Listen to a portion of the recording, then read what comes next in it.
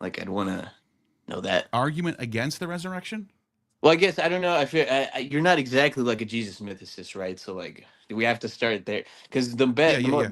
the smartest people I know, they're already Jesus mythicists. But then apparently, I went on inspiring philosophy, and apparently, this isn't like academically respectable to them. It used to be. It used to Okay, be. it used to be. The mythicism was becoming the consensus in the 19th, early 20th century, especially in Germany. The German scholars were mostly all mythicists. Bruno Bauer was a mythicist. A lot of the English scholars were the mythicists. I think James Frazer was a mythicist, but he might have been like me, where I I'm like totally on the fence about mythicism. I don't. There's no evidence for that. Like the physical evidence of contemporary sources doesn't exist. Jesus can be completely made up for all we know, and everything could still play out. There's nothing dependent on Jesus. For example, Julius Caesar and Alexander the Great; these are kings.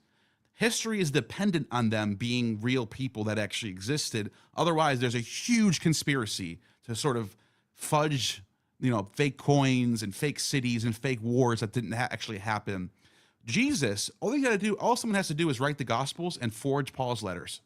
That's it. Now that's big asking. That's a you need evidence for that. Like you need to provide. If you think that's what happened, you have to. People will say like, well, that's like a negative. But like, yeah, but you still have to sort of provide evidence of why you think Paul's epistles are forgeries or why you think that the Gospels are made up. Now, there are some people who came forth and make arguments for this. For example, Nina Livesey recently, I didn't even know this. She actually resurrected old scholarship from the German scholars who were all saying that Paul's epistles were all forgeries. They're not real. They're actually like philosophical Stoic letters that are written for the churches, and it gives it authority, saying Paul wrote it. And then they all give their arguments. Her argument was the Greek, the style of Greek is actually Second Sophistic Greek, which would be normal for second century Greek. So if she's right, Paul's epistles are forgery. Now we have nothing before 70 AD because of the Gospels. Most scholars agree that the Gospels are all post 70 AD because they constantly notify the reader about the temple going to be falling, how Jesus predicted that, like one of the big things he predicted. Now, if she's right, and if the German scholars are right, that the epistles of Paul are forgeries, now we have nothing before 70 AD, which means everything in Christianity came after the temple, which then the question arises, is this a reaction to Judaism failing? Because the whole point of Judaism, Second Temple Judaism, is about the temple. We got our temple back. We were gone for 70 years through Babylonian captivity. We got our temple back, and now we're waiting for the Messiah to come to spread the kingdom of heaven on earth. If they lose that, now there's a problem. Now you need to get back to the temple, which is why Bar Kokhba, by the way, was almost exactly 70 years after 70. It happened in 135, which means the Jews at that time period thought this was the 70 years is up. We're going to get our temple back. The Messiah is going to come right now. This is what they thought. They thought Bar Kokhba was the Messiah, and he failed. So Christianity is like a cope. It's like, okay, Second Temple Judaism was a failure. The Messiah was already here. We just missed it. And really, what they're doing is they're allegorizing the Old Testament and applying it in a story form. All these messianic prophecies were already fulfilled. We just missed it. We're idiots. He was already here. Now we're waiting for his second coming. That's it. And so that's to me, that's very plausible. I'm not turned off to that idea. I just think the evidence can go either way. I just think it's possible there was a dude named Jesus, and then they wrote all this stuff later, attributing this stuff to him. But there's no evidence that any of this stuff actually happened. None. Okay, so there's definitely a basis for Jesus mythicism Oh yeah. in Oh hell summary. yeah. Hell yeah. I mean, I think the mythicists can get a little too dogmatic, in my opinion. Not all of them. Some of them I talk to all the time who are not. That's their position. They understand the historicist position. They call I guess it's a more of a minimalist. Like myself. I think the scholarly consensus would agree with me that yeah, the Gospels are mostly mythological. Yeah, he wasn't performing miracles. Yeah, all the messianic fulfillments are just taking Old Testament motifs and applying it to Jesus. But they think at the end of the day, we have no reason to doubt that there was a guy who got crucified, and then his followers thought he resurrected. That's kind of it. That's kind of Okay. just the consensus that most people think. Okay. Okay. Well, actually, okay. So I'm sure you saw that clip where I actually this is a one of the CQ guys, Master Friend. He went on inspiring philosophy and inspire, and then you retweeted Yeah, yeah, it you was a made some great correct. clip. It was a great clip. Yeah. I felt kind of embarrassed for him. He did kind of I don't know. I think it's just inspiring philosophy's rhetoric. He just made him look kind of Well, stupid. no, I don't think IP did bad either. I think it was a good I just think the he didn't know that what IP was saying was actually wrong because there IP brought up the eruption of Mount Vesuvius, but that was well documented in its time. That was a big deal. It was reflected in the sources. So that was a bad idea for him to bring that up because if there was a guy who, when he was on, like Matthew, for example, on the cross, Jesus. Let me see if I can find that passage in Matthew where Jesus is on the cross, and he there's literally zombies coming out of the ground. Um, let's see. I think it's Matthew 25. I think. Let me just make sure. And the reason why people need to see this is because no, it's not. It's Matthew 27. Oh no, 26. I meant it looked embarrassing for the CQ guy. See, But oh, you're talking about for you're talking about IP. no, no, IP like had better rhetoric than the CQ guy, Master Friend. That's what I'm saying. Oh, I thought they were both fine. I thought that Master Friend just didn't know that there was sources that talked about Mount Vesuvius. He could have smoked upon that. He could say, "Wait a minute, hold on. What about this source? What about this source? What about this source?" And then Okay. IP would have looked really bad. Okay, Um, yeah. That would have been the but turning point. yeah, he would have got him. So look at this. There's I think it's on here. Jesus is before the Sanhedrin. Um, no, it's the next one. So I'm in the wrong chapter. I'm an idiot. I think it's 27. Let me just go to 28. I think it might be actually two ahead. Nope, it's 27. Okay, watch this. In Matthew, you have soldiers mock Jesus, the crucifixion of Jesus. Here it is. Two rebels were crucified before him. Those who passed hurled insults at him. The death of Jesus. Here it is. Immediately, one of them ran a sponge and sat. And when Jesus cried out, he gave up the spirit. At that moment, the curtain. Listen to this. At that moment, the curtain of the temple was torn into from the top to bottom. The earth shook, rocks split, tombs broke open. Bodies of many holy people who had died were raised to life. They came out of the tombs after Jesus' resurrection and went into the city and appeared to many people. And the centurion and those who were with him regarding him said, "Holy crap, this is the Son." This didn't, okay. If this happened, if that actually happened, it would be all over the primary. Nobody would forget, nobody would just let this happen. And 40, 50 years later, they start writing about it. Because Matthew's dated to like 85, 95. What's even crazier, Paul's epistles are supposedly before this, and Mark's dated to before this. How come they forgot about this? You also have other writers from this period who were Philo, for example, Philo of Alexandria, who writes all about, he mentions Pilate, he mentions Herod, he mentions the Agrippa, he mentions all these people from Jerusalem. He has nothing to say about this event. No one, because it didn't happen. It's mythological. It didn't happen. Period. So Mount Vesuvius, he brought up Mount Vesuvius and said, well, that nobody wrote about that until way later. That's not true. People wrote about Mount Vesuvius who were alive during Mount Vesuvius, like 4 or 5 authors. So that's my 2 cents on that one. Yeah, he said okay. He said only Pliny the Younger only wrote about. He said Pliny Younger was the only contemporary for And Vesuvius, but that's that's wrong. wrong. Yeah, that's wrong. Yeah. Yeah, yeah. So Okay, when he did go on, they linked some essay challenging the argument from silence, and it uses like a bunch of Bayesian stuff. So it's hard for me to read. I don't know if like yeah, look, uh the argument from silence would be fair. Arguments from silence, it's not always fallacious to bring up that there's no evidence. Like, would they say the same thing about Graham Hancock, saying, "Well, we have no evidence for an ancient advanced civilization"? And would if Graham Hancock said that's an argument from silence? No, it's not fallacious. If there's just no evidence of something, there's no evidence of something. So it's only fallacious when you're looking for a needle in a haystack. So it's like the existence of Jesus as a person, that might be an argument from silence that Philo doesn't mention him because he might not have been important. There might have been no reason for him to mention him. But however, zombies coming out of the ground, that's a whole different. Now we're talking about something insane. And it's not even like one person saw it. It's talking about going into Jerusalem, one of the biggest cities in the region. And it is the biggest city of the region. It's the New York of Israel. It's the biggest city in the whole region. And there's zombies walking around. So no, that's not an argument from silence anymore. This should be reflected in the primary sources if this actually happened. Just like saying the war between Caesar and Pompey. Imagine that there's no sources about that. That'd be insane. Of course there's sources about that. You know what I mean? Yeah, of So course. big Yeah. events like that, like I'll give you another one. Abraham in the Torah, it says that he was fighting wars in Syria and the Levant, and that he was fighting against these 10 kings that were in the Levant and won all these wars, and then he was given land by a king of Salem named Melchizedek. That's a big claim.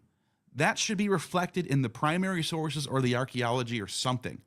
There, because we found the war Armageddon, Armageddon, the original one between Egypt and the Hittites. We found all the archaeology. We can see, like evidence of the war that actually happened. We can say the Battle of Armageddon happened. We found the archaeology. We can establish that. There's no wars of eight. There's nothing about Abraham fighting. It's just made up story. That's not an argument from silence. That's just me pointing out that there's no evidence. Period. You know.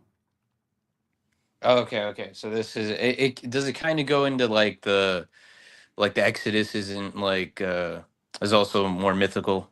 That- Yes. Okay.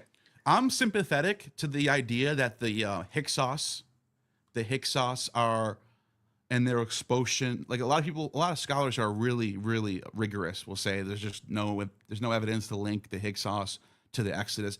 I tend to go with a more nuanced approach, like say it actually makes sense that there's some sort of memory of the Jews' ancestors being in Egypt at some point, which were the Hyksos, that it is true. There were Semitic people living in Egypt, and then they end up migrating out. It wasn't an exodus.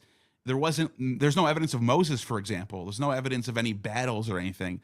But what I think they're doing is I think they're allegorizing and writing a legend that reflects because Josephus, for example, and Manetho, these are people who were living in the early Hellenistic, late Persian period. Manetho, I'm talking about, who actually know about the Hyksos. So people know about the Hyksos later on. So I'm not surprised that they have some sort of memory or some sort of knowledge of their ancestors being in Egypt and getting kicked out of Egypt, whatever their thoughts were at the time. And I think that they wrote this story as a way to seal the memory. That I would say. There's no evidence of any major. It talks about hundreds of thousands of Israelites fleeing Egypt and going into the desert of Mount Sinai and being there for 40 years.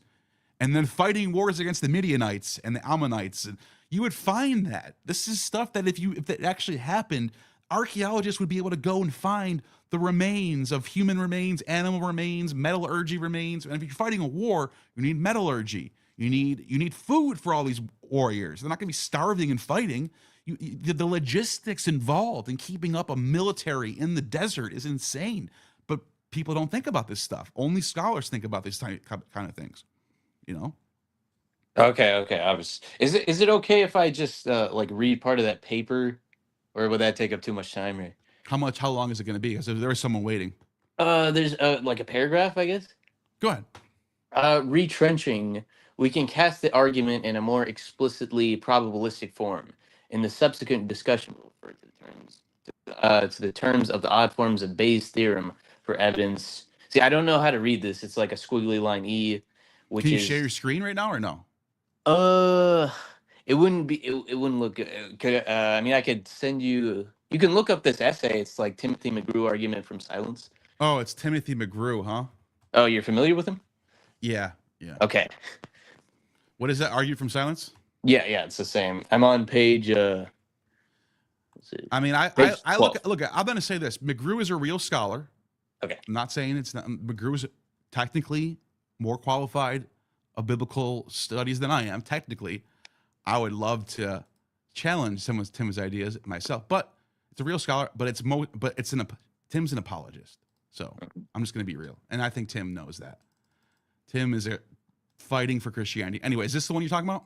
Yeah, I'm on page 12. So that's where I get confused. Retrenching, we can cast the argument in a more explicitly probabilistic form. In the subsequent discussion, we will refer to the terms of the odds of Bayes' theorem for evidence E, which is P, and then there's a whole thing there. The underlying structure of the argument is irreducibly mathematical, but the rationale for this reconstruction can be communicated to some extent in informal terms. First, the argument has an important, if often tacit, ceteris paribus clause. It indicates that what is reasonable to believe, all else being equal, a strong antecedent presumption in favor of an event for H may be able to withstand the force of an even fairly strong argument from silence. The degree, this is kind of what I was saying in a way more jargon, technical way. Like, this is like, for example, right here. An event H may be able to withstand the force of a fairly strong argument from silence. So McGrew is acknowledging there are strong arguments from silence. I just made a few of them. The Exodus, the battles of Abraham. There's no archaeology. There's no prime. The Hittites, the Assyrian, Babylonian, Ugaritic. None of them talk about this. It's nowhere to be found except for the Torah. That's a strong argument from silence. But McGrew is basically pointing out some of this stuff in the Gospels are just only a few people might have knew about it. It might not have reached the mainstream, and therefore arguments from silence don't hold weight against it. It's fair to some degree, depending on what we're talking about. But for example, the resurrection, especially Matthew's resurrection, I'm sorry, that is a preposterous claim to think that would happen and it wouldn't show up in the sources for 50 years later. I mean, that's like 9/11 happening, and the first news report in Fox News is decades later. It's just, no, it would happen. Everyone should, this is something that is so major, it should be all over the place, and it's not. So. Okay, so a lot of this is just jargon. It's like more academic language of, Yeah, like a lot of what you just said. All this is just could be said is sometimes arguments from silence are not that strong. That's it. That's all he really said there. He just used a whole bunch of nonsense to get there, to land that plane. Okay. But Fan from Inspiring Philosophy said this is like a must read for anybody claiming the argument. You're breaking up. You're I think it's your microphone or something. Oh, can you hear me now? Hello. No, you're breaking. You're really breaking up now. That sucks. Yeah, it's like super muffled. I can barely hear you right now. Try one more time. Wait, should I come back? Yeah, it's still bad. Okay. Well, listen, it was a good conversation while it lasted, but maybe jump back on next time or something. All right, Zuff. Appreciate you, man. Before I bring on Neurojack, let me read these super chats. Yamlikish5318 says, supposedly Ramsey McMullen's Christianizing the Roman Empire is the book for this discussion. Thank you. I will come back to this video and pause it here, and I will write. Actually, let me just see if I have. Let me just see Ramsey. Let me just look it up right now. Ramsey McMullen. Because I'm really digging into this period right now. This is like my main focus right now. Christianizing the Roman Empire. Okay, I'll check this one out. Thank you for that. 100 to 400 AD. Oh, cool. Perfect. Exactly what I'm looking for. Appreciate that. Thank you. Solera Knight, thank you for the 2. Roman cult of Mithras became pagan Catholicism. I would think that would be a way too. I think it'd be way too simplified to say that. I think the Roman imperial cult, when it converts to Christianity, I do think even before that, actually, I should say, 3rd century Christians start to adopt solar iconography to apply to Jesus. You start getting the birthday of Christ at December 25th. I think these are things that are being inspired by the Roman imperial cult at the time period. And then by the time they do become an actual cult of the Roman Empire, I think a lot of the ways of how they do religion kind of carry over, if that makes sense. This is one of the I've talked about this in a couple of my videos, so you might know what I mean by that. If you look at my video, it's a 4 hour and 44-minute video I did on Roman religion. I talk about that in there. Some of the changeover that happened. So, anyways, thank you for that super chat. Lev Polyakov, Break the Rules podcast. What's going on, buddy? Do you see the inclusivity of Christianity being antithetical to Jewish specialness? Makes for a pretty sucky cope in that way. This is a fair critique, because yes, Christianity, well, not necessarily right away. If we look at the earliest waves of Christianity, there was the Ebionite sect who did really they really wanted to keep their Jewish identity in place. They still followed the Torah laws. They still got circumcised. They were not fans of Paul. They rejected Paul's letters, and they were basically just no more temple. We got Jesus. So I think I think the Ebionites and the Mandaeans, another sect that John the Baptist supposedly was the founder of, the Mandaeans. I think those two groups, and there's a few other ones too. There's the what the hell is the name of it? I can't think of the name right now. There's a few other ones. These are early first century. I'm talking about like from 50 to 100 AD is when we get activity of these people from, where they're not yet ready to throw out their Jewish identities. They're still holding on to that stuff. It's in the 2nd century when you start to see an attitude of Christianity that's anti-Jewish, where you start to see, all right, no longer, even if you are a Jew, great, we're glad you converted to Christianity, but get all that shit out of here. We're all one under Christ. They start taking Paul there. This is like Paul's idea. Paul is like this universal attitude. There's no Jew, there's no Gentile, there's no Scythian, there's no free, no slave, no whatever, and that becomes the attitude. So it evolves out of Judaism, and they don't care about. It's not like the cope isn't we're special Jews, and that needed to stay that same. The cope is, oh, the Messiah came, we missed it, and now we're waiting for his return to usher kingdom on earth. It's a Judaism 2.0, but the 2.0 and it's not just the new software, it's a new hardware. So it's like a new version of Grand Theft Auto, but instead of being on PS2, now it's on PS4. Now it's a whole different thing now. That's what it is. And the only way for it to really take off is to adopt that universalist attitude that would attract more people. So, and by the way, they do call themselves, Lev, I should say this, they do call themselves the New Israelites. The church is the New Israel. You can still see this in Christianity today in Orthodox circles. They are the New Israelites. That's why Revelations, like these people who call themselves Jews, but they're not, we're the real Jews. That's the attitude. So they're trying to convert. And one more thing I want to say about this. This is a great topic, by the way. This would be a whole video by itself. Judaism was actually if you look at the last century of Second Temple Judaism, they were converting Gentiles to Judaism. We have evidence of Jews going out, and like, you don't see this today. Today, Jews are not really going out and evangelizing. Christians do that, but they got this evangelizing idea from the Second Temple Jews. The Second Temple Jews were evangelists. They were converting Gentiles to Judaism. And guess what? They didn't care. Once you were converted to Judaism, you were a Jew. And a few generations gone by, nobody would even remember that your third grandfather up was actually a Gentile. You would just get folded into the mix. We actually have evidence of converts to Judaism. So I think there's a lot more nuance than, the cope is all about them caring about their, survival as a race. I think it's more to do with the survival of the tradition. If that makes sense.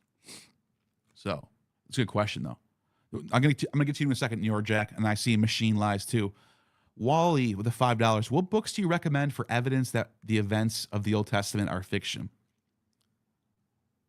Oh, but the evidence of the Old Testament are fiction. There's Bruce Loudon. Bruce Loudon. I think it's called The Old Testament and Greek Mythology. Let me just see. Loudon. Bruce Loudon. Let's see. Amazon. Let me just see the names of his books. Greek Myth in the Bible. That's a good one. That's one you should check out. You can check out Russell Gummerkin's book. What is it? Which one is it? Genesis and Berosus, Manetho, and Exodus. You can also check out Lester Graby. Lester Graby, who is what's the name of his book? Hold on one second. Lester Graby, who wrote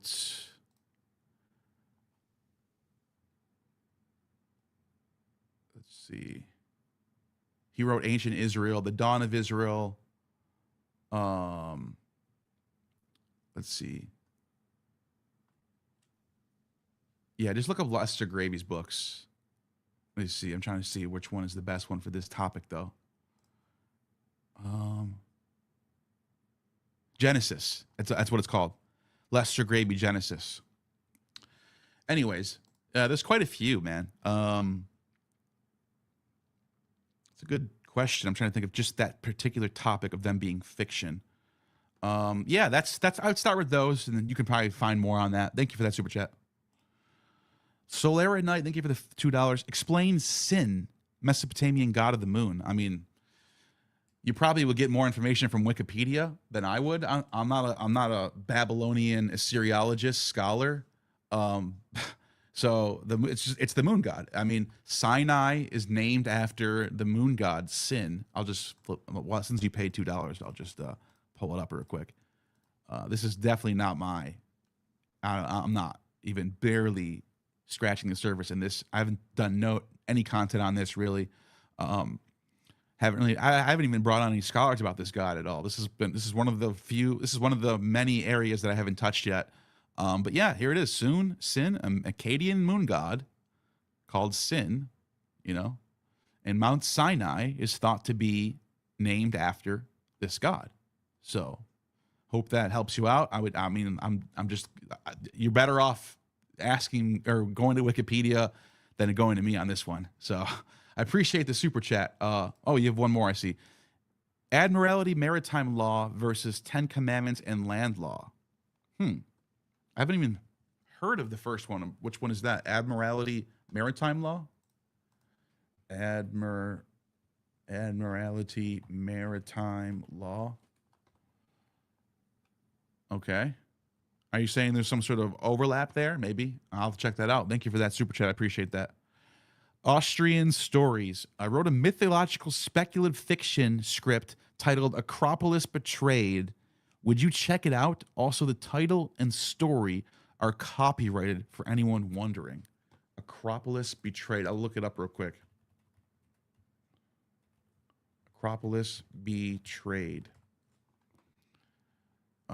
Is there a website for this? I'm not seeing it. I looked it up. Is it on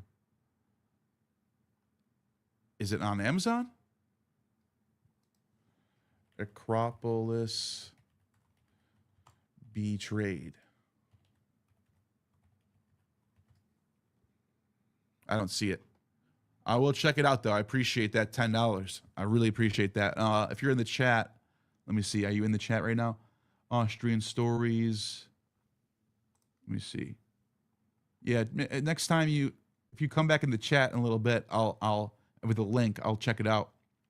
Appreciate that. Okay. Neuro Jack, sorry for that wait. I appreciate you waiting. You can go ahead and unmute. What's going on? Yeah, Neuro no Jack? problem. Thank you for having me on. I've been watching you for quite a while. Watch you and Lev, Georgiani, off and on, some of the other associated people, but I definitely find your documentaries very I mean, it's just one of those things like I could pretty much watch every day and not get bored of because it Appreciate answers that. a lot of questions that I've had. I am a Christian, so putting that out there, but I definitely do find a lot of your arguments and information very compelling. I don't really see it necessarily debunking Christianity, which may be curious to you, but I'm more trying to get a clarification of like your view of things, not necessarily to say that you're wrong, but more just to kind of understand your perspective, I guess. For example, like what you're saying about Paul. Like I see Paul as kind of like a cynic, maybe. I think you could argue Jesus is kind of like a cynic in a Oh sense. yeah. Oh yeah. Oh yeah. And 100%. also yeah, and also somewhat like kind of like an Eastern Taoism almost or something, right? And I know that sounds kind of insane. Like I'm not No, saying it that doesn't. I'm a syncretist per se, but if you had to go between understanding Christianity as a syncretist religion, a perennial religion, or something else, like how would you describe like if whether you're because I know that you basically don't affirm Christianity, but if you were to, and also your actual position, how would you kind of characterize it if not perennialist or syncretist? I mean, so during this time period, you have a school. It's called the New Academy. It's Plato's Academy. They call it the New Academy, and it's what happens is they were there was like a dogmatism that was present in Platonism, and the New Academy under Alcinous, um, I'm sorry, Antiochus of Ascalon, around like 80 BC, starts to adopt more skepticism, like Pyrrhonic skeptic, like more Socratic way of thinking, and then they start to adopt uh, cynicism and Stoicism as a part of their. So what I'm getting at is, um, you start to see a more perennial philosophy. They start mixing things together more. You start seeing more syncretisms in like the writings about the gods and stuff like that. You start seeing like gods coming together. Even like Serapis, even that's a little bit before this period. But Serapis is sort of a syncretism of uh, Pluto, Osiris, and some like aspect of Dionysus and stuff like that. And Christianity, as you pointed out, like the way Jesus is described, absolutely cynic. So for people who don't know, the school of cynic was very anti-materialist. They were they were very big on giving up all your wealth and belongings, living very simple. Even Diogenes is described as he had a cup that he would go and drink water from the river, and then he saw some child cupping his hand and drinking water like this, and he was like, "Oh my God, my cup is too materialist." He threw his cup away and he started drinking with his hands. Well, you can see like John the Baptist and Jesus living this sort of lifestyle. John the Baptist is eating locust and honey, and he's living in the wilderness. That's a cynic right there. And even that, even the early, even like the early Christian saints, the Desert Fathers, some of these saints that would live on pillars. They would go up on a pillar and live there for 40 years. This is very much the attitude of early Christianity, very cynic attitude. Um, and cynical, and also not even just the way their ethics and way of life, but even like their attitudes towards the other sects of Judaism at the time period, where they would, through the mouth of Jesus, obviously, like Jesus is like their Socrates. He's like your philosophy goes through Jesus, and Yeah, I so agree with that, by Jesus, the way. I agree with that, yeah, by the way. Yeah. and so the way he would battle with the Pharisees and Sadducees and talk about how they're, you guys do things in public for everyone to see you, but you never do things for God, or you lay up riches in heaven, or you lay up riches on earth instead of laying up riches in heaven. That is a very stoic attitude, and I would agree with that. The cynic attitude, but the Stoic school comes out of cynic school. So, for example, Crates. Let me show you right now. Crates, who is a Stoic. This guy right here. This dude right here. He was the principal, as it says right here, the principal student of Diogenes. So some people say Diogenes is the founder of cynicism. Some people think Diogenes' teacher, who was Antisthenes, I think he's in here somewhere. Antisthenes. Let me see. Anyway, I don't know. Maybe it's not in here. But he was the student of Antisthenes. Should be in here somewhere. Here we go. Antisthenes. So people like, this guy started this school, and he's a pupil of Socrates. See, it always goes back to Socrates. This is my point. So you have these schools of thought. Plato goes back. Plato, he's a co-student with Plato. And then you have Diogenes, right? So the school of cynicism, and they're very anti-Plato, right? So it's like your Pharisees and your Christians, right? They're like fighting. And then you have Diogenes, and then Diogenes' main student is Zeno. Or I'm sorry, I said Diogenes. I meant to say Crates. Crates is the main student of Diogenes. And then Crates' main student is Zeno. Zeno is the founder of Stoicism. So my point is like all these schools of thought come from the same source, and then they blend back into each other right around that first century period. And so what happens in that period is you have this sort of perennial attitude in theology and philosophy, and they start to blend back into each other. And you get the Middle Platonists, and you get Christian. And by the way, some of these Middle Platonists, Philo of Alexandria was a Middle Platonist. He's a Jew. He's a Jew who's literally writing about allegorizing Judaism. So his whole idea is the Old Testament. You guys think it's silly. All you Platonists think it's silly because it's an allegory. He's like he's doing apologetics. It's just an allegory. We don't really got to get circumcised. You get circumcised in the heart. So then they adopt this. This becomes the Christian. I think the same way Diogenes births Stoicism is the same way Philo births Christianity through his own. And then you have the whole school of Alexandria, which is where Christianity blows up, and I think where the Gospels are written. So to answer your question, yes, I think it's perennial. I think it is adopting many different customs into one thing and sort of going with the cultural milieu and competing with different schools of thought at the time period. Yeah, that's what I think. Okay, and so obviously, since I'm a Christian, I can't fully agree with you. Although I think in general, I think that there is a very strong argument that you have. I think the narrative definitely comports with my understanding of history as well. And I know that might sound like a contradiction, but again, faith is a little bit above my reasoning, and I just to throw a couple things in really quick. Like I definitely think that most people, I'm not saying you specifically, but I think most people in the modern age, they've kind of like left, Yahweh or Jesus as God to the side, and now they've kind of adopted like a Kantian or Hegelian or even really Descartes, God of reason or God of philosophy instead. And I'm not accusing you of that. I'm just saying I just put my biases out front, right? So that aside, other than that, aside from that, I would say that from an internal critique of your position, right? Because I don't really have any argument against what you're saying per se. Would you be more okay with viewing Christianity as a perennial religion that basically tried to combine and quantify and qualify everything that came before it into a universal religion for the masses, for good, for bad, or for indifference? And then if you could take that position that you're taking and say, well, on its own terms, it was a pragmatic, cult or something that maybe overthrew Rome or destroyed Rome by accident, or however you want to do it, would you, Yeah, because yeah. obviously I Christians get are what going you're to say saying. that it could go one way or the other. Like some Christians think I, that, like, you get what I'm yeah, saying, right? I would say sure, but I would say it's more be more careful on how you argue that, because it's not adopting everything. It rejects a lot of the schools of the time period, like Epicureanism. Even though you can find some Epicurean ideas, like the Epicurean idea about not being scared of death, I think Paul adopts that.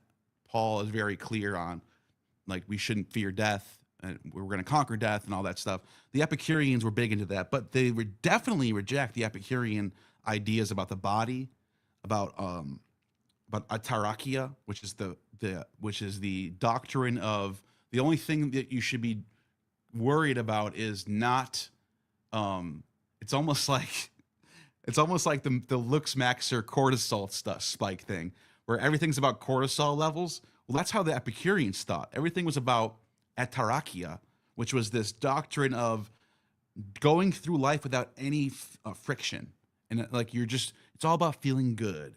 It's all about, the body, like the body matters.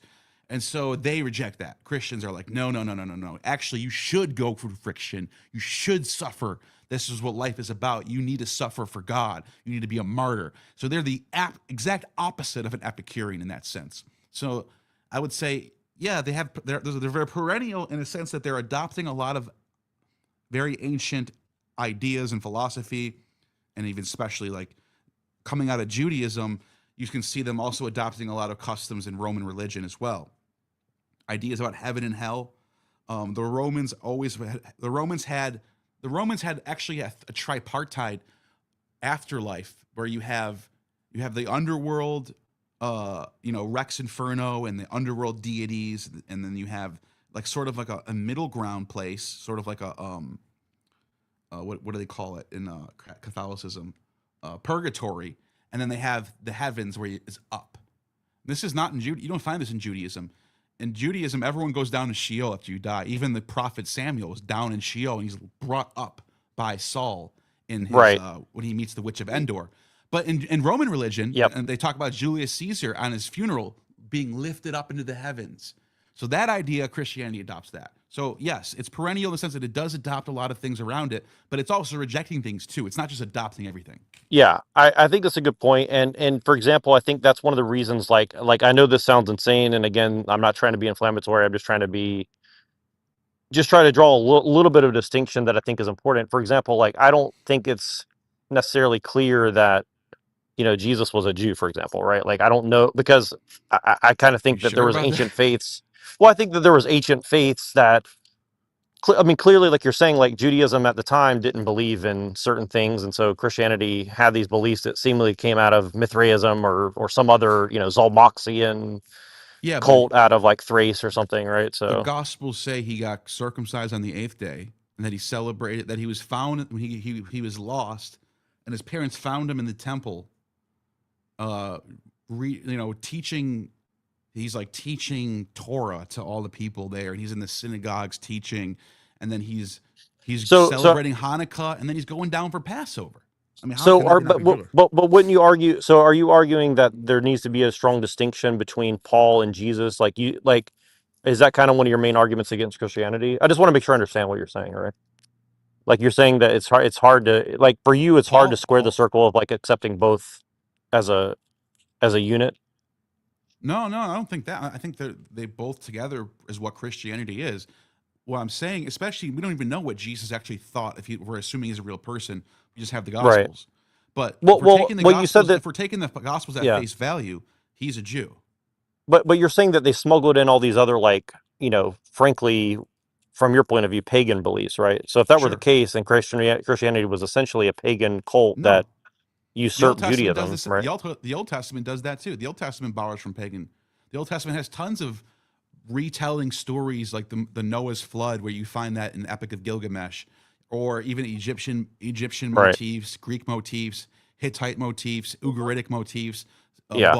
Baal in the Leviathan. That's in Psalms. This is just what Judaism does already. So that you can't, just because it borrows from Okay. pagan ideas doesn't make it not Got Jewish. it. So you're saying that even Judaism, you could argue that could also be a perennial cherry picking Sure. religion to some degree. Okay, yeah, and I would agree. I I think think that if I think that's the standard, then yeah, I would agree. I Yeah. think that's how every cultural, whether it's a religion or a film or some sort of uh some sort of novel someone writes, you're going to have a whole plethora of inspiration from all different places. Nothing is just in a Yeah, vacuum. I agree. Yeah, and again, this isn't really a gotcha. I just wanted to understand. I just wanted to ask one more brief thing. Two things I'll say really briefly. Like I have this theory that I found is actually a something that goes on in academia. I wasn't aware of it until recently. But for example, like I think the story of Troy, Greece, Rome, where the two brothers were raised by a wolf. I mean, obviously, I think there's a connection between that and Judaism and a lot of other things that are going on. Phoenicians. I know this sounds totally insane, but there is traditions within the occult that try to account for this, and also in academia, they're trying With to the two account for twins this you're kind talking of about? connection. Yeah, like what is whatever his name is, Romulus Romulus and and Remus. Remus, Yeah. but also part of the tradition somewhere along the line came that they actually came from Troy. Yeah. Some Yeah. Yeah. people say that Troy came from Phoenicia. Some people say that Phoenicia came from somewhere else. I don't know exactly. I think there's a lot of weird connections that haven't fully been explored, and a lot of your videos do explore some of these weird connections around like Dionysus and stuff like that. So I want to give you a lot of credit because I really think that some of the stuff you're touching on I wish Christians would touch on it because I think it actually, in my opinion, it strengthens Christianity, which I know sounds insane, but I do think that No, there's a I lot of think weird so. I think connections. you're. So That's I think people should think that. Um. yeah. Yeah. But my last question would be this because one of the videos you did has always stood out to me, and you had one of these quotes. It was a really long video, I think, but one of the quotes that stood out to me is like I think it was you quoting Plato in a letter to like Diogenes II or Dionysus II, some king or something. And he said something like, "Nothing I have written is my own words. Everything has been basically, in other words, and I'm paraphrasing, obviously, an IQ test to instill morality upon people. You're never going to know what I really think. Mm. I don't think that I need to tell anybody what I really think. It's not important." Yeah. Yeah. Yeah. Yeah. Um, and I think that's alluding to the noble lie, of Yeah. Yeah. course, Yeah. and Yeah. Yeah. and so I would ask you this: if Or just his esoteric doctrines that people are have been writing about since Plato's died. That his students are constantly talking about Plato's esoteric teachings that only the initiates are told. Only the inner initiates are told, and they're not for the public. That type of thing. Yeah, and I think Christians have to admit that there is definitely some of this going on within Christianity for Christianity, sure, absolutely. whether they want to admit it or That was not. what the Gnostic Gospels were saying. The Gnostic Gospels, like the Gospel of Thomas, and even some of the other ones, the Gospel of Mary, for example, or I would say not the central, but the theme that connects those together was that there was an inner mystery, an inner teaching that was only given to a certain disciples, and not the whole. Only the inner circle got this, and it was only recorded in the secret Gnostic Gospels that you find in Egypt and Coptic. Yeah, and I think that there's a strong argument for that. So my last question is this, based on what we're saying here, and then I'll jump off. The last question is this: if Christianity is a noble lie from your view, um, is it a it's a two-part question. Is it a good idea to tear it down now in lieu of like a new age Gnostic Christianity or something else that'll come after? That's the first part. And secondly, what would be the good thing to replace Christianity with? Would it be a balkanization of religion and universalization, or just kind of see what people gravitate towards? And I appreciate your time and thank you for having me on. Yeah, I mean, I don't think it should be replaced with some sort of Gnostic religion at all. I think it should be something that's more life affirming. That's my issue with Gnosticism. That's why I consider myself a Gnostic today. Is I think it's life denying in a sense. It's this world doesn't mean anything. It's actually evil or trap. That's my stuff. So I don't think we should replace it with that mentality. But I do think it should be replaced with, or slowly over time, people start to realize that Christianity isn't true. Replace it with more of local ancestral customs, or even some sort of life affirming, rational theology. So some sort of Platonism, some sort of Nietzschean with metaphysics, something in between those two. If you can figure that out, anything like that. But I think he had to drop out. But yeah, that's that. Thank you for that question. I appreciate that. I'm going to bring on Machine Lies in a second. I'm just going to read these couple more super chats real quick. Letheus, thank you for the 2, says sin equals to miss the mark, to hit moon instead of the sun. I didn't know that. That's interesting. Definitely thank you for that super chat. Grandpa of 10, thank you for the $4.99 super sticker. Appreciate you. Austrian Stories, thank you for the $5. I'm going to paste link in the chat. Okay. I don't know if I missed that one. But if the chat saw it, I definitely check out that book when you get a chance. Thank you. A Voice of American Culture, $5. Neil produces the best Gnostic content on YouTube. Thank you for that. Appreciate that. And so we got Machine Lies. What's going on, man? Greetings. How are you doing today? Good. I see you got a microphone. I appreciate that. We can get some good content now. Yeah, obviously we have a stream. We're students of, of Dr. Scorbina, right? So we're Oh, gonna okay. try to Okay. advance Yeah. Yeah. the antagonism thesis, all right? That's laid out in the Jesus hoax, pretty much, right? Yeah. Yeah. And that's my friend, that just called in. He gave me the link to this show. Neurojack, all right? He's a great, Oh, nice. Nice. yeah, he's kind of like my token, Christian friend. Yeah. Yeah. You gotta have it. We gotta have one of those. Exactly. So I heard you mention the Ebionites, and I know you've changed a lot of your positions since the first time you took off. Going from from mythicism to believing in the historical Jesus, right? Am I correct about that, or am I wrong about that? Yeah. Yeah. Yeah. Yeah. Okay, And then I'm not, yeah. and I don't have a strong like he definitely existed attitude about it. I'm just more of a, I guess you can call me a minimalist in that sense, where I let the evidence fall right where it is, and the evidence says there was a guy, and I just kind of take what could happen. Like, for example, there's a guy named, we have tons of people in the first century who were trying to be the Messiah and failed. Like Judas the Galilean is one of them. Simon of Perea was another one. There's a couple other ones that were Yeah. some Egyptian Yeah. people. And anyways, Yeah. but the point is, I have no reason to doubt that a guy named Jesus tried to be the Messiah and got killed. That's it. That's my reason for being a historicist.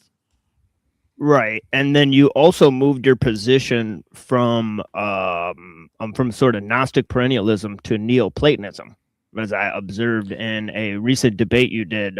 You're going for a more of a deistic view of things, or Yeah. I would say that. I don't like to call it Neoplatonist, because then people think, oh, does he follow Plotinus or Iamblichus?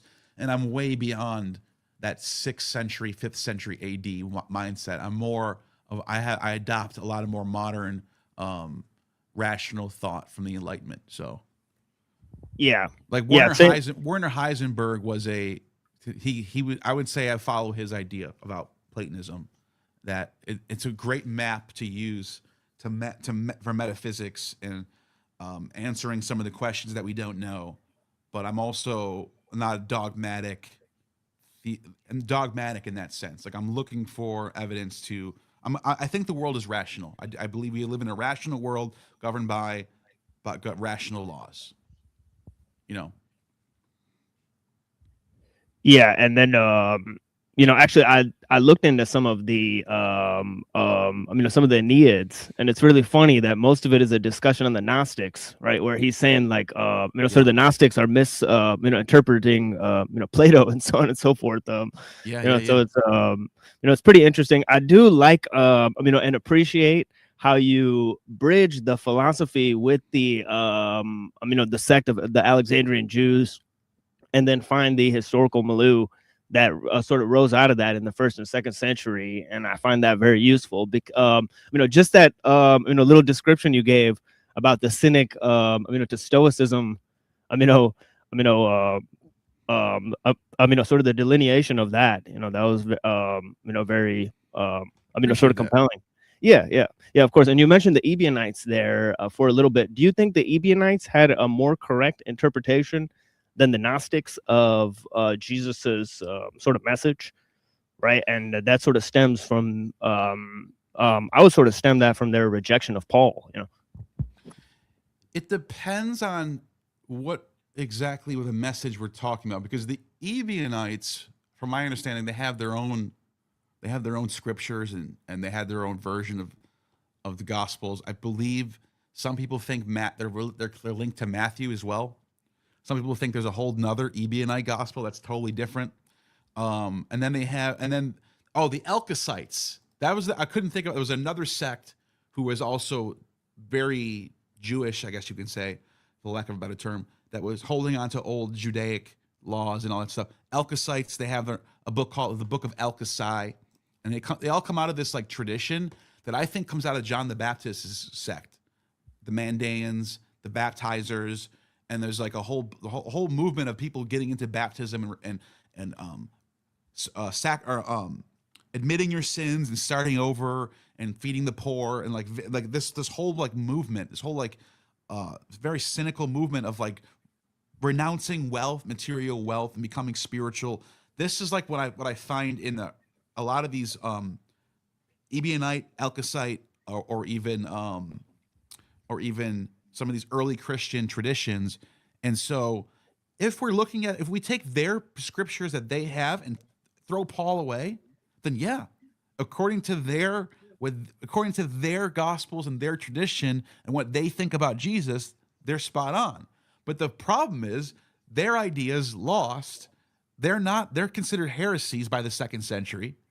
Irenaeus and Justin Martyr and Hippolytus start writing against the heresies from 150 to 200 AD in that period, and they just completely shit on the Ebionites. So now we think of the Ebionites as a bunch of idiots and a bunch of heretics because we're on the other side of that period. We're at this end of the spectrum of time. But if we were living in, say, 90 AD or something, the Ebionites might be the big player on the block who people actually took seriously and thought were the real Christians. For all we know. How much are they linked to the Arians, right? Because the Arians that's a later sort of group. So okay, so you're talking about the ones who believe that Jesus was still subordinate to the Father, right? Yeah, because there's a lot of Arab Christian groups. Yeah, it's a good question. Even though the Arians are later, because the Bishop Arius is the late 3rd century bishop, early 4th century bishop. Supposedly he was at the Council of Nicaea in 325. Supposedly St. Nicholas slapped him in the face, and he was the big competitor of the Nicene Creed. He rejected the Nicene Creed. He said that the Nicene Creed. He wrote a letter to Saint Athanasius and to Constantine too. He wrote to both of them saying the Nicene Creed is heresy, and not only is it heresy. Right. He said it's Gnostic. He said the Sabellians and the Valentinians believed in a triad. Right. Well, obviously, he's kind of saying it's heresy to the Old Testament God, right? Yes. Or so that would be more and the New Testament. Yeah. The New Testament is very, very clear that Jesus is subordinate to the Father. So what Arius, in my opinion, and by the way, the reason why I said it's a good question, even though Arius is hundreds of years later, Arius seems to be sort of from the same camp as the Ebionites were. I agree. Believed Jesus was subordinate to the Father. They believed he was divine, but he wasn't the God. He was a divine figure, but he wasn't. He was the Son of God. Like, you can be a son of God and not be the same as God. You know that, right? That's a very common idea. For example, Julius Caesar, Augustus, they were all sons of God. Everyone was right. Oh yeah, of course. It's common. Yeah, it's a common thing. Yeah. So they thought. So I believe. Well, I think that's what Paul is saying. Honestly, in Corinthians 15, he says that Jesus will be all in all with the Father. So it's pretty obvious that's what I think. I think that the earliest Christians were very ubiquitous in the idea that yes, Jesus is divine. He's the Son of God. He was adopted by God. Blah blah blah blah blah. Whatever you want to say it, but he's not literally equal to God. That's what I think. That was the most common view of Christianity in the 1st century, the 2nd century. Yeah, I'm with you on that. So do you think that Paul's letters were written before the Gospels or after them? Because this is the big question. Man. It seems like because obviously we know we know about Luke, right? Because Luke is kind of like with Paul, so he might have had a delineation from Paul, but the other ones, the consensus is that the overwhelming consensus is that Paul's letters came first, but not all of Paul's letters, just 7 of them. And then there's like 4 or 5 more that came in the 2nd century. But that's funny because scholars will admit that there are forged epistles of Paul that made its way into the canon, in the biblical canon and in the New Testament. So which ones would you say those are? The forged ones? Yeah. Well, there's the so let me look this up. Let me show you the so off the bat, I can tell you right now, 1st and 2nd Timothy. But authentic epistles of Paul. So you can see right here, the Pauline epistles. Let me just share my screen right now. I'll show you what I mean. The reason why we can tell 1 Timothy and 2 Timothy are not authentic, not only is the style of Greek completely not Paul, but he says things that contradict with what's going on in Romans. So here's these ones right here. Galatians, Romans, 1st, 2nd Corinthians, Philemon, Philippians, and 1st Thessalonians. These are the 7 authentic epistles that scholars believe are authentic. These 3 right here, 1 Timothy, 2nd Timothy, Titus, 2nd Thessalonians, Ephesians, and Colossians, scholars think are pseudo. These 3 are definitely pseudo. These 3 are debated as pseudo. Most scholars will say these 7 are the only authentic ones. Now, what's so funny about that is there are some scholars now, a growing number of scholars today, Nina Livesey, Jack Bull, who say, and by the way, Nina Livesey is a Pauline scholar, a professor, not just some random rogue scholar like Philip Biondi, randomly just saying, I just think the pyramids are. No. She's an actual scholar of Paul. She's been teaching the Pauline epistles at a university level for 20 years now. It's her position, and she doesn't convince many people, but it's her position that all the letters are authentic. So you know what that would do to Christianity? It would make Christianity a product of after 70 AD, which changes everything. Now I don't even think Jesus exists anymore. It's all made up, in my opinion. If she's right, if we use her as an axiom, if Nina Livesey is right, mythicism is 100% true, in my opinion. But if she's wrong, if there really is 7 authentic letters of Paul, then that makes a really strong case that there was a guy, because if there is no Gospels yet, and you just have a guy named Paul writing letters to churches about some guy named Jesus, well, then what is he talking about? If there's no Gospels, then then he must be writing about something that actually happened. That's sort of where I'm at. Yeah, I mean, I read a bunch of oddities, when I was studying things. Like, for example, somebody had said that Marcion had the first copies of Paul's letters, and then Tertullian had said that he had penned Galatians himself, or something like that, to that effect. Or I read I believe I read that in Robert Price. He said that Tertullian sort of said that, or he may have alluded to the fact that, Galatians was not authentic, or something like that. Yeah, there's a whole bunch. Marcion was the first. He was a Gnostic, by the way. But, I don't know. It's hard to say what the word Gnostic is labeled. I don't know if he would consider himself a Gnostic. I don't think he ever does. I think the distinction is that he didn't believe in sort of this idea of knowledge. He kind of just believed that you had to get rid of the law and sort of So he might not. So the idea that he's a Gnostic is debated, but the point is, he was the first Christian who had a New Testament. Before Marcion, there's no evidence of a New Testament. There's just epistles and gospels floating around individually. So then you have Marcion, and then what Marcion does is he takes Luke, Acts, and those 7 authentic, which is another strong reason why those might be authentic, but unless he wrote them, because his Bible was Luke, Acts, and 7 letters of Paul, the 7 letters that I mentioned. Yeah, and then he was definitely considered heretical, because I think Papias or somebody like that called him like the devil or something like that, right?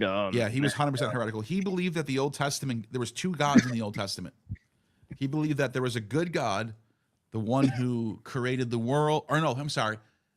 The one who created the world is actually the evil one in Paul's and Marcion's mind. Right. Anyways, there's 2 gods. There's 2 gods in the Old Testament.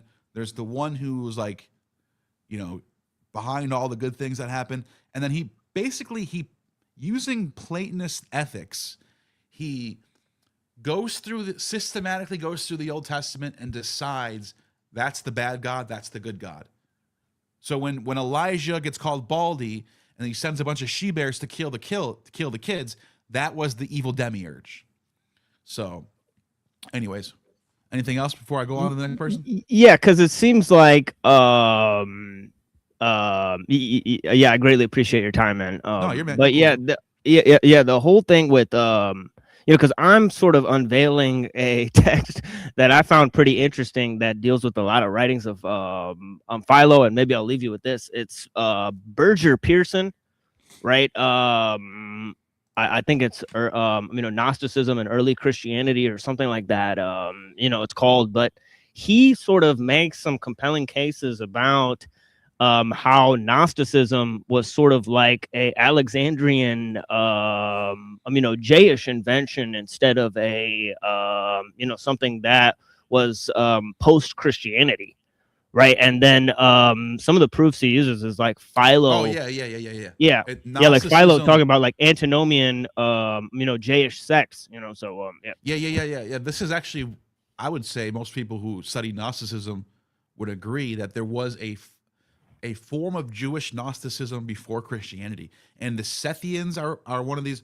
The Ophites. There's evidence of the Ophites being in Alexandria before, like, let's say Paul, like first century BC, like right, Philo's because time. because the whole thing is a commentary on the Old Testament and not on the New Yeah. Testament, right? The Sethians Yes. and stuff. The Cainites. There's another group called the Cainites, and they reject all the premises of the Old Testament, but their whole theology here. I'll show you what I mean by them. This group right here. Whoops, that's not it. Let me see this one right here. The Cainites were heresy and venerating Cain, celebrating him for his sins. Apparently, there was this group actually stretches back to before Christianity. So someone was saying that. I forgot who it was, but there was some sort of Cainite group that was before Christianity, I guess. So I don't know. It's interesting. But yeah, like the point that you're making is Gnosticism seems to be something that came about even before Christianity came about. Right. And then it would seem like like this obviously influences the divisions within early Christianity with like the Ebionites, how they looked at Paul, like some stuff in the pseudo Clementines where basically he's compared to like Simon Magus and whatnot, those common issues and stuff.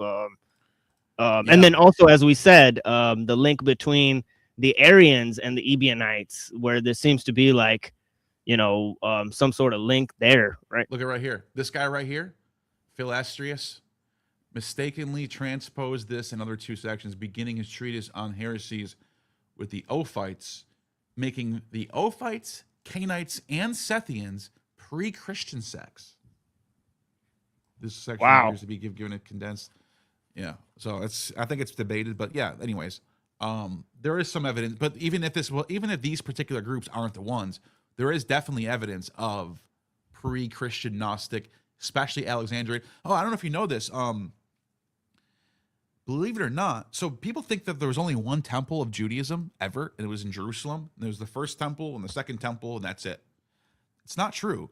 There's a temple on Mount Gerizim in Samaria, and that temple, I think that temple still even has activity today. Like that temple never goes away. That's always there. But even let's put that aside for a second.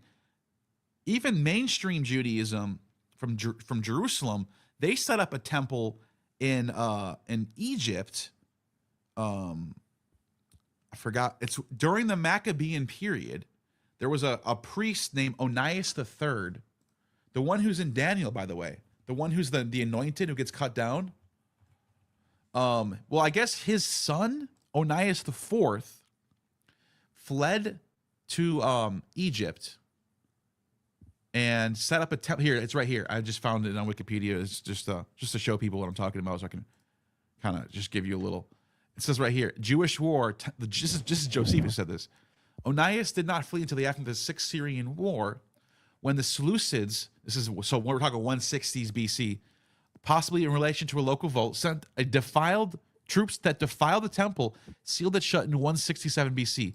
Josephus says Onias fled to Ptolemaic Egypt, where he was appointed to an important local office under Pharaoh Ptolemy VI Philometor as an official of the Heliopolitan Nome, 13th district.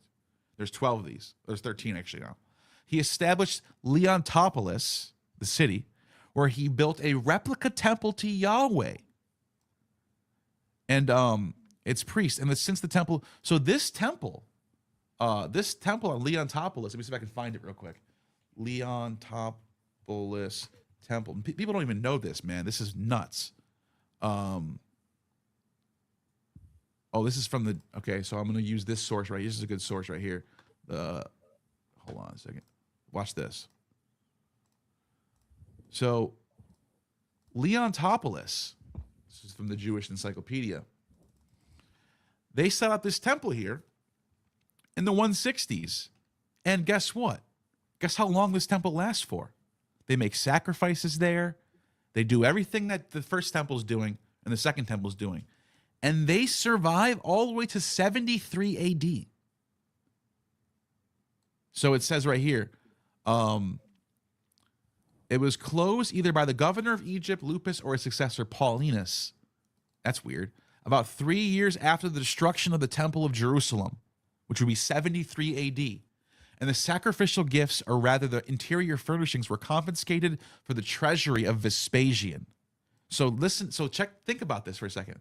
Not only do you have the Temple of Elephantine, which is shut down in 400, not only do you have the Temple of Gerizim, which survives all the way till today pretty much, but then you have not only the temple in Jerusalem, but there's another temple in Egypt that outlasts the temple in Jerusalem. So a lot of people think that this is sort of the place where the first Jews who kind of go into Christianity are from. So like think about the reason why I'm bringing this up, the reason why I'm saying this is because these people didn't just stop being Jews overnight. They had to go somewhere after this. In 73 AD. Right after 73 AD is when Christianity starts to explode, especially in Egypt. So who were the first converts? The first converts are mostly Jews. It's not until the 2nd and 3rd century where they start really getting the Gentiles to convert. But in what I'm saying is, whoever these Jews were in Egypt probably were the first converts to Christianity, and this is like a big thing people big debate on. Yeah, what do you make of? Yeah. Yeah, real quick, what do you make of Robert Eisenman claiming that Josephus and Paul both knew this guy named Epaphroditus who sort of like funded Josephus? It's possible. The name Epaphroditus is very common. So I can literally pull up 5 different Yeah, that's what I saw too. Yeah, that's what I saw too. Decade. Yeah. So it might be it's the like same too guy. common, yeah. Yeah, it might be the same guy. It might just be it's 2 guys named Epaphroditus. So, well, who knows though? That's a good question. But anyways, this has been. I'm glad. Definitely jump on later if you want. I think there's only one person waiting, so if you want to jump back on. Yeah, definitely. Yeah, definitely. I may do that. But yeah, it's been a great conversation. Thank you. I'd love to have you on and talk about cynicism and stoicism or some stuff. So I may reach out at some point. Shoot me a DM. Yeah, for sure. Yeah, blessings. Yeah. Yeah. All right, thank you for talking. Yeah, peace. See you. That was a good one. All right, inerrant rays. Sorry about that. Inerrant rays. You are. It's floor is yours, man. What's going on? Hey Neil, how's it going, man? Good. How are you? Pretty good. So I had a couple questions. So I would say I agree with you broadly on your stance against Abrahamism. Definitely, I would say. My question is, I grew up with the whole Lee Strobel case for Christ argumentation about how the accounts of the resurrection are no different from accounts that pagans have and stuff like that. So I would just because I'm not as versed in the apologetics sphere as you, I'd just like to hear why those accounts are different from other historical accounts that we rely on. Wait, say that one more time. The question? Yeah, so the question is, so the accounts of Jesus's resurrection, Christians believe that is just as accurate as accounts pagans have of historical events we rely on. So why are they different?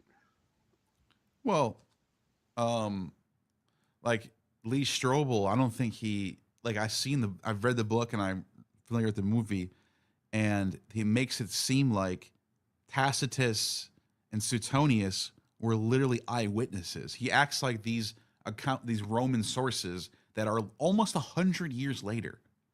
I mean, you're talking 119, 120, 120s for Tacitus and Suetonius, when this would have happened in like 30.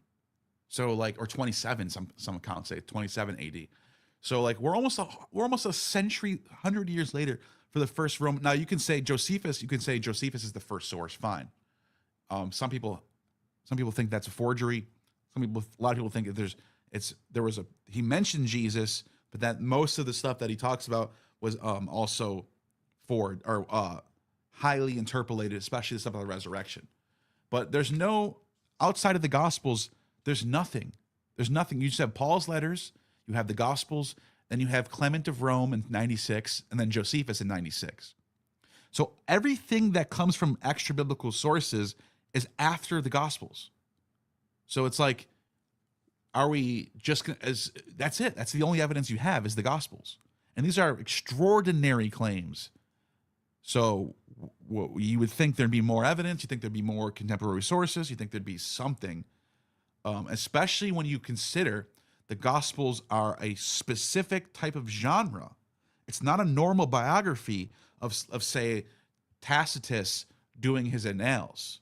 He's not just writing events that happen. It's a narrative that's specifically going out of its way to apply Old Testament motifs to Jesus. For example, Jesus carrying his cross, the way it's depicted, he's going to his sacrifice willingly, carrying his cross. The Romans didn't make people carry their crosses. They just put them on the cross and killed them and got it over with. They didn't do that stuff. This is all dramatic. Well, the reason why they wrote it that way is because it's analogous to Isaac carrying his wood to be the sacrifice of Abraham, the father. You also have the scene when Jesus is being judged. Pilate brings him out in front of a crowd, and he takes out the one sinner, Barabbas, and then he takes out Jesus, who's sinless, and says, "Which one do you want me to kill? I'll let you guys choose." And they all choose Jesus. And then what does he do to Barabbas? He lets him go free. Well, what is that? That's an allegory of Yom Kippur from Leviticus 16. Let me show you. Leviticus. Is that the with the scapegoat? Yes. Okay. So, and it's atonement. It's an atonement sacrifice. And what is Jesus' death? It's an atonement. So look at this. You have so it says right here, he is to take some of the bull's blood and sprinkle it in front of the sprinkle. Okay, he shall then slaughter the goat for the sin offering for the people, take its blood behind the curtain, and do it as he will with the bull's blood. He shall sprinkle it on atonement and cover it in front, blah, blah, blah. Wait, where's the then the man who releases the goat as a scapegoat must wash his clothes. The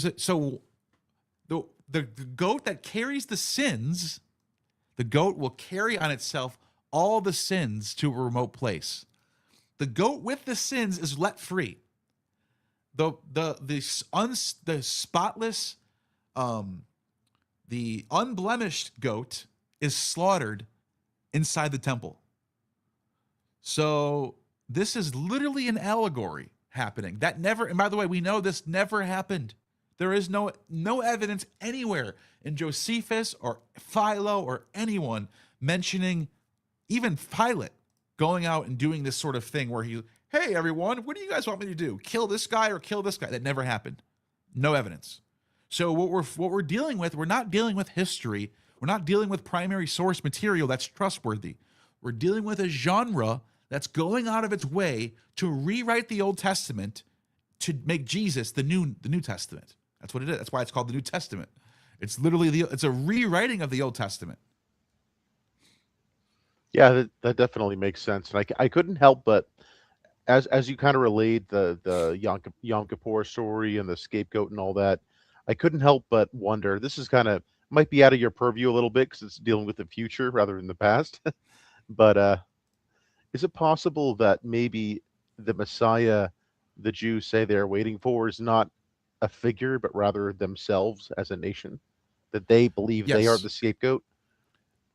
So Isaiah 53, or not just Isaiah in general. If you flip through Isaiah and what it constantly tells you, so let me just pull this up. And I got Teriak coming on next after this. I'll let you go. If we look through Isaiah, it's constantly, so let's go to Isaiah 42. Look what it says right here. The servant of the Lord. Here is my servant who I uphold, my chosen one, whom I delight. I will put my spirit on him, and he will bring justice to the nations. He will cry. He will not shout or cry out or raise his voice in the streets. Blah blah blah blah blah.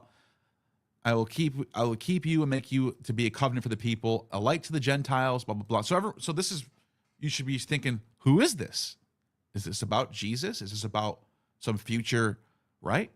But listen to what it says here. It says, Israel, who was blind like the one in the covenant with me, blind like the servant of the Lord.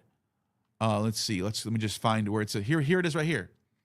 Which of you will listen and pay close attention? Who handed Jacob over to become loot and Israel to the plunderers? Was it not the Lord against whom we have sinned? For they would not follow his ways. They did not obey his law. So he poured out them in his burning anger, the violence of war. Watch this. Let's go to the next chapter. Isaiah 43. But now this is what the Lord says. He who created you, Jacob, he who formed you, Israel, do not fear, for I have redeemed you. I have summoned you by name. You are mine. When you pass through the waters, I will be with you. And when you pass through the rivers, they will not sweep over you. For I am your Lord, the Holy One of Israel, your Savior. I gave Egypt, blah, blah, blah. And he says it right here. He says, let's go to the next chapter, Isaiah 44. But now listen, Jacob, my servant, Israel, whom I have chosen. This is what the Lord says. Do not be afraid, Jacob, my servant. Literally. Now check this out. Everyone skips that. Christians today, they never read Isaiah 40s. They go right to 53. And they go all the way to this the passage right here. And they go, look what it says. By oppression and judgment he was taken away. For he was cut off from the land of the living. The transgression of my people he was punished. He was assigned a grave for the wicked. Then it says, he was where is it? Is this 53? Yeah. It says right here, surely he took up our pain and bore our suffering. We considered him punished by God, stricken by him. He was pierced for our transgressions. That's Jesus, right? Well, guess what? King Josiah, during the time when this was written, now I don't think this is actually written in the 7th century BC. I don't. But the text is dating itself. Josiah is claiming to be a king in the time of Josiah. And guess what? Guess how Josiah gets killed? The king of Judah, the king of Jacob, the king of Israel.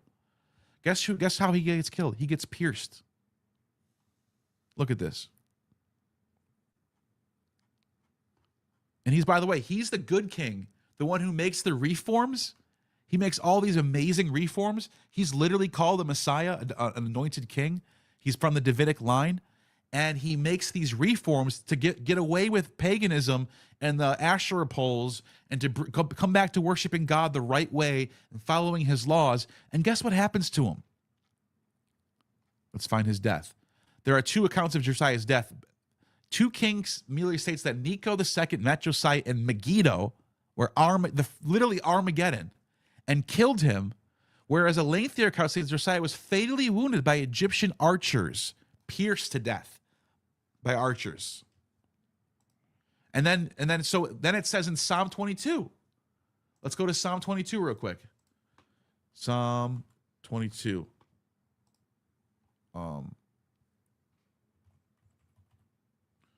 So look at this. Psalm 22. And I see you, Terry. I'm going to go to you right after this. I'm almost done.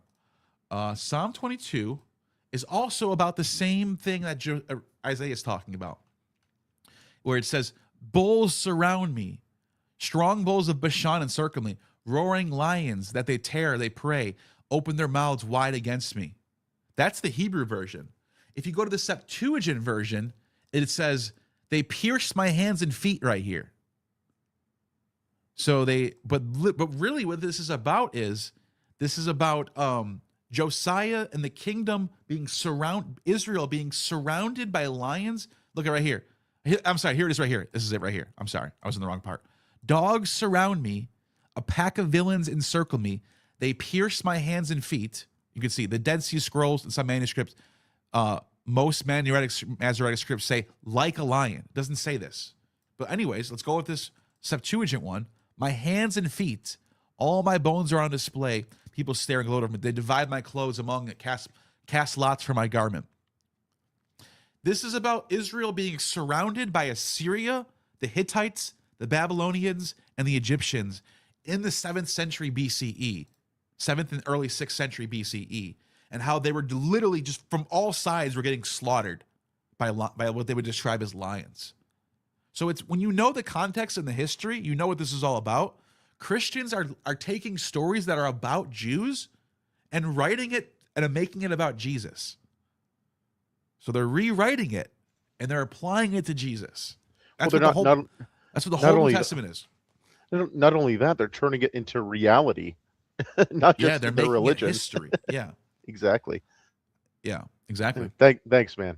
Thanks, man. I appreciate you coming on, man. Have a good one. Okay, so let me just read the super chats real quick, and I'll bring up Teriak. So Joel 2:31 says, "The sun turned to darkness, moved into blood before terrible day." Peter quotes Joel's prophecy, reaffirming this. Acts 2:20 explain this. Yeah, they were That's exactly what that is. You're exactly right. So Joel, what you're talking about Matthew, when the sky turned to darkness. Yes. Solar night, you're exactly right. And I was just talking about this. This is another prime example of what's going on in the New Testament. Joel 2:31 has this thing of the sun turning into darkness. When Jesus is on the cross, he fulfills Joel 2:31. Get it? So they're literally just reapplying Old Testament motifs to the New Testament. Thank you for that super chat. One more. CoAC with a $10 says, what do you think about the idea of Judaism as a constructed movement out of Alexandrian Platonists, converting primarily Hellenized Egyptians? Elephantine is a unique spot for a Jewish colony. Yeah. Let me see if I can find the book that from Gmerkin over here. I thought I had it over here. I guess not. It's probably it's right here. Gmerkin wrote a whole book about this. I recommend. It's peer-reviewed, heavily peer-reviewed by Routledge and Copenhagen University. You can see Copenhagen University. And so he wrote three books on this, actually. I have two of them right here. Plato's Timaeus and the Biblical Creation Accounts, Cosmic Monotheism, Terrestrial Polytheism, and more about the law codes here, Plato and the creation of the Hebrew Bible. And he posits that the Genesis, for example, shows a lot of affinities with Platonism. Timaeus, for example, has a world soul, very much like Adam. The world soul is the first thing created, and everything is an image of the world soul, all of life. So humans are an image of God. That is the only two ancient sources that say that humans are created in the image of God is Genesis and Plato's Timaeus. So I can go on and on about that, but yes, I do think that is a great point or a great theory that you have there, and you should explore it as much as possible. So, definitely. And also at the same time as Judaism is arising, you have the Serapis cult, which is also a new religion for Hellenistic Egypt. So yes, the Jews are creating a religion for themselves, and they're in Alexandria and they're in Jerusalem and they're talking back and forth and they're putting together a biblical corpus of their own. But at the same time, the Greeks in Alexandria are putting together their own religion, which is the Serapis religion. So thank you for that. All right. What's the crack, Neil? How's it going, man? Good yourself. I was just wondering, like in terms of like the Bible as a whole, or if you want to go Torah or Quran, like what do you think the point of the book is? Of the Torah? Torah, Bible, or Quran? What's the point of the book? Yeah. That's a good question. I mean, so for example, the point of the Torah is to construct a a history of the Jewish people and to establish a sort of law code and cultural norm and to rule a state with under. So a central text that has your history, your laws, your philosophy, your theology, your God, your priesthood, all of that stuff is all in the Torah. And then what you get with the New Testament is pretty much the same thing, but it's a different time period, different situation, different logistics involved. No longer are you in a temple. Now you have a worldwide, universal churches. You know what I mean? They're operating within churches. It's no longer hereditary. Now it's more. Now it's reaching out to all types of people. So that's the point of it is the same. The point of it is to establish a cultural code, a law code, a civic list of duties, and some sort of central text to sort of rule your shepherd the sheep with, if you want to call it that. Islam, same thing. Different time period. Now you're in the Arabic world, but you're doing the same thing. You're establishing a text that has a central message about Allah and Muhammad. It's also coming through the Abrahamic tradition, where it's retelling the story of Moses, it's telling of Noah. Even got Jesus and the apostles are mentioned in the Quran. So it's just another rendition. Book of Mormon, same thing. Now we're in America. Now we're in English. Now we have a new logistics setup. Now we have a whole different needs going on. Does that make sense? Did I answer that question good? Yeah, because like I think a lot of the stuff you do is like very important in terms of like pushing back against like what I would say is like fundamentalist like religious types. And again, that's all the way from Torah to Quran. But when you look at the Bible, the way it's written, to me, it's a test to see whether you are a slave or whether you're a man. And what I mean by those two words is, do you just blindly obey, or do you actually like think critically and choose for yourself? Like the best way of kind of highlighting this in terms of the Bible is you go back to Genesis and you look at the whole Garden of Eden thing, right? A lot of people kind of like don't look at the details to it, but when you look at like when Eve and Adam ate from the tree of knowledge of good and evil, which is basically morality, the first thing they'd done is they realized they were naked and they put some clothes on. And then when God came back, he was like, why are you putting clothes on, all that kind of stuff. So we just take a pause there for a second to judge the God character that's portrayed in this book. God wanted Adam and Eve to be naked and not know good and evil. That's literally the definition of a slave owner. He doesn't want you to know right from wrong, and he wants to keep you naked.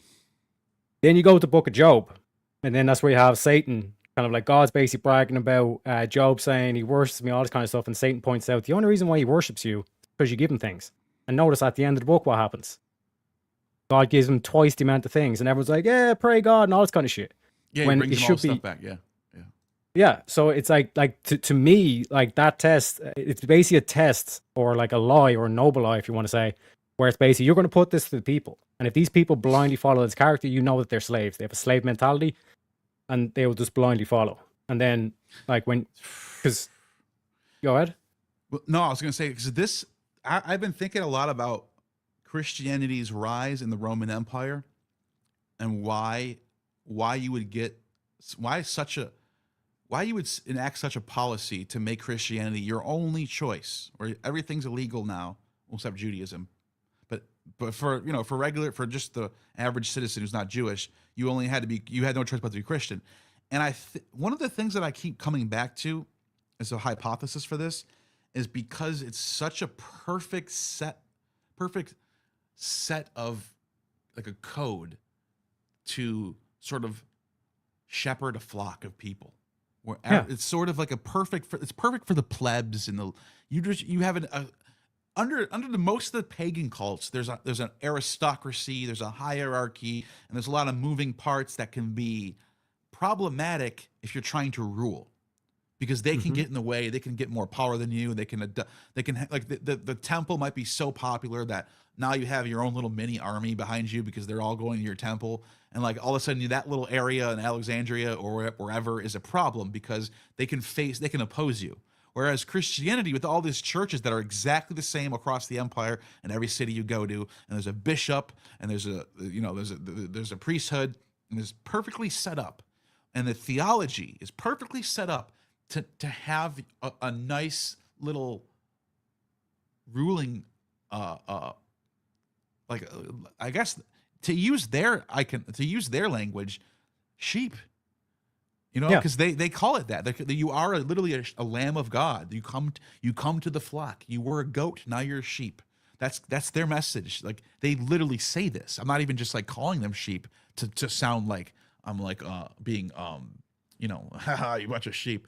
Like that's literally the point. You are supposed to be a sheep. Yeah, but like I'd even say like in terms of like the aspect of like choosing a leader, like you need to make sure that this guy is actually thinking critically and not just blindly following whatever it has been written before. Because remember, like the truth is not always written. And like when you're picking a leader, you need to make sure that they're able to like to be willing to stand against God, even though that's what we're supposed to be, is like that's the divine authority, all this kind of stuff. That's the ultimate test. That you're actually thinking for yourself. Yeah, you know what's crazy is what I've noticed is the higher up you go, like you go from priest to some other level above that, and then you get to like bishop, and then you get to cardinal, and then you get to pope, right? Well, those higher echelons, those top 3 levels, I have this weird theory in my head that the higher up you go, the less you believe in the miracles and the history, the more you see it as a political tool. It's less theology and just pure philosophy. You know what I mean? Because like the same thing happens in politics. Yeah, because like a lot of like when you see like with the modern day atheists, like they basically say whatever the Christian says, I'll do the opposite.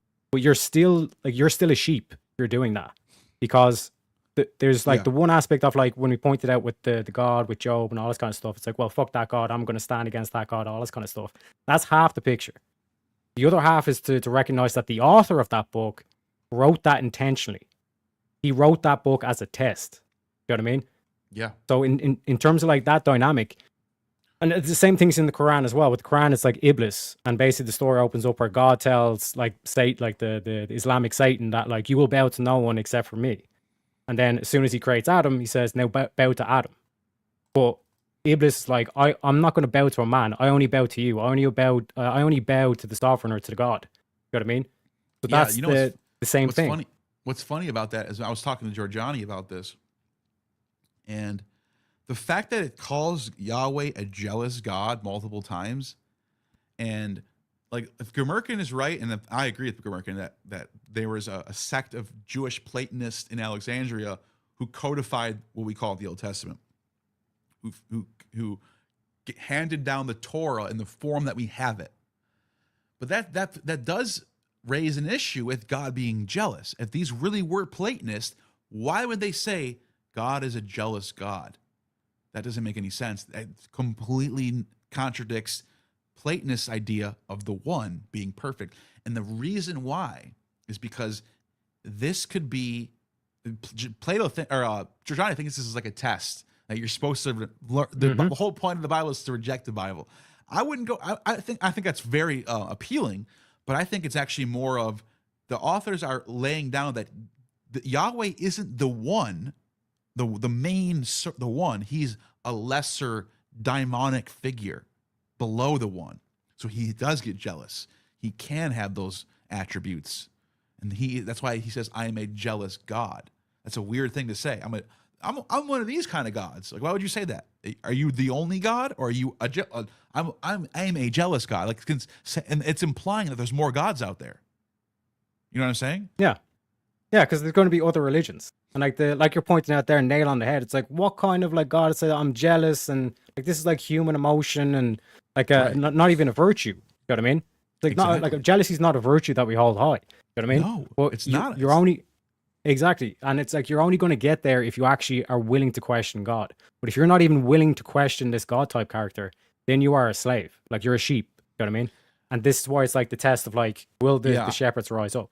I actually have thought of, even in my own personal theological deep meditations, I've always wondered, is there going, like, if like, assuming there is a God and he's good, or it's good, or whatever, then the people who push this sort of lie for thousands of years, saying you're going to go to hell if you don't follow my priesthood and give us 10% of your money, what happens to them? Is there a reckoning? I'm not saying they should be, tortured for eternity. Like, that's nonsense that anyone would think anyone should deserve to be tortured for eternity for 70 years, which is a blip on eternity. But I'm saying, imagine, but it would make sense to me that there would be some sort of reckoning, some sort of like smack in the face of reality. Like, you were on the wrong side of it. I created this world and you did the exact opposite of what you're supposed to do. Like, you are at the bottom of the list. That's something I think about a lot. It's something that I think might be a possibility, Yeah, like when I look for like proof or evidence of like the one, what you call the one, or the Christians call God, all this kind of stuff. It's through observation of reality, and we go all the way back to Heraclitus, like the flux. Like, in order for the to even have this conversation, we need to have motion. Mm-hmm. Do you know what I mean? And like, motion is constant, meaning like motion itself is unchanging, which means there needs to be an unchanging power to what causes motion. Do you know what I mean? Because everything in the universe, like, even if you look at like a rock on the ground, like that rock still has atoms. Those atoms still have electrons. Those it's electrons still are constantly in vibrating motion. at some level. Yeah. Mm-hmm. Exactly. Even the scientists will everything's say in like vibration. even the scientists will say before the Big Bang, there was still like fluctuations and all this kind of stuff. The flux is inevitable. But because the flux is unchanging, there must be an unchanging power. Like, another way to look at it is like the whole simulation theory. Every simulation has to have a power source. Yeah. I mean, that's, so to me, that's undisputed. Like, that's the evidence for it. But in terms of, is it this God type character that's portrayed in the Bible? Fuck no, but that's a facade. That's the test to see, okay, is this person just going to blindly follow what I say, or is this person actually going to critically think for themselves? And the people who actually critically think for themselves, they're the ones that should go with the higher up, which, like you pointed out, with the they don't like get like focus on the miracles, all this kind of stuff. They focus on the politics and the philosophy. Yeah. It makes a lot of sense. Anything else you wanted to bring up before I go on to the next person?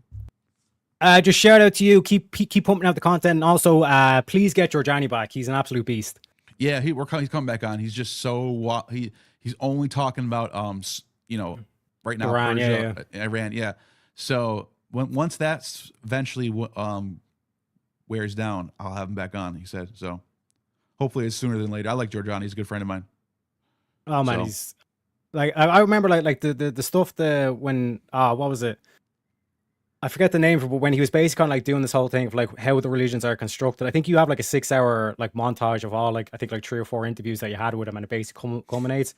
That is beautiful stuff. I said, like, we've had some the first time, like, sorry, yeah, but like I think it was like the BTR one when you, him, and Lev were talking about the whole thing of like basically culminating this and kind of saying that like going through that whole like ancient Greece and saying it's like, oh shit, like it's basically the same thing and all this kind of stuff. Like, brilliant stuff. So keep up the great work. Appreciate that. All right. Talk to you later, man. See you later. Take it easy, bro. See you. All right. So I'm going to bring on Koasi just in a second. I just wanted to finish up this last super chat. Oh, I already did this one right here. What do you think about day 5 of creation and relating to zodiac animals? Mercury and Venus is Adam and Eve. The serpent is Serpens. The tree of life is Ophiuchus, and Cain and Abel, morning and Eve's star. I would say that's a very fascinating approach. I would want to know exactly where your parallels are coming from and why. For example, you think Cain and Abel are morning and evening star, something like that. Or are you just sort of mapping on some sort of cosmology to it? But I mean, the serpent being Serpens, yeah, sure. Ophiuchus, I mean, it's a figure who's like a person, so I don't know. I would have to look into it and see exactly where you're getting these parallels from, because it can be very easy to just sort of map things on. They call that parallelomania, but sometimes when you find two or three reasons to map something on, then you got something there. Then it's worth maybe putting together a paper on it or something. So, yeah, I would say write it out and see and give us your reasons for why you think those are mapping on exactly. So, I appreciate that, man. Thank you for the super chat. So now we have Koasi. What's going on, Koasi? Yo. So I have two things. It's a comment and a question. The comment first is something that I think might be that I would love to watch you kind of delve on.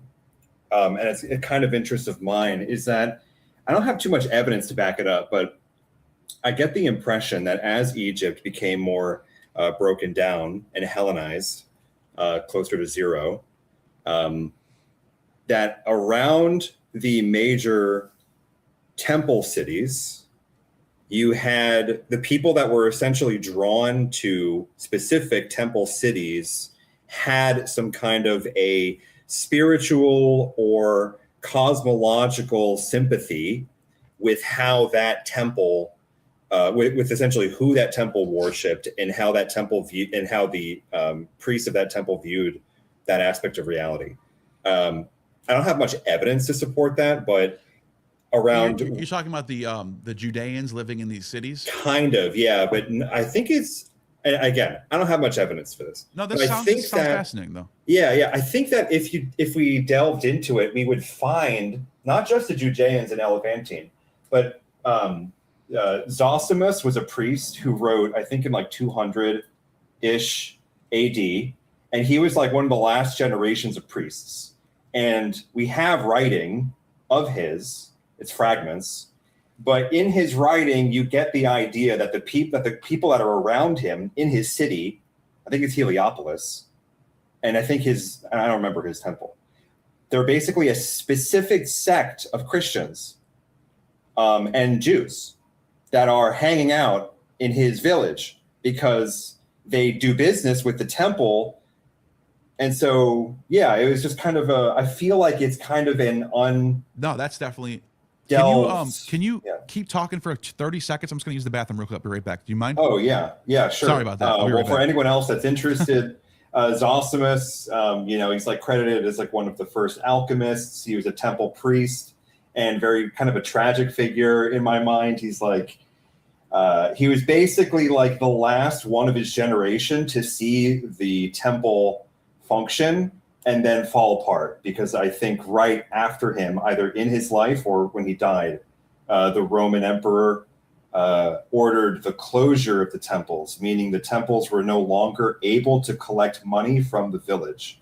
And everything up till this point, around 200 AD, the temples were able to ask for money or collect money in order to operate. So kind of a really great figure, tragic figure. And he does have some fragments of writing, but I think that at that point, it's difficult to interpret. It becomes almost poetic. It's like Democritus's 4 books.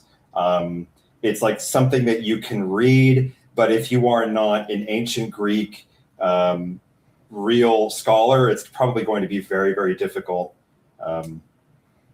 But yeah. Let's see. Are you back? Yeah, with Zosimos, I mean, he's part of that late antiquity Roman Egyptian tradition that you find, which is very syncretic, almost perennial, as we were talking about someone earlier. I think he's like the alchemists are like tradition comes through him as well. Yeah. But yeah, I wouldn't be surprised if.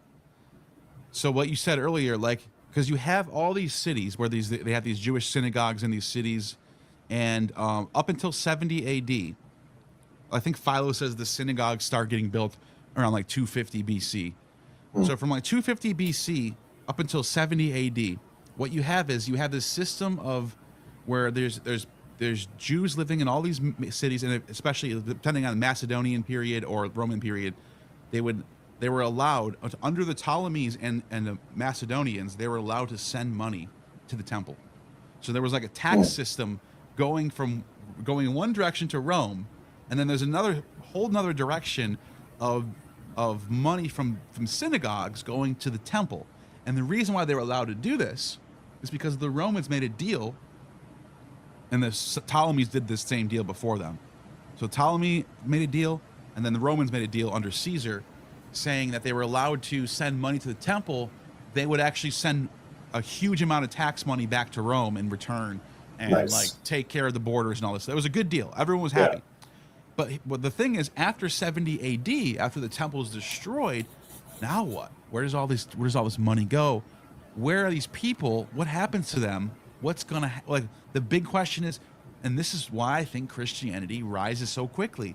It's an attempt to sort of scoop up this whole network, this beautiful network that's already there. You can't just let that go away. Right. You cut off So the I head think of the snake. Paul a saw whole an bunch of opportunity. different- Yeah, I think Paul saw, even though Paul's supposedly writing before 70 AD, I think in that period, because technically Paul starts writing in the 40s, which would be under the time of Caligula, which would mean this is the time when Judaism is starting to decline and there's starting to become a lot of friction between Rome and Judea. So after 70 AD is even what I think that's when you start getting a demand to write gospels and actually let's seriously commit to forming a new sect of Judaism or whatever you want to call it. That's what I think is happening. That's crazy. Something along the lines of that. Yeah, that reminds me of you've spoken to Litwat, right? You like his stuff or you read his stuff all the time? Yeah. Like he's I find the whole Valentinius thing fascinating. It's crazy how pivotal that point was and how different the future could have been. Yeah, if he would have won, because he was, if anyone's wondering what we mean by that, Valentinus he was running for Bishop of Rome in the 130s, lost by a small margin according to the primary sources like Hippolytus and Irenaeus. And if he would have won, he would have been Bishop of Rome. Now, Bishop of Rome back then wasn't like the Pope today. He wouldn't have had like sole power to do whatever he wanted with the church. But you were still one of the you were in the top 5 most powerful people, if not the most powerful Christian in the Roman Empire. So he would have had some say in how the church was going to go, in the direction of the church. He would have had some say. So yeah. Anyways. Yeah, the other thing that the question I wanted to ask then was, this is a little off of Egypt and Judaism, but it's interesting. Giorgiani, quite a character. It's fun. What do you think of this idea that he has where Islam is essentially, I mean, correct me if I'm wrong, but he makes it seem like you have like a Bene Gesserit group of like telepathic priests that inject this idea into Muhammad's head. Am I getting that right? Well, since you're talking about Islam, I thought maybe someone here might want to respond to that. You want me to speak in Arabic, or do you want me to say it in English? That was perfect timing. He starts talking about Islam, and then you pop on the bottom, and I see you have your whole entire. I go, what is that? Do you remember when we bought this? Do you remember? Yeah. Oh man, what's up? I figured I'd tease you, dude. I was like, hold on, he's doing a hangout. Like, I was like, let me throw the garb on, man. Yeah, that was a good time, man. We gotta set up something and go back sometime. Absolutely. But you guys having fun? Huh? Sure are. Said, maybe not like that though. No, you won't make it to the airport with this on. You know what I'm saying? Oh man. Oh yeah. You guys are having a blast. Oh man, good. Thanks for jumping on, Derek. Yeah, I just wanted to come show you some love, and I didn't want to interrupt too long, but it's Abderraka. Okay, get it right. Okay. Okay. Yeah. Is that your identity now? You identify That's as my Muslim? identity now. All right. Yeah. Got it. All right, Derek. All right, guys. All right, what were you saying again? Oh, it was just, do you think that there's any kind of corollary idea in what you've read and kind of what you think about things about this idea that Giorgiani has where like the telepathic ability is like institutionalized by these, he's saying that these Zoroastrian Parthian priests are essentially, injecting these ideas into Muhammad's head. And I'm just kind of wondering, like, do you think talking about Giorgiani saying that? Yeah. Yeah, I think because you have Salman the Persian, he thinks that was like exactly. Yeah, he's like the guy behind the scenes. Yeah, and I don't know, man. I think there might have been a lot of. I think he was being played like a puppet in a way. Yeah. because I think this guy's obviously super intelligent and he's like well read. Not Muhammad. I'm talking about Salman the Persian, who's grew up as a Zoroastrian. He converts to Christianity, so he knows Christianity. He knows theology. I think that's where the whole thing comes from. I think that's why when you read the Hadith, Salman the Persian just keeps popping up in the story like that. So, anyways, that's what I would say. Cool. I'll give you one more little comment and then I'll dip. But sure. What kind of specific place and time interests you as having a really poignant, unanswered question that we don't have a good answer for, but you feel it in your gut? You feel like this is the answer, but you can't back it up. Any feelings or thoughts like that? Just in any topic at all? Any topic, any place, any time, any pivotal moment. So that's a good question. I think I have a few ideas that I can say. So one of them is in Matthew 2, the whole birth scene and the whole sending the Magi and then Herod raging and killing the innocents. There's a story in Apollodorus about the birth of Dionysus, where Hera, which is interesting here, the name even sounds similar. Hera, not Herod, but Hera, rages. She sends the Titans to bring him gifts. They kill him. Then he comes back to life already, and then she rages again, and then orders the innocent children to be slain while he escapes with Hermes, and then it comes back when Hera's gone. What the hell is that about? Like, I just think it's like a. I think Matthew is a clear mimesis of that. So you think that they were like basically in Alexandria, and they were like, "We're going to adapt this to our own." Yes, and I think there's a lot more examples of that in the Gospels that, as you pointed out, I just can't necessarily prove. Yeah, I just think there's a strong case to be made on those type of things. Yeah, it's crazy. So, well, thanks for the time, man. I love your material. Yeah, I appreciate it, man. Oh, as soon as you he came back. Okay, I was gonna say as soon as you stopped, the guy left, but he's back now. So, all right, I'll talk to you later. Woden Haler, what's going on, man? Whoa, hey, can you hear me? Yeah, I can hear you. That's very cool. Yeah, I love your stuff. Been listening to you for a long time. Nice. So I got two questions, one slightly larger and one slightly smaller. Okay. The first is going to be, okay, wow, I have the YouTube and the StreamYard thing open simultaneously. That's a terrible idea. So how do we, we're in an interesting place in the West in 2026 because we have this religion that's been this huge edifice and it's declining. People are saying it's coming back. It's probably not.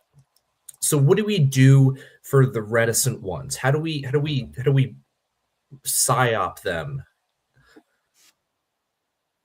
There's always going to be sort of a remaining. So what can we do to bring them to the light?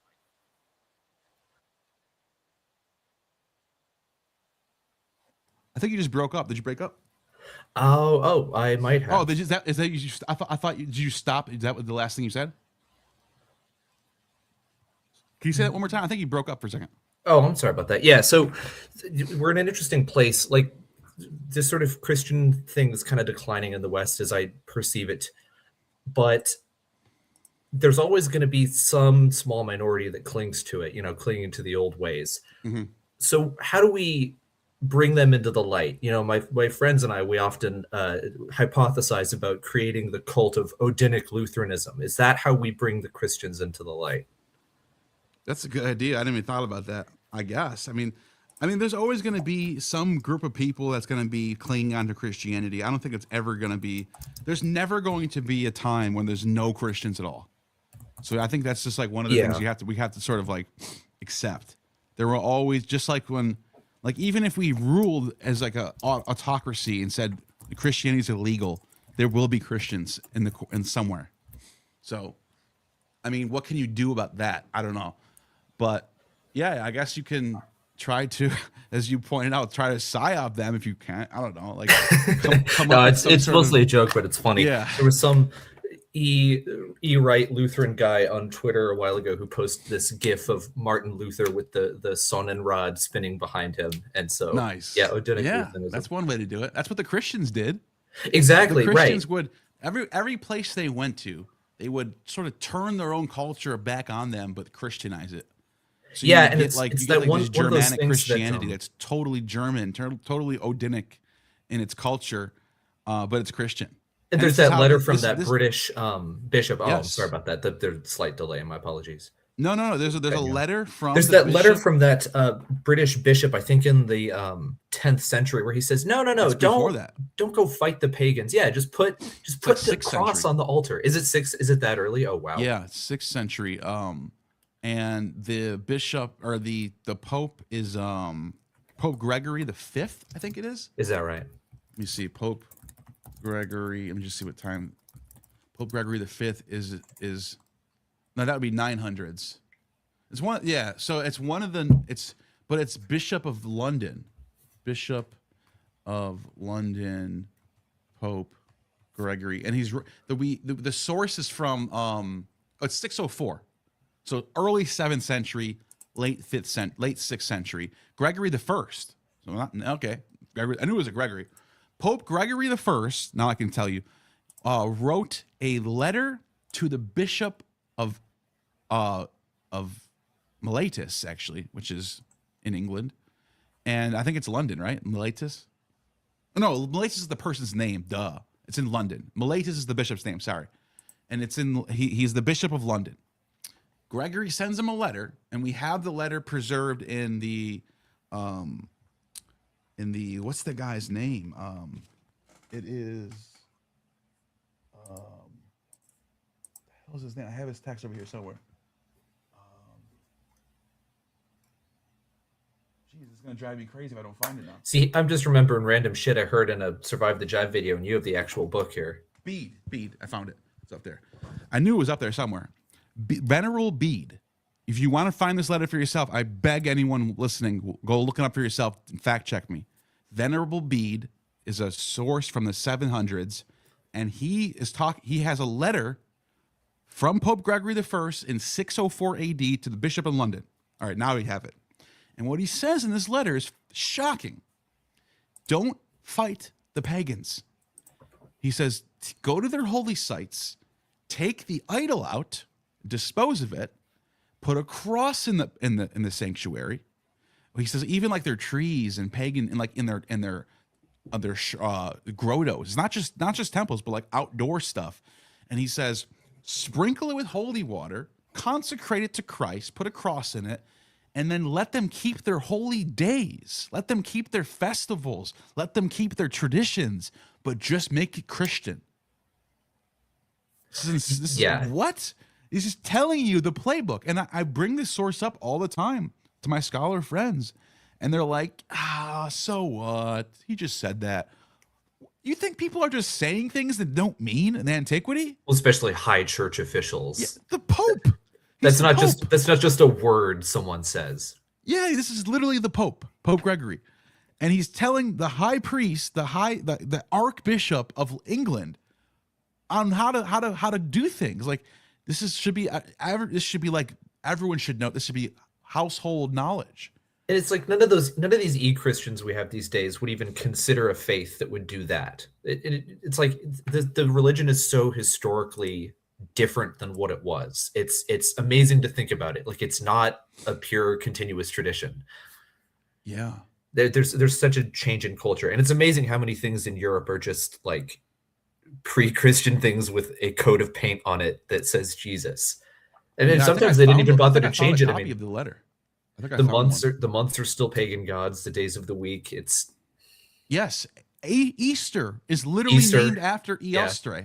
Christmas they at least had the wherewithal to change the name, but I mean that's not to say that Pascha doesn't predate that, sure, but the Easter traditions in the North, you better bet, there's a good chance that those traditions get subsumed into the local Christian tradition.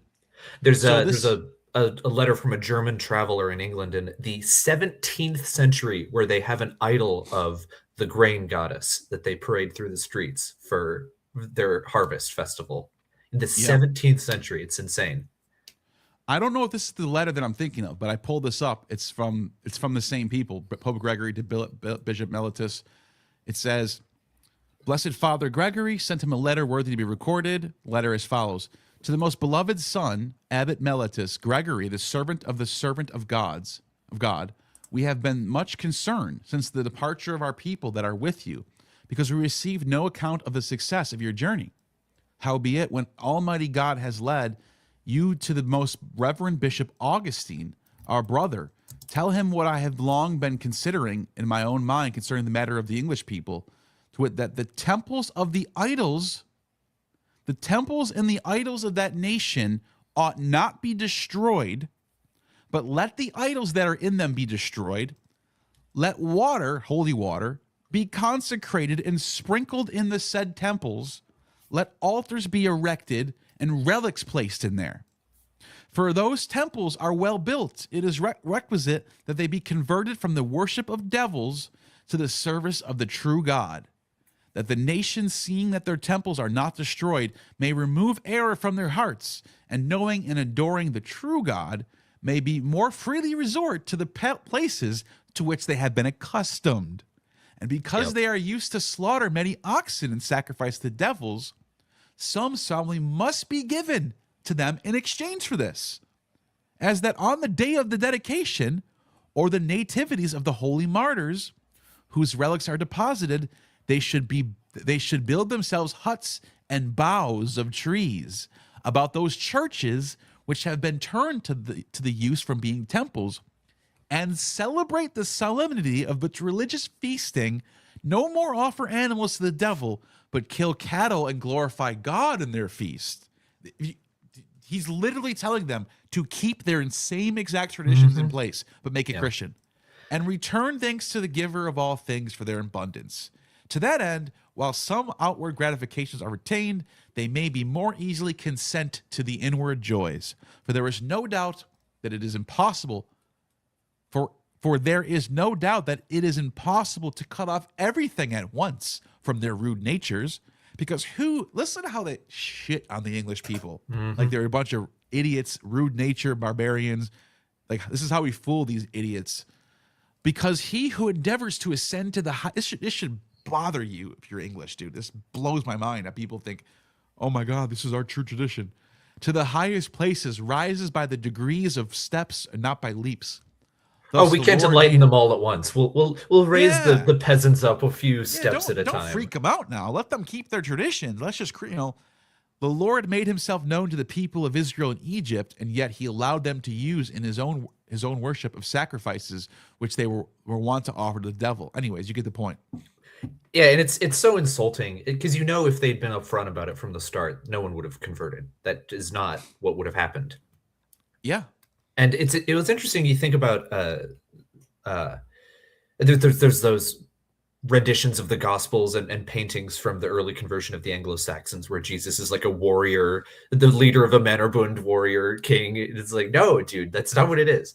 No, it is insulting. And there's this thing in pagan religions are like, they're very different from something like Christianity or Islam because they're fused with the culture. They're almost inseparable in many ways. And when you think about that framework of the culture, that largely didn't change in Europe. And so, okay, our words that we use for religion, like God, the word God, where did that come from? Did that come from Judea? No, that was an invocation of Odin. Like that was one of his names. Yep.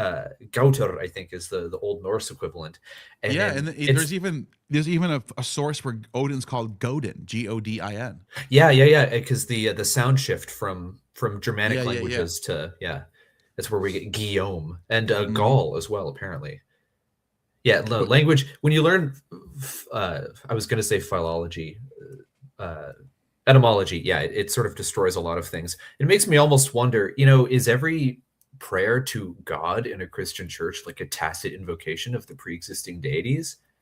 And it's the same in every other language. In Italian, Deo, and in a Romance language, that's Deus. I mean, that's that title was Zeus. You know, when they used it on its own, it referred to the chief god. It's that framework didn't exist. It's a weird snaking in of, yeah, that's right. It's related to zavut in Russian, to call. I know that, you know what's so crazy about this word right here, to pour, gehu, to pour or libation, is also related to a word for like drugs or some sort of Is that right?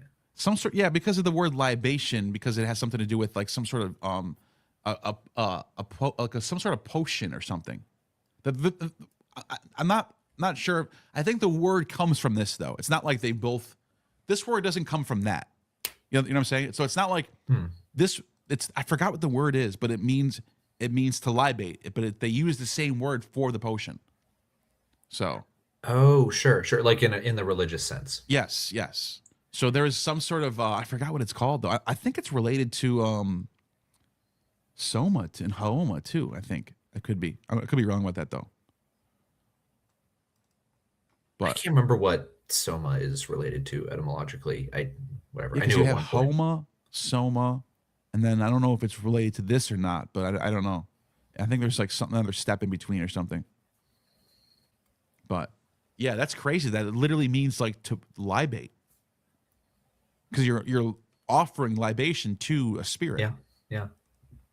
And it's I don't know. It's such an interesting thing where the overarching language remained pretty much the same, and the practices of the people remained the same. But there's this weird middleman sneaking in of the new religion, where they alter some things and not other things. They impose their practices in one way and not in the other. It was so dishonest in many ways. People like to create this fantasy that, oh, the people were just overturned by the beautiful message of Christ. And it's like, no, that's not how it worked. It was because you made it fucking illegal in Rome. Sorry for the profanity. And it's because you can find primary sources from any period that are fighting back against Christians, especially 3rd, 4th, 5th, and I think even some 6th century sources where there's still people fighting against Christianity. The great noble, obviously of Julian the Paul, Apostate, yes. but even there's even like not just Julian. There's another source that I have where he's writing to Julian, thanking him for reversing what the damage Christianity did and bringing back the temples again. From the priesthood, the pre-existing priesthood, is that right? Yeah, it's Mamertius. He's not a priest though, just some random guy. Mamertus, this guy right here. Wait, is this the same one? Let me see. Mamertius. I can't find him on here. But yeah, there's a guy named Mamertius, and he's writing a letter to Julian, thanking him because, like, under the Christians, we weren't even allowed to look up at the sky because they thought we were doing astrology. That's what he says in this particular text. You also have what's called the Quintisect Council of Trullo. Let me pull up my screen for this one. And this is evidence that pagans were holding out late into almost the 8th century. Wow. This is late 7th. We're only 8 years away from the 8th century, 700 AD. So you would think paganism would be totally dead by then, right? Nope. What did they pass at this council? They literally said banning of pre-Christian practices. The council banned certain festivals and practices which had pagan origin. The council gives some instances the council gives some insight to historians like myself right now about pre-Christian religious practices. As a consequence, neither cleric nor layman was allowed to observe Bota, Calends, or Brumalia, which is literally like Saturnalia. Now, what scholars have concluded because of this is that paganism was still around. Mm-hmm. Why would you don't pass a law something for something that doesn't? Yeah, why would you randomly done? ban paganism in the middle of 5 centuries after it's already been banned? 4 centuries. You know what I mean? Like, seriously, that doesn't make any sense. So obviously, people were still fighting it. People were still going. And what's funny, when you actually read this source, I think I have a copy of it somewhere. When you actually read this source, they actually describe finding illegal pagans in the countrysides of Asia Minor, like near Nicaea and Cappadocia and Phrygia, where they're still worshiping the Great Mother. And they're wondering what to do with these people. They're like, should we arrest them? Should we kill them? What do we do? And then when you wonder about how significant that is, if you consider the hypothesis that those early Anatolian fat lady figurines are related to the cult of the mother goddess, like that might be the longest record we have of any one deity. I don't know if I believe that theory myself, but it's interesting. Yeah. Definitely. That's something I think a lot of modern people don't understand is the truly apocalyptic nature of the religious turnover. Like you're like, oh, they banned pagan festivals. Like whatever, dude, you know, those icky old rites. Like, no, that was the whole world. Modern people, you know, we imagine that there's this sort of cultural niceness that the Christian religion has, which is just not the case back in the day. I mean, to understand the import of it, it would be like a new religion taking over the United States, banning the 4th of July, banning President's Day, destroying the statues, destroying the Washington Monument, blowing up the Capitol building. That's what we're talking about. We're not talking about this gentle philosophical imposition of kindness. It's such an amazing propaganda campaign. Yeah, it really is. I'm seeing. I think this might be a translation of it right here, but I don't know if this is the one I'm thinking of, because it says like, in the translation of it, it talks about Brumalia. I think this is it right here. Okay, I think I found a translation of it. This isn't the same one that I have in my. I have a PDF of. I couldn't find it, but anyways. Here's what it says. Those who give themselves up to soothsayers. Wait, this is where it starts. All right. Those who are called hectontarchs or such, in order that they may learn from them what things they wish to have revealed to them. Let all such, according to the decrees lately made by the fathers concerning them, be subjected to the canon of 6 years.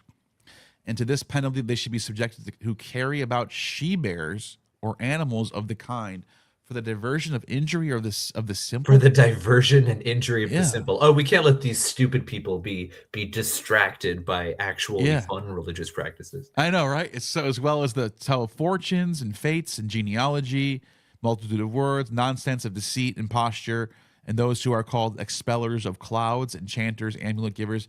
I'm sorry, genealogy is banned now? I guess. I don't know what that I don't know what that is. I'm not sure precisely what they're meaning, but it is funny to think that like they were threatened by the nature of people remembering their ancestors. Maybe. That might be what it is. You're right. Because they might be like, oh, we go back to Venus, we go back to Heracles. The divine genealogies. That might That's be probably what it mean. is. The so-called Kalends, which are called Bota and Brumalia, and what are called Brota and Brumalia, and the full assembly which takes place on the 1st of March, we wish to be abolished from the life of the faithful, and also the public dances of women, which may do much harm and mischief. It's just hate fun overall. Holy shit, this is so life-denying. This is what Nietzsche's talking about. No, literally, yeah. You know what I mean? The public dances of women, which may do harm. Moreover, we drive away from the life Christians that dances given in the name of those falsely called gods of the Greeks, whether men or women, which are performed of the ancient and unchristian fashion, decreeing no man from this time forth shall be dressed as a woman. Oh wow, I didn't know that was an issue back then. That's I didn't know this was in here. Nor any women in the garb suitable to men. You have to wonder what that. I think that's referring to theater performances. It might be on that. The context yeah, of it. that's probably now, what it is. This is from the Quintisext Council. Is that correct? The Bacchants were doing shit like that for sure. Yeah. But the just so I can locate this later, this text. Quintisext Council. And you can also look up Council of Trullo, Trullo. Nor shall he assume comic. You're right. It's exactly what you just said is exactly right, because look what the next line is.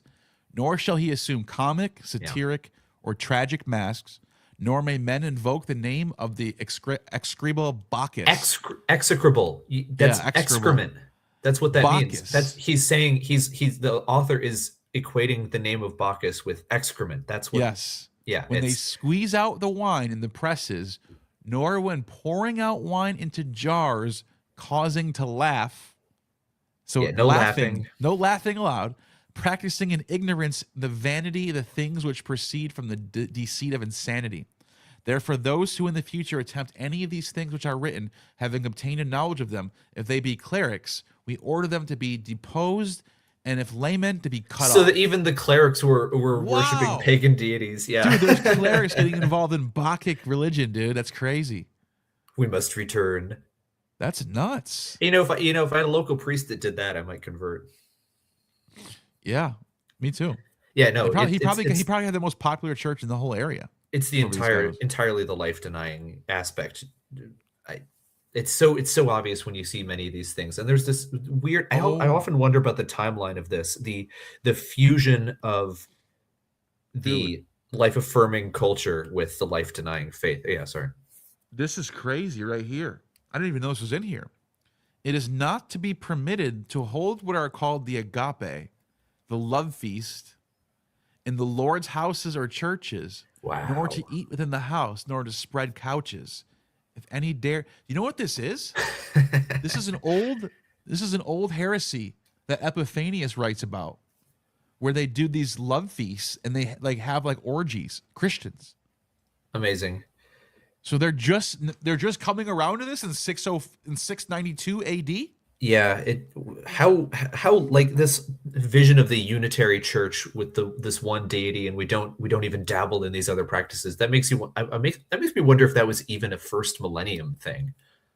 Yeah. Like was paganism excised from Christianity before the year 1000? I'm not sure it was. Okay, the correct answer is it never was or can be. In the 11th century, in that first 10th century, that 1000s AD, you have I can point to a few poets in that time period who start bringing back some pagan themes. So that's the end of the Dark Ages. Yeah. Like, I can show you a couple poets that do that. So even then, paganism isn't gone. I don't think paganism ever truly fully was gone. It's always somewhere it definitely always remained in the minds of both the people and the intellectuals. Yeah. And of course, it reached its highest flowering in the Renaissance, which it's ironic that all of the highest and brightest periods of European culture were those when Christianity was at its weakest. Exactly. And that's when you get, it's 100% true. And then right before Islam rises up, you know what happened? Like 5 years before Islam, the emperor Heraclius allowed the bishops in Rome. He told them to close down the Pantheon and turn it and convert it into a church. So watch this. Ready? Let me look this up. Pantheon converted to church. So you know the Pantheon is, right? Yeah, of course. The most famous building of all. Built by Agrippa. Yep. It says right here. Here, I'll go to the Wikipedia page real quick just to show everyone. Let me put this one down. I'll come back to it in a second. So, where is it? Where'd it go? Pantheon. Oh, now it's there. Okay. Pantheon. Watch this. What better allegory for reusing the skeleton of the old world could there be? I know, but what I think, so I don't know if you know the stories, but Livy tells us that when they started adopting the Great Mother, they started conquering everything. Like the more pagan they are, the more they conquer. Well, what's so funny about that is, why can't I find it? Here it is. It's because the church cut it out of the Wikipedia page. I know. That's why you can't find it. So right here in 609, Emperor fuck ass. That's what I say. I hate this guy. Emperor. Well, you can tell that he's morally decrepit by how shitty his Wikipedia image is. Look at this guy. Yeah. Emperor fuckass gave the building to Pope Boniface IV, who converted it into a church and consecrated it to Saint Mary and the martyrs on 609. 16 years later, what happens? Islam rises up like a plague in the east and just conquers everything. Yeah, Jerusalem, this is Antioch, punishment Syria, from Magna Mater. Alexandria, Carthage, everything is gone. Within 15 years of this date, everything's gone.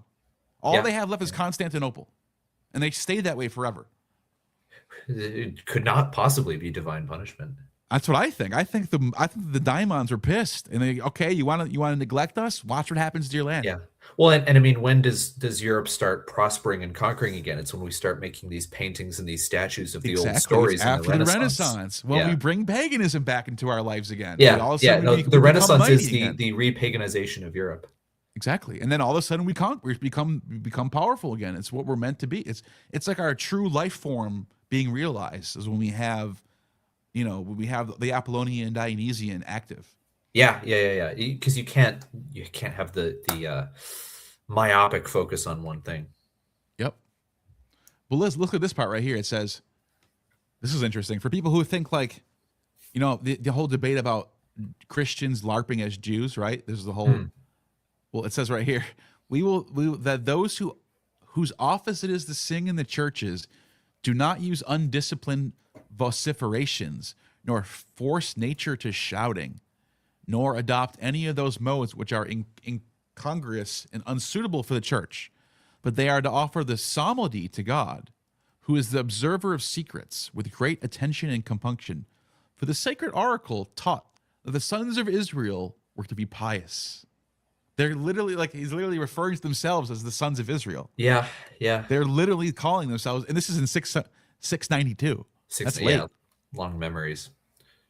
Yeah, so I mean, people don't. I don't think people realize they think they're the new Israel. But European religion, right? We're totally European. No, you're actually the successor of Judaism. That's what you are.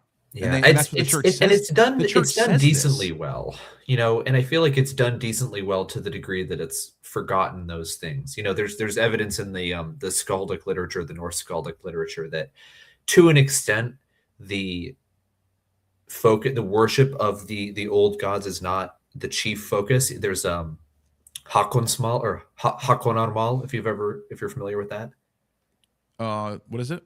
Hakonarmal, Hakonarmal. It's a Norse skaldic poem. It's a poem about Hakon the Good. He was a Norwegian king, and he was a Christian. He was the one, I believe, who converted and started to convert the country. And this poem was written after his death. And in the poem, he goes to Valhalla, and he says in the poem, I don't know if I want to meet Odin. I'm not sure I can trust him. He might hate me because I'm a Christian. And then he meets Odin, and Odin's like, no, it's fine. You were honorable and you were a warrior. So you did your job well. So there's this interesting tension where forgetting the old religion is punishment, but also as long as you act honorably, that's can be acceptable. Yeah, that makes sense. That makes total sense, actually. I think the focus on belief is too much. It's too much. Exactly. It should be on virtue. It should be on deeds. So then it's when you notice the Christians even do that a little bit too, before you get on the next thing, because they try to pretend that Plato and Socrates were Christians because they were so virtuous. Yeah, I know. They try to claim them in the tradition. I know that. It's so annoying.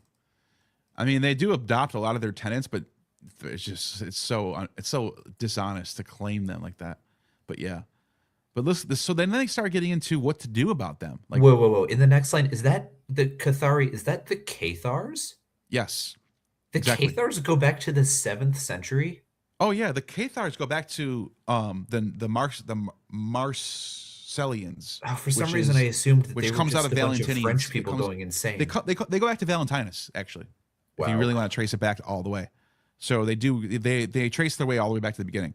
Arguably older than the unbroken tradition of the actual Catholic Church. Then yes, they go back before the Nicene Creed.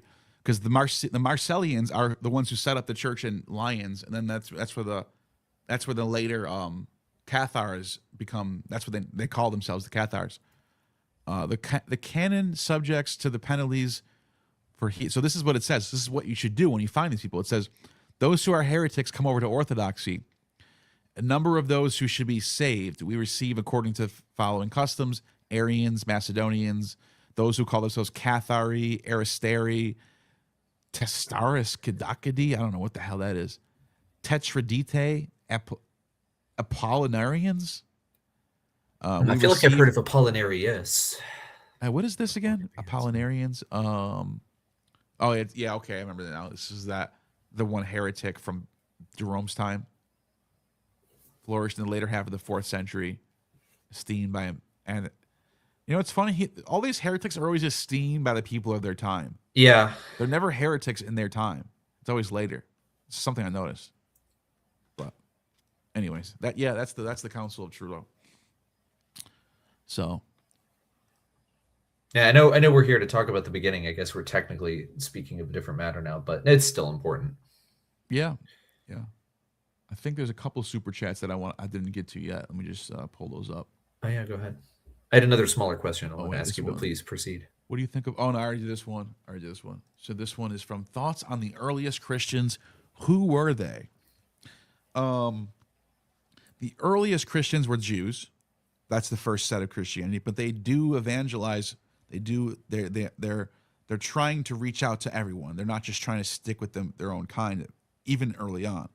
So what I think is going on is you have all the Hellenized Jews that are living in the urban areas in the Roman Empire. So Ephesus, Thessaly, Athens, Alexandria, Egypt, Pergamum, Rome. And then those are the people who are targeted at first because they're not going to temple. They don't care about the temple. They live in these other cities anyway. So if you're going to them with a new message of, hey, look, you don't have to circumcise anymore. You don't have to do this anymore. You don't have to do that anymore. You don't have to follow these laws anymore. The Messiah came. Everything's good. Just believe in him and you'll be fine. That, to me, sounds like you're targeting the urban dwelling, less fundamentalist types. So that's what I think is going on. So I think the first Christians were a mixture of Jewish people and like plebs, like really low level, almost like left-wing people today who are kind of like, they don't really care about America. They actually root for, they actually like would like to see like a slave uprising and like they would like to see like minorities win over the aristocracy. Like, you know how you see that like some mentality among left-wing college kids? That's and of course it's all the spoiled and educated ones who think they're going to lead it, which is exactly, it's all these educated Hellenized Jews. And it's funny because the rich little stoics, little snobby stoics of the Roman Empire, they were, let me show you something right now, actually. Stoic martyrs. They acted like this. So wait. No. Did the Christians not even come up with martyrdom? No, they did not. Oh, hell no. Martyrdom I wanted to give him at least that much credit. No, that goes back that goes back to Socrates, man. Yeah, I was going to say Socrates actually probably is the archetype. So look at this. The Stoic opposition is a name given to a group of Stoic philosophers. These like rich little snobby little anti-Roman douches actively oppose the autocratic rule of certain emperors in the first century, partly Nero and Domitian. Most prominent among them is Thrasea Pietus, and an influential Roman senator executed by Nero. They were held in high regard by later Stoics, Epictetus, Marcus Aurelius. Thrasea, Plautus, and Soranus were reputedly students of the famous Stoic Musonius Rufus, and also he's the one who wrote a book about Alexander the Great, by the way. And as all three were executed by Nero, became collectively known as the Stoic martyrs. So you even have like, at the same time as Christianity's kind of becoming its own thing, you had this like Stoic anti-establishment movement happening. And I think a lot of these people became Christians too. These are the equivalent of the Groypers who go against the right-wing establishment when they they don't like. Yeah, that's probably a good way to look at it. They would be kind of like that. They'd be like anti. Yeah, you're right. They would be. They'd be like anti-Trump, like esteemed Stoic philosopher Nicias Fuentius. Yeah. That's exactly, but still, like you can see there was a lot of these anti-establishment movements going on at this time period. So that's kind of what happened. And one of them happened to catch on. Yep, one of them happened to catch on. I almost wonder if that's why Mithraism did not quite succeed, because it was sort of melded into the military caste and the establishment. Yeah, it was very aristocratic. It was very. You're not everyone's joining. You have to be from you have to be initiated, invited. Yeah. But they did have the exoteric public Sol Invictus religion. Yeah. So it didn't Christian. So I think it's because of what, like I mentioned earlier on the stream, there was in the East, there was Christianity just became the state religion of Armenia before Rome. Did you know that? Yeah, you were talking about that at the start of the stream. Yeah. Okay, I don't know if you were watching back then. Well, if you look at that By period, luck, I happened to get on to catch it when you had started 10 minutes in. So yeah, if you look at this period, you could see the Armenians convert to Christianity at the same time as Diocletian is persecuting the Christians. So what I think's happening is I think you start having mass movements out of the Eastern Roman Empire towards the East, and that's a problem that hurts your economy, that hurts your military numbers, that hurts your pleb numbers, who are the people who are working, the right, farmers. because it's the wealthy Eastern cities, especially. Yeah, the slaves are all running away, probably. You know what I mean? They're all running to the East, because they're, So I think this was probably an issue, and I think Constantine and his family made an executive decision to legalize Christianity to sort of stop this in its tracks. That's what I think happened. Yeah. Well, sense. and even without the migration, one of the big classes that were early Christian converts were those urban elites, sort of intellectual, sort of dissatisfied with the system, and they have an outsized impact on the stability of the country, or they can. Yeah. And not only that, Constantine, if you look up his history, he was fighting a war against the Persians at this time period, right around the 210s, or I'm sorry, the 312s, I want to say, 312, 313. Let me see if I can pull this up, actually. Let me see if I can find exactly when this war was going on.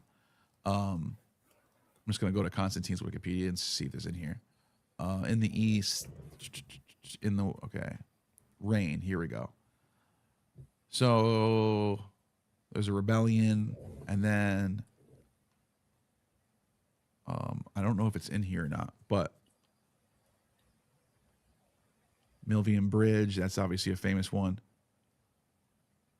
Wars against Licinius. No, I don't think it's in here, but I do know he fought against the Persians. There was a battle that he fought. Let's see. He fought the Persians under Diocletian in Syria in 297. That's a little bit before that. Foundation of Constantinople. Here we go. So, military strategic reports of protecting the Danube from the barbarian scourges in Asia from a hostile Persia and choosing his new capital. So, look at this scholar right here, from Norwich, Byzantium in the early centuries. This scholar is literally saying one of the reasons why they moved the capital to the east was to combat Persia's growing dominance in the east. Yeah, so we don't got to worry about the Gauls anymore, or the Germans, right, quite as much. Not as much, exactly. And then which ended up being a mistake because the Western Roman Empire falls later, which is funny. You can see all these mistakes they're making in real time, especially with the 3rd century when they passed the Edict of Caracalla to make everyone a citizen. Huge mistake. Collapses the whole empire within. It's sort of like decades. That scene in Interstellar when he's screaming into the bookcase, "No, don't leave!" Yes, yeah. No, Caracalla, don't make them citizens. No, Constantine, no. Yep. And so, so the same thing's happening here, where they move the capital, thinking it's going to be a good move, and it is for a short term. This really does fix a lot of things. Short term, huge deal. They save the East from Persian advancements. But then you can see, as it says right here, he began his career by campaigning in the eastern provinces against the Persians before being recalled in the West in 305. Mm-hmm. So right at this same time that I'm mentioning, at the same time, Diocletian is persecuting the Christians. The Persians are advancing against the Roman eastern borders. Christians are leaving and going towards the east. It makes a lot of sense why you would legalize Christianity from that total 100% political and economic perspective. It made perfect sense to legalize Christianity. Yeah, because they especially are prominent in the eastern provinces. Yeah, and it was successful. They actually did successfully sort of fix their eastern strength. And another reason is the West was more of a country. What's the word for not urban? Rural. Rural, yeah, more of a rural-based society. You have a lot of farming. Yeah. You have Rome. You have you had big cities on the Mediterranean coast, but There's cities, not so much. but for the most part, it's not like the East where you have Antioch, Yep. Damascus, Jerusalem, Pergamon, Nicaea, Constantinople, Alexandria, Athens. Athens, all of the big cities in Greece. So yeah, there's way more population. I think if you do a Roman Empire by populations map, I'll show you Roman Empire by population. I just realized, could I turn my camera on so I could say I was in a Gnostic informant video? Oh, yeah. There's I was waiting for someone else to join, and no one has joined yet. So if anyone wants to challenge me, you could join. But since no one's coming, I'll just leave you on until they come. Yeah, if you don't mind. No, go for it. Let me see if I can go Roman Empire by population city. Here we go. Okay, this is a perfect map right here. Watch this. This is so perfect. This sort of highlights what I mean by this. Okay, so you have, this is in 165, and you have 10 million people living right here. Oh no, this actually doesn't even, no, this is actually way. I don't know if I believe that many people lived in Gaul in 165. Yeah, I don't know about that's, 12 that's, million. That's what, 200 years after the Gallic Wars when. I feel like this map is wrong, yeah. But from my understanding is, and this is 165, my understanding, by the time you get to 300 though, everyone's over here. Yeah. So I want to find a better map that's for 300. Well, it's amazing how long these historical trends continue, because what's the origin point of all of that? Well, it's Alexander's conquests and later Pompey's conquests of the East. So these, especially with Rome, these early events have very long lifespans. Exactly. Yeah, and a lot can change in over 150 years too. Yeah. But yeah, I can't find one for 325 for some reason. I can only find 117 AD for some reason. I don't know why. Because they don't want you to be able to find it. I know, right? But yeah, you get my point. The urban dwelling cities is where everyone was focused on. Yeah. It became more of a focus for some reason. Well, what's at the time of the Edict of I think it was Edict of Milan, what was it, like 5% had converted of the population? Maybe. Yes. But 5. And I think the highest estimates are like, some people say up to 10. Okay. So even if you say it's 10, what 10% is that? It's the urban population. Yes. And of course, you can say, oh, well, why would they convert for 10%? Yeah, well, those are the ones who have an impact on the government, on the realm. And it's condensed in the East. So if you just took a poll of Christians in Antioch, Pergamon, Alexandria, Jerusalem, and Damascus, you would probably get up to like 40%. You probably would go way higher. You're probably like 35 or something. Yeah. It just, and that's a lot of, and people might say, well, so what? It's still not a majority. No, that's enough people that if they start leaving your empire and start going somewhere else, it's going to just drain your economy. Yeah. And it's the literati, it's the writers, it's the courtiers. Exactly. It's the people that you need to run the economy. So it was a strategic move, and it worked for the time being. It ended up being the death of the Roman Empire, that long term. But you can see why they make most people in history aren't thinking 200 years from now. They're thinking right now, the next 10 years, how am I going to survive? Constantine's mother was actually in the Bene Gesserit, and our plans are measured in centuries. Yeah, that's exactly what it looks like too. It's an interesting thing. Obviously, the fall of the Roman Empire was apocalyptic, but sometimes I wonder if that was part of the plan, so to speak. Not to delve into questions of soteriology too much, but what is one of the main reasons I would say that European and Western culture elevated to the degree it did was the conflict. It was the wars between the various European nations. And if Rome had stayed unified, we might have ended up like China, sort of stagnating under this system that preserved the status quo at all costs. So sometimes I wonder whether the introduction of this very caustic, iconoclastic new religion and the political upheaval it called was sort of part of the plan, so to speak. It delves into the Nietzschean concept of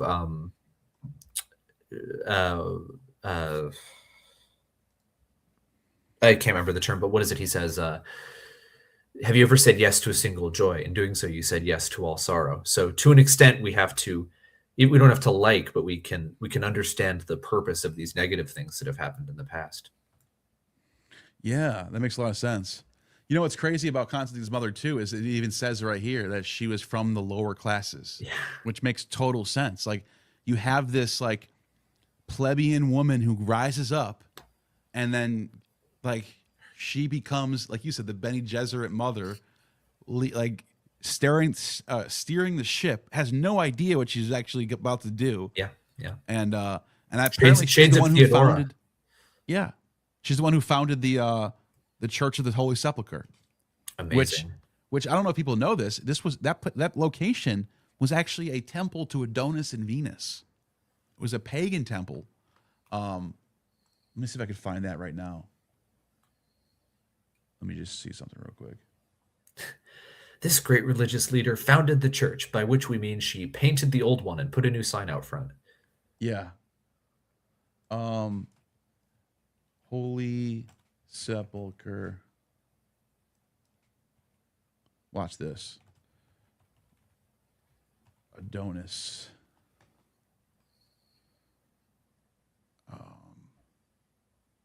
Here, this is from an actual Christian site. I wonder what they say about it, because I know this is well known. This is not like a conspiracy theory or anything. Let me see. Let me just see if I can just find it in here. Adonis. Here we go. So it's in Jerome, by the way. Oh, there is someone that's going to join. I'll let you. I'll jump them on after I finish this thought, and I'll let you get one more thought. So Zephyr, I see you on the bottom, and I'll pull you up in just a minute. Just I have a tiny question to leave off. This is on a separate topic, but I want to hear your 2 cents on it. I want to know, what are your opinions on Freemasonry as a sort of spiritual tradition in the West? I think I don't really know much about it. From the books that I've read, from like the Masons from like the 1700s and stuff, it seemed fine to me. It seemed like just like a bunch of, it just seems like a club of people getting together. It pretty much is. They're into esoteric perennialism and stuff like that. Yeah. So the idea that they're running the world with the Jews, I think that's a little bit too much. That's very good to hear. I don't even think Jews get along with Freemasons. I think they don't like each other, I think. There's friction with there's friction with the Catholics. I know for sure. Yeah, the Freemasons and Catholics go to war with each other. Yeah. And it does adopt some interesting language from the older traditions. But if it's time for you to kick me off, then that's wonderful. Well, real quick, while you're here, since we were talking about it, it says right here, later the zealous pagan emperor built a site on the Titus named the El Capitol. He gave orders for so this is bullshit right here. This is like an apologetic story about the tomb of the Lord and how they knew it was the tomb of the Lord, and that Hadrian just happens to know where Jesus was buried, and he goes there and destroys it. But the real truth is that if you actually read between the lines, you can find the truth here, where it says he says he constructed a pagan temple dedicated to Venus in 119. They're almost trying to play the card like, oh no, we were here first, and these pagans have interposed on us, when in fact it's the exact opposite. Bethlehem, there was a temple of Adonis and Venus, and actually the Old Testament actually references this because they call it the Temple of Tammuz. So we know this is older. We know this is in a Christian site. Is the virginity of Mary not even? Oh, whatever. Right. This has always been a pagan site. It's pagans all the way down. They made up a story because they knew this was a pagan site. Everyone knew this. Even Jerome mentions this. Jerome says something along the lines of Jerome quotes on Adonis in Bethlehem. Let me just, if I can find this on GBT real quick. Let me see if it has it. It'd be awesome if it did. He writes, I found it. Perfect. Let me share my screen actually. And then I promise, Zephyr, you're on next. I just want to finish this thought up real quick. So it says, Bethlehem, now ours, and the earth's most sacred spot, was overshadowed by a grove of Tammuz, that is Adonis. Yeah. And in the very cave where the infant Christ had uttered his first cry, lamentation was made for the paramour of Venus. So they admit this. They know this is true. So shades of that whole the church is the bride of Christ. If Jesus is Adonis in that metaphor, then the whole church is Venus. I think. That's why I think the Christians converted it, because of the significance of exactly. You get it. So much of that language. No, it was a great pleasure to be on. I really love your stuff. Keep up the good work, brother. Thanks, man. Appreciate it. Talk to you later. Care. What's going on, man? Wow, thanks for having me. I just Yeah. just popped in over here. My friend shared a link, and I was like, "Is this live?" Yeah, we're live right now, and you know, I Yeah, just and thought I've been maybe. following you. I've been following you for quite a while, like Oh, I back appreciate from that. beginning of Ammon's old days back there. I don't follow him so much anymore, but cool. Nice, that's good. I think that means you're smart then. Yeah, well, he's an interesting guy, but he just Yeah, oh never yeah, responded sure. to my emails. Sure. Well, he did once respond to my emails, but then he got like taken up by the whole wave of fame or something. I don't know. Yeah, I can see that. I can definitely see that Yeah. happening. But anyways, did you Yeah. have anything that you wanted to bring up? I would actually, since I have the opportunity, I would love to have you come and check out the Machine Lies channel, and they would love to talk to you. Sure. Like, yeah, What's and that? it's the Machine Lies. I'll link you in the back. Machine Lies, huh? Yeah, the Machine Lies. Yeah, they talk philosophy and all this stuff. A lot of different subjects. By the way, Woden, And just real quick, Woden, if you could still hear me on the bottom, if you want to, you could chill out on the bottom. If no one else comes on, I can bring you back up later. But just wanted to let you know, I saw you're still hanging out. You could stay on. It'd be cool to do that if you wanted to. Anyways, go ahead. What were you saying? and I also think you're totally right on about the Cathars. The Cathars, like way, yeah. They're not. Yeah, they're not And some new thing. Yeah. no, and there's a lot of good information there, like real historical stuff that was Oh, yeah. actual honest objective record. They consider Yeah. themselves the real Christians, actually. That's really funny. See, and I'm a sandwich. I'm a witch. I would say chaos magician. But like I believe in God, so it's a little weird. Oh, you don't believe in God? No, I do. I do. Oh, I thought As you a said, matter, okay. Well, that's not weird. no, then. I do. I do. I had That's an not weird. epiphany during my Saturn return, and like I literally, like God spoke to me for like 3 days straight. And nowadays, that's the kind of thing that'll get you like put away a bit. But I guarantee you, I'm not insane. That's So, all right. Yeah. yeah. But cool. What was the name of the channel you said? It's The Machine Lies. The Machine Lies. Yes, and I tried to send you a message on Discord a while back, but I don't know if you checked those messages. Because I tried to invite you a while back. I'm really not good at checking Discord. I really got to start being better at it. But you're talking about this Yeah, one I right here, think- right? Yes, it is. That is it. Oh, cool. Awesome. Yeah, there's a Discord. I could link you the Discord there, and you could like seriously. My friend Mohammed is the guy there, and it's his channel, and he'd really like to talk to you. Yeah, sounds like someone we can definitely set up. He's you a on smart Twitter? guy, and I think I'm not on Twitter. I don't do Twitter.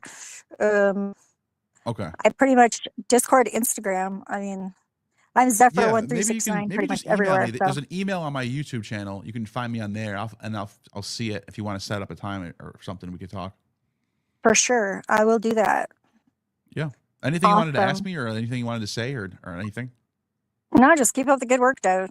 Just keep it up. Appreciate that. And yeah, I'll definitely keep in touch. bid you adieu. Thank you. Blessings. Sounds good. Good seeing you. You too. Thank you. Let's see. I think we have another super chat as well. Let me see. This one. With Richard and Mark. Thank you, Docs, for the super chat. With Richard and Mark, you said the 12 tribes was related to the Zodiac. Isn't the Zodiac Far Eastern as well as Western Greek? Where did it come from? That's a good question. It's Babylonian. The Babylonians are the first tradition to have the 12 constellations. It gets adopted by the Greeks at some point, probably in the late Bronze Age, maybe. And then you start to get the 12 constellations that we have today in the Hellenistic period. But the idea of 12 constellations probably some late Bronze Age tradition that you find, but it's definitely Babylonian. Are you still there, Woden? Woden, you still there? I'm here. Yeah, I brought you back up because there's no one else on. Oh, I so didn't. I just Sorry about that. I didn't realize you brought me back up. I was in the kitchen getting some food. No, you're good. I was gonna read some super chats. But yeah, this channel called The Machine Lies. Oh, I'll give them subscribe real quick while I'm on here. They jumped on here and I'm gonna probably collaborate with them. But no challengers though. That sucks. I wish I had some challengers. That'd be kind of cool. You're just too powerful. Nobody thinks they could. What's going on with that, man? Someone can come on and challenge me. That's all you got to do. The aura is too strong. Yeah. Let me see. What's the oldest reference to the zodiac? Well, a lot of the Greek zodiacal myths are just adaptations of the Babylonian ones, if I recall correctly. Yeah. Some of them are native, but.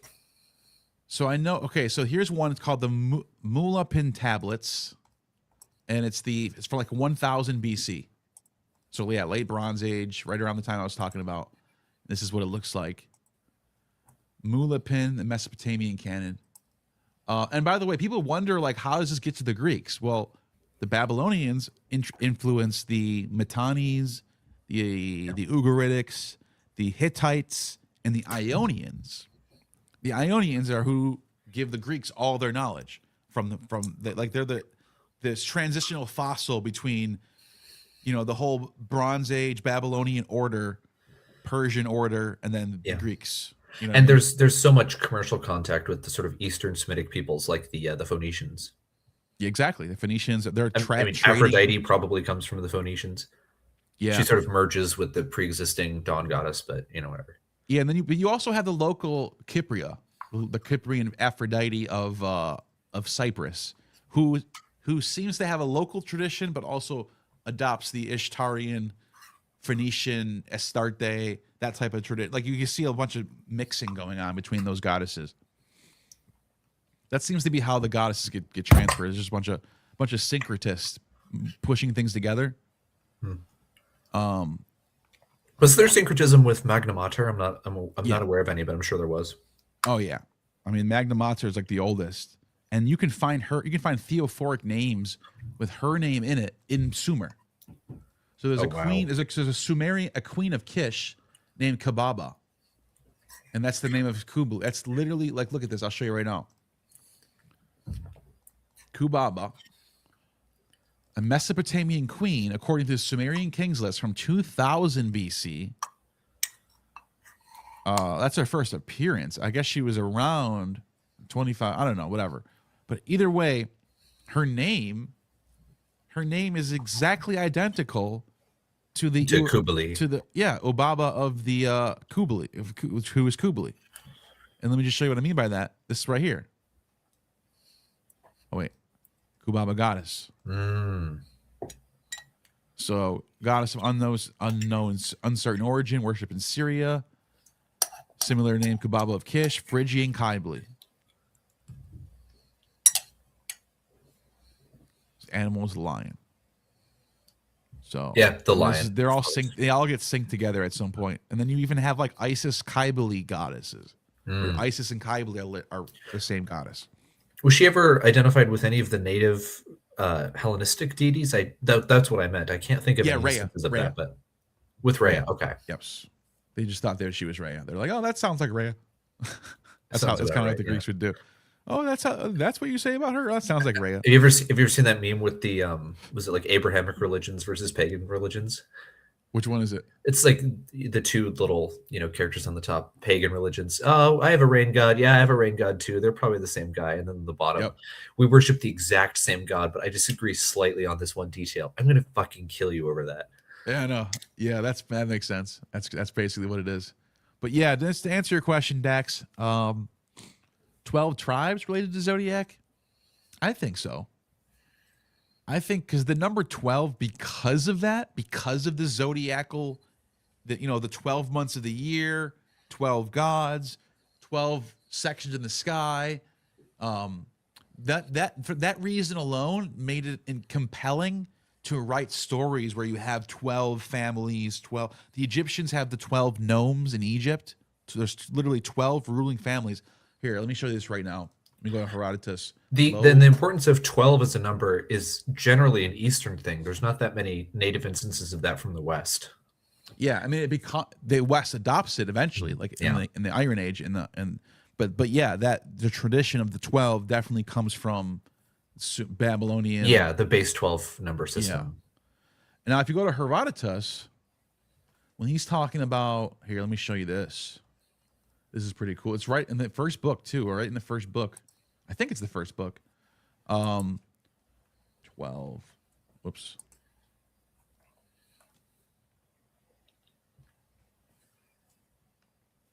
He says, right, just as there are 12 divisions of the Achaeans, I didn't know that. Heracles, I heard there was one of the 12 gods. He talks about that in Herodotus. Dionysus, which came after the 12. Here we go, right here. This is what I'm talking about. After the reign of Hephaestus, the Egyptians were made free, but they could never live without a king. So they divided Egypt into 12 portions and set up 12 kings. These kings intermarried and agreed to be close friends, undertaking not to depose one another, nor to seek to possess one more than the other. The reason of this agreement, which they zealously guarded, was this. At their very first establishment in their several lordships, an oracle was given to them that one of them would pour a libation from a bronze vessel in the temple of Hephaestus, and blah, blah, blah, blah, blah. Which Egyptian deity are they referring to there? As that's Ptah. That's Ptah, okay. Yes. Hephaestus is, and this is, you were just saying that, how the Greeks would literally hear a story about a god, and they wouldn't just call him Ptah. They would refuse to call him by his name. They would just go, that's Hephaestus. So there's that Greek myth about how the Egyptian gods came to be. Yeah. They're fleeing from the Titans and they go down and transform into animals. That's why the Egyptians think they're animals, because they appeared in animal form down in Egypt. That's Herodotus. Yeah. But you can even see, like, when he talks about Dionysus, or he talks about the Arabian gods, we don't know what god he's talking about. It could be Dusharis, it could be Yahweh, but he just calls him Dionysus. So we don't know. We don't even know what he's talking about. It might be, some people think it's Yahweh because one of the names of Dionysus is Yao, Iota, Alpha, Omega, Yao. So that people think that's Yahweh of the Arabians. Could be. So that's one of the things. But anyways, thank you for that super chat. Appreciate that. Let's see what else we got.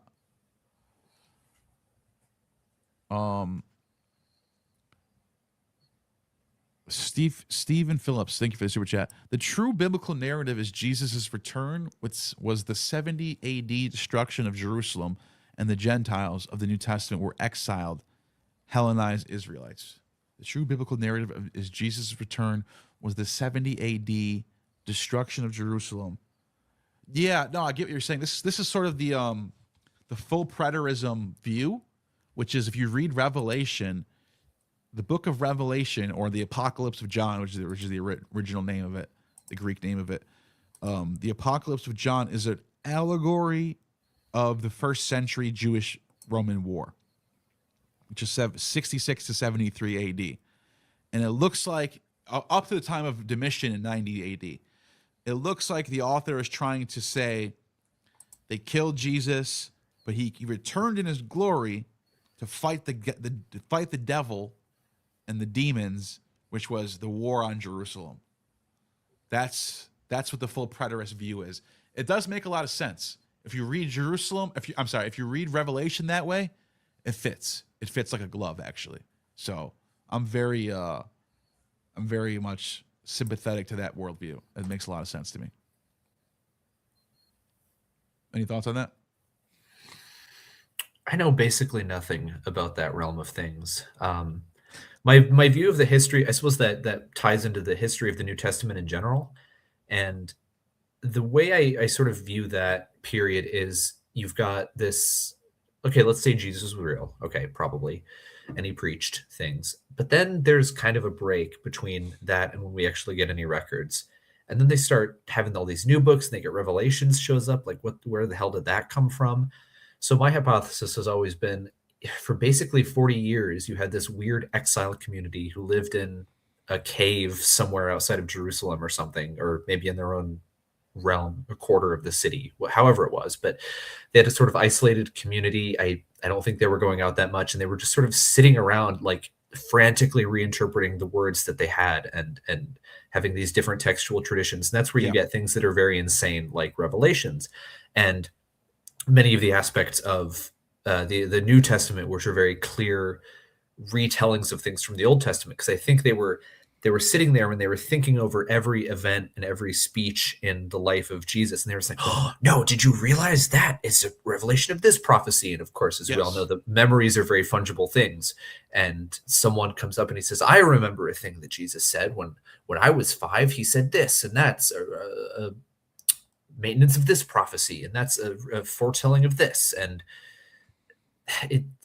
it's all too perfect, and especially in the ways they contradict. You can't say that perfection, it's not the Christian thing where it's like, oh, it's perfect because that's reality, and he really did fulfill the Old Testament prophecies, because there are so many that are unfulfilled. A, there's so much contradiction between the two. B, that it's very much speaks of a frenetic community sort of rending itself into a frenzy. Yeah. By the way, I see Moon and Gosa down there. I'll bring you up in a minute. So this is exactly what Josephus says, by the way. He says, there are some among them who profess to foretell the future, being versed from the early years in holy books, various forms of purification, apothegms, and prophets, and seldom, if they ever do, err in their predictions. This is the order of the Essenes, which while the rest of its mode of life, customs, and regulations differs from its views on marriage, blah, blah, blah. Anyways, he basically says the Essenes practice retelling the future and present events through Old Testament books, which is exactly what Revelation. I mean, it literally says the name of the guy left. Oh, he came back. Okay, good. He says the name of the beast, his number is 666, which is Nero. Yeah. I mean, everyone knows that Nero's name, Kusar Nodwan, or whatever it is, and exactly. Neron Kaiser in Hebrew. If you look at the gematria, which I'll just show real quick, it lines up perfectly with Nero. I just showed it. Yeah. So when we know that so many of the early Christians were Essenes. Exactly. And that's why the New Testament talks about the Pharisees, talks about the Sadducees, says nothing about the Essenes. Yeah. What does that tell you? That they weren't the enemy. They're just, and if you read Josephus, they're just as much of a Jewish sect as the Essenes and the Sadducees. Yeah, they're just as prominent. And the Zealots are mentioned too, but the Zealots are the Christians too. I think it's a merging of the Zealots and the Essenes is what you get. Yeah, you get a fusion of these, and the Zealots and the Essenes were the ones who were sort of more lower class coded, and I feel like that contributed to them being susceptible to this new gospel. Yeah, they were like kind of like. They were the schizos of the time. The schizo groypers of first century Judea. Yeah. Yep. All right. Yeah, I'll hop off so you can speak. Yeah, if you want, just hop down for a few minutes if you want. It's up to you. I'm probably going to take off after this. Okay, but, man. It was good having you on, man. Great pleasure, man. Your content is great. Keep it up. You're keeping up the good fight. All right, man. Have a good one. Later. What's going on, man? Howdy. Am I getting good reception currently? I'm not at home, so I'm like in the middle of nowhere. If you don't mind, let me just read these couple super chats, and then I'll get with you in just 1 second. What's your name? Moonigosa? Moonigosa. All right, thanks, man. I'll just read these out real quick. Were the people who were the Jews adherent to the Judaic religion aware of the previous stories the Torah took them from when it was written? Aware of the previous stories? Oh yeah. I would say so. I mean, whoever wrote so this is a good question actually. Are they aware that these stories have other versions somewhere else? For example, the Talmud talks about Serapis being an allegory or being like Joseph deified. So that tells you that they're acknowledging that they know that Joseph in the Old Testament looks a lot like Osiris. Now, the way they argue it is to say it's the other way around, which you know isn't true. Whoever wrote Esther, which is a late text, it's a Hellenistic text, is blatantly using the names of Ishtar for Esther and Mordecai for Marduk, or Marduk for Mordecai. The name Esther in Hebrew literally is Ishtar. Esther in Hebrew. It's Aleph, Sin, Tet, and Resh, which is Ishtar. Here, I'll show you right now. Esther. You can see right here. It's literally ASTR. So it's Esther. And it's the same name in Hebrew as Ishtar. It's the same name. It's exactly the same name. So they're literally calling her Ishtar, and the guy she saves is Mordecai or Marduk. So there's a lot of this stuff is they know that they're coming out of these traditions. So good question though. I appreciate that. All right, let's see the next one. Tohuva Vuva. Tohuva Vovo. Thank you for the 5. This guest is awesome. He really knows his stuff. Well, I appreciate that. I hope he does too. By the way, I see you on the bottom. Baruch Hashem. I'll get to you after Mungosa. So just so you know, I'm not ignoring. I saw people dropping out earlier. And then we have Jacob Priori. Thank you for the $10. They founded Constantinople to clamp the Balkans and Anatolia together as a unit to stave off civil wars. The Balkans and Anatolia were the fault line often in their civil wars. Yeah, I would agree with you. It's a lot of more political logistics involved in a lot of the moving of capitals and setting up Constantinople. Yeah, I totally agree with you on that. It's there's a lot of political reasons for it. It's not just one reason or another. Thank you for that. Appreciate that. By the way, appreciate the $10 as well. All right, Moon and Gosa, what's going on, man? Howdy. Perfect timing on your stream lasting so long. I just got off of a 14-hour shift, but what an opportunity to go on and talk to you. I was wanting to kind of run this by you. So I guess there's a lot of emphasis on ontology when it comes to a lot of modern day systems of thought. And one thing I noticed from more mystically oriented kind of spiritual and oftentimes Christian, maybe more so on the Eastern Orthodox side is this mystical focus on telos. And you get people who kind of twist this around and they make it about a presuppositional logic.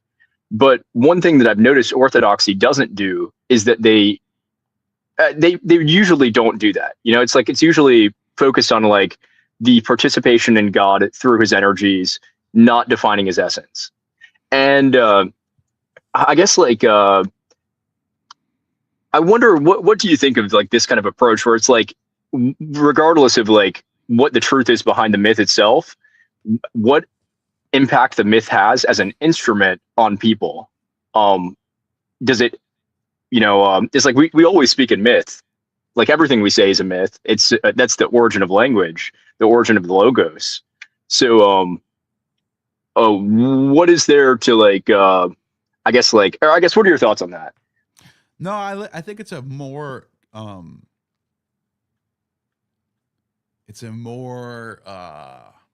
what's the word I want to use? Mature theology than what you find in Protestant circles, where it's all about the literal meaning, and you literally have to believe that he died on a cross or you're going to go to hell. Whereas it seems like Eastern Greek Orthodoxy has a more mature, philosophically informed idea of theology and how to do religion. I do think so. That's what's up. It's the metaphysics more than the myth, I guess. It's more about the metaphysics. Yeah, I've found myself going to Greek Orthodox Church, and I appreciate it a lot. I actually have a stronger Buddhist background, though. I studied from a Buddhist ascetic who spent, decades in a cave, living in the wilderness. Wow.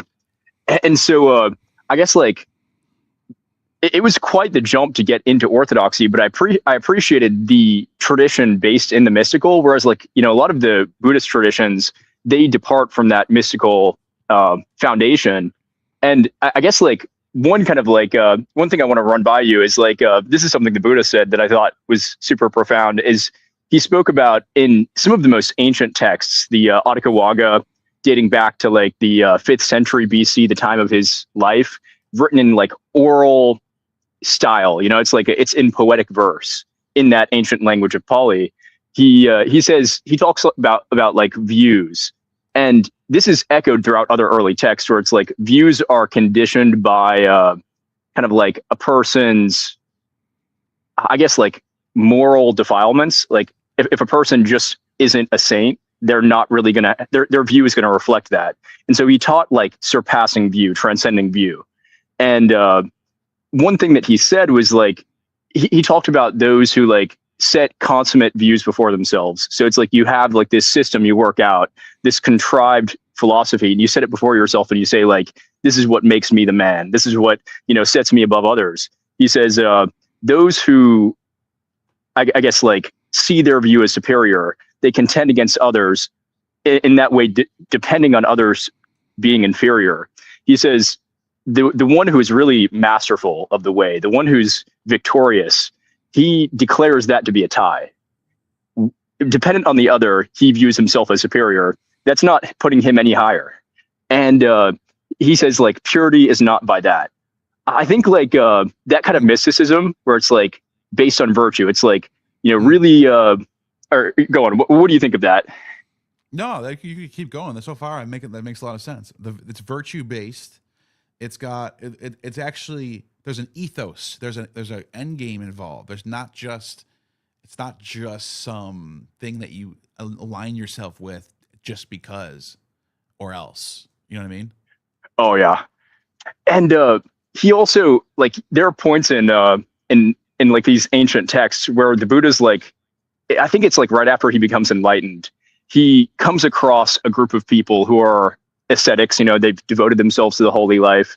They're receiving alms. So like people are supporting them in living an abnormal lifestyle. And he sees like they're arguing amongst themselves, and it pisses him off. Like, I guess pissing him off isn't the right way to talk about the Buddha's feelings towards it, but like he didn't like that. You know, it's like he kind of frowned upon that, where it's like these people are arguing. Like that doesn't bring them closer to purity. What's the point of this? And I consider that sort of thing, you know, it's like when it comes to polemics in interfaith kind of stuff, that sort of thing arguably is like easily assimilated with other systems. You know, it's like that's just a raw mysticism that doesn't really fit into a traditional mode where it's like you just say like, this is the supreme dogma. This is what everyone has to believe. These are the official teachings. That sort of thing definitely kind of melds together well, I would say. Yeah. And I think we have this Socratic tradition in the West. So we're all about debates and councils and philosophy and arguing. And it's sort of just as part of, like, even in modern philosophers like Hegel, you get the Hegelian dialectic. It's like the whole basis of everything. There's two sides that are going to, going back to Heraclitus, I should say, the Heraclitean flux, which is the two opposing forces. Let me see if I can find up the Hegel's. I'm sorry. I've studied a good bit of Hegel. Yeah. Go ahead. What about Heraclitus? You want to say? Oh, I was going to say about Hegel. One thing that I really appreciate about his approach to philosophy, which is often kind of like, I guess, attacked by other more analytical philosophers, is that, you know, they say that his philosophy is all contrived and obscure and nonsense. But one thing that's very intuitive about it is it starts with surpassing a formal and universal truth. So it's like, if we start philosophy at the point of like, you know, pure being or pure non-being, these seeming polar opposites from like a formal universal standpoint are exactly the same. That, like, if we start from this pure presuppositional written way of doing philosophy, then we don't get anywhere. And it's like he works up from his science of logic from kind of like that starting point, and then arrives in the phenomenology of spirit, talking about absolute spirit, like kind of like God in an unfathomable sense. And I guess he was like a Lutheran or something like that. So I think that that's just a profound way to approach philosophy, where it's like, it's not about necessarily how you get there, but like your starting point and how you like make this bridge to your end point, even if you can't, you know, like cover every single little nuance that'll satisfy everyone's, you know, sense of truth and whatnot. Yeah, this is what I was thinking of right here. So for Heraclitus, men do not know what is at variance agrees with itself. So like disagreement, right? You know, it is an attunement of opposite tensions. I want to see what is this footnote. Heraclitus. Okay, never mind. I just want to see what the footnote. So it is an attunement of opposite tensions, like that of a bow and a lyre. What it means is the two opposing sides, right, left, you know, Christian and pagan or whatever it is, the two opposing, you know, pseudo archaeology, mainstream archaeology. I'm just throwing those. You have the two opposite attunements, and the two that are pulling away from each other actually creates a beautiful bow or a lyre that plays beautiful music. You need the two, you need the dialectic, you need the debate, you need the argument, you need the clash. This actually goes back to the Bhagavad Gita, which I know the Buddha was like that Buddhism is like sort of an anti-Hinduism in the sense that instead of action, there's inaction. But anyways, I want to get your thoughts on that maybe. But the point of the Bhagavad Gita is Arjun doesn't want to go to war with his uncle Bhishma. And Krishna tells him, no, this is what you were made to do. You are going to fight your uncle, and you're going to kill him, and you're going to fight. This war is going to play out, and thousands of people are going to die tomorrow, because this is the way the world is. Without this, there will be no good. There will be no beauty. Without death, there will be no life, all that stuff. So, yeah, I mean, I think there's something to say about being like the whole arguing thing, right? Or arguing over theology, arguing over dogmatisms, all that stuff. There's something necessary about it. That quote from Heraclitus you provided was awesome. I love that. Now with the Bhagavad Gita, that's an interesting kind of clash with Buddha Dhamma, because the kind of implications behind it have some basis in reality. Like, it's like there will be war. You know, it's like you could say like, oh, violence is always going to shorten your lifespan and make things bad on the karmic scale. But from like a more practical standpoint, that is going to continue to exist. We could imagine, like, if we have this unfathomable number of rebirths, like the Buddha says, then we're going to end up as a soldier in one of these rebirths, and we're going to kill people. We're going to end up in these kind of like profane, diluted, self-destructive states of being. And that's one of the interesting parts of the Buddha Dhamma, is like the Buddha basically says, like, you know, it's like to wipe clean the slate of karma. He kind of uses like a poetic simile, which I love about his, you know, style of teaching, is that he says this karma, it's like a mountain. Imagine like a great mountain, and you have this fine silk cloth, and every 100 years you wipe that mountain with the cloth.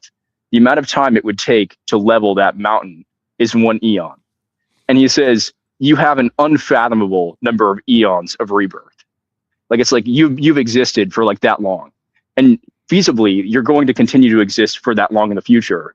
And he recognizes, like, you know, it's like he has this superhuman clairvoyant vision, and he sees like, this is horrible for the people in this. You know, it's like when you're going through existence after existence, it's like you could fill an entire ocean with your own tears. Like there's an unfathomable amount of suffering that goes along with that.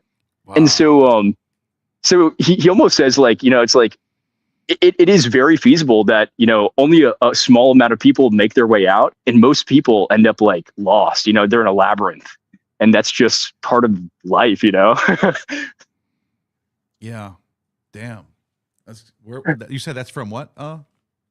Well, you know, the clairvoyant vision stuff comes from Digha Nikaya 2. It's one of the earlier. It's like when you have the Pali Canon, which is considered like early Buddhist texts. the early texts of the Digha Nikaya, they form like the first parts of that composition. So they're put first and foremost as like kind of like authoritative aspects of authoritative parts of Buddha Dhamma. And I guess like Digha Nikaya 2, it kind of gives this progression where the Buddha's asked about like, you know, it's like, what are the fruits of the holy life? He gives superhuman clairvoyance as a fruit of the holy life. And then as far as the mountain of karma, I may have to use AI to pull that one. I can't remember off the top of my head, but it's just a simile that shows up. I'm pretty sure it shows up in a few locations. Yeah, I know that people don't realize. People think that Taoism only has the Tao Te Ching or Tao Te Ching. Recently, in the last like couple of years, I've figured out I've been shown that Taoism actually has like hundreds of books of scripture. Like so much books. The yellow book, all this like the purple text. I actually have let me see if I have it. Oh, right here. This book right here from Stephen Bockenkamp called Early Taoist Scriptures. The Tao Te Ching is not even this. This is everything but the Tao Te Ching. And it's so the reason why I'm bringing it up is because they actually adopt a lot of Buddhist stuff in here. Like you can actually make the argument that like Taoism is to Buddhism what Christianity is to Judaism in a way. Like it like comes out of the tradition, and they even call one of the people like they say he lived as the Buddha in one of his lives. So like Buddha is part of their tradition, and obviously it's not Indian. It's not. It's a Chinese tradition. So like Christianity becomes a Greek religion, but it comes out of Judaism, which is Jewish. Taoism is a Chinese, mostly Chinese, Eastern Asian, I should say, because this is before China. This is like Han Dynasty up until Yuan Dynasty and Ming Dynasty, and anyways, but it comes out of the tradition in Japan too. This is big in Japan, and but it comes out of the tradition that ultimately goes back to India, and then Buddhism is literally like the Buddha was literally a Hindu. Like his family was all Hindus, right? Oh yeah, like he was raised to be like a kind of like a Brahmin prince. Yes. Yeah. What a crazy interesting how like you have like this kind of linguistic dialectic that goes on there too, where it's like the name Buddha is like it means like awakened or like already enlightened, so it's like a victorious one. And in these other traditions like Taoism, Mahayana traditions, like a lot of commentarial stuff in Theravada with I guess maybe less so there. They kind of stick to like the historical guy, but you get this like mythologization of the name itself, and I think that's a profound aspect in like how kind of like mythological dialectics occur, where like it's like you have like the Jewish law and you have the Jewish God, and it's clearly like in my sense of it, it's very clearly different in like the sense that those ancient Jews were using it than this man Jesus who's identifying as the Logos, who's identifying as God, and who is kind of like I guess like also identifying as the Logos. And in the same way, you have like Dhamma in the Vedic kind of tradition, like they had that word Dhamma, like in various forms, like this word kind of linguistically developed. The name Dhammapada is the name of the book. Oh yeah, and see, like the Buddha was called the Dhamma. It's like there's a scripture where it talks about the Buddha in the sense of being limitless, and they say like a disciple of the Buddha does not have to worry about stepping on snakes or being like bitten by snakes, being bitten by crawling things, because those are limited. And the disciple, the noble one, is like established in the unlimited. The Dhamma is unlimited. The Buddha is unlimited. The Buddha is the Dhamma incarnate. And see, like they didn't have that in the Hinduism. It's like the Hindus, they didn't have this idea of like man can be Dhamma. Man can be the receptacle of ultimate reality. And I guess like I think that's an interesting part of faith too, where it's like it can go from like a tradition and then that tradition can create a holy man. That holy man can create tradition from himself, because it's like, it's like it has this kind of like, dialectic and cosmic cycling going on, as far as like, it's like, where do we get this idea of like high mysticism and high theology except from the direct experience of men? It doesn't come from our contrived philosophies or our traditions of what's truly true. It comes from like a person just putting it to practice and working it, I guess. Yeah. It says right here, I'm reading through this early Taoist scriptures. First, it mentions Buddha, and it talks about the perfected person. And it says, Lao Tzu revealed the 5,000 character text. Lao Tzu, the gatekeeper, Wenzi, the Western passages. And it says, perfected person to reveal the Tao, clearly meant to be the Buddha. So I guess Lao Tzu was the Buddha, according to the Taoists. He was the Buddha. And he lives in the same time period as Buddha, too, which is even weirder. That's crazy if that's true, but I doubt that's that. Fascinating. Yeah. And then it says over here, it says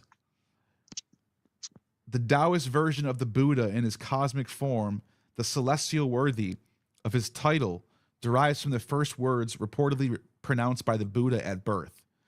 Quote, above the heavens and below the heavens, I am revered. End quote. So that we might also translate the one revered into the heavens, there is evidence that a result of the popularity of this Taoist divinity, Chinese Buddhist translators eventually dropped the epithet celestial worthy as a translation of the Sanskrit Bhagavat, blessed one, in favor of Shizun, world honored one. There you can see the translation of the Sanskrit into Chinese. So it's like like Hebrew. It's like the Hebrew going into Greek tradition. That's what it is. You see a total layover of tradition into a new tradition. That's fascinating. There was this guy, King Ashoka, who I think he was like 3 centuries after the Buddha, like right as the Pali Canon's being devised. He's right. He creates like this period, yeah. Oh yeah, he creates like the Ashokan pillar marking the birthplace of the Buddha, and he's the one who's responsible for spreading the like kind of like the proto tradition around, where it's like before it's even become a tradition, it's like it goes to China, it goes to it goes to all these people, and so they get this chance to culturally receive it. He reached out to the Greeks. Oh yeah. So these pillars right here, he wrote on them. Let me see if I can find it. He wrote Antiochus's name. So Antiochus was a Seleucid king. Ptolemy, Philadelphus II, Antigonus, who's the Macedonian king, Magus, which is the Cyrene king, and then Alexander of Epirus. He mentions all of them on this pillar, and he's like basically what it says. He's reached, and what he's doing is he's like calling on them to create some sort of world global system. And he even says like, whenever we send people to Greece, you should give them healthcare. Like he literally says like, give them doctors if they need it. Like he's basically calling for a world system of world healthcare and trade and travel where everyone's peaceful. We're all one nation under whatever. Like that's literally what the gist of it is. I think the story behind him, and I may be wrong on some of the details, I haven't independently studied this, but I hear, like kind of like hearsay, is that the story of him is that King Ashoka was like a slaughterer. Like he went around killing and taking everything he could take. It's like wherever he went, he conquered that place. He came across the Buddha, or he came across the Buddha's early traditions of disciples, and he decided like, I'm not going to do this anymore. I'm going to go and spread this Buddha Dhamma everywhere I can go and just quit conquering. I think that's like beautiful. Like he turned like a man who was like almost like Genghis Khan into like a spreader of mysticism. It says right here, his edicts, Ashoka defines the main principles of Dhamma as nonviolence, tolerance of all sects and all opinions, obedience to parents, respect to Brahmins and other religious teachers as priests, liberality towards friends, humane treatment of servants, and generosity towards all. Suggests a general ethic of behavior to which no religious or social group could object. It also could act as a focus of loyalty to weld together diverse strands that are made up empire. Interestingly, the Greek versions of these edicts translate Dhamma as Eusebia. Wow, I didn't know that. And no mention is made anywhere of the teachings of the Buddha as we would expect from Ashoka propagating Buddhism. That's fascinating. I wonder if I can find a translation of it somewhere. Now I really want to see if I can find one. Oh yeah. Let's see. Is there one on here? Major edicts. Let's see. Languages. No. Content. Here we go. Here's a translation. Everywhere. Here's one of them. There's two of them, actually. I don't know which one I should read first. Let's read this one. Everywhere within the conquered province of King Ashoka, which is his name is Piyadisa, the beloved of the gods, as well as in the parts occupied by the faithful, such as Kola, Pandya, which is the Pandya dynasty, Sataputra, and Kelaputra, even as far as Tampani, wherever that's Sri Lanka, I guess, and moreover, the dominions of the Greeks, Antiochus, everywhere to the heaven beloved, Rashaya double system of medical aid is to be established, both medical aid for men and medical aid for animals. What? Wow. This one right here, he uses the word Iona for Greek, which is interesting because people thought that when the Bible, when Daniel mentions Greeks, it doesn't say Greeks or Hellenes. It uses the word Ionians. So people were like, "Oh, that's so ancient, bro. Definitely Daniel's definitely ancient." But then it's like, wait a minute. We have this 200 BC inscription right here where the Greeks are known as the Ionians. So that's actually wrong. That's actually a Hellenistic word for Greeks. So that was a big deal. But look at he mentions Antiochus here. He mentions Antiochus there, and then where's the other one? I think he mentions the other Greeks too. But anyways, you get the point. Oh yeah, that's fascinating. He's just like calling for a universal system, basically. I think he's like asking for a system for the people can travel freely from country to country, get universal health care, and like, some sort of like some hospitality system going on. Social animal welfare, that type of thing. Here's one right here. Everywhere in the dominions of King Devanparaya Priyanasya and his borders, the Kols, the Pandyas, the Kelapatya, Tamprani, the Yona king, which is the Greek king, Antioga, you can't even say it, like the name is like Antioga, and the other kings who are neighbors of this Antioga, everywhere, two kinds of medical treatment were established. Medical treatment for men, medical treatment for cattle. Wherever were no herbs are beneficial to men and beneficial to cattle, everywhere they caused it to be imported and to be planted. Kind of random though,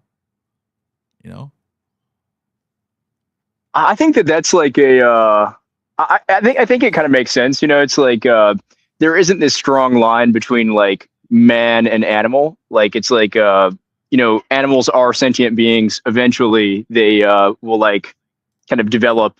I guess like you have this idea of like Sakuma, the subtle body, where it's like the Buddha's asked about like what is the soul, and it's like some people they're kind of addressing like kind of like the true self, like what is this thing that exists eternally?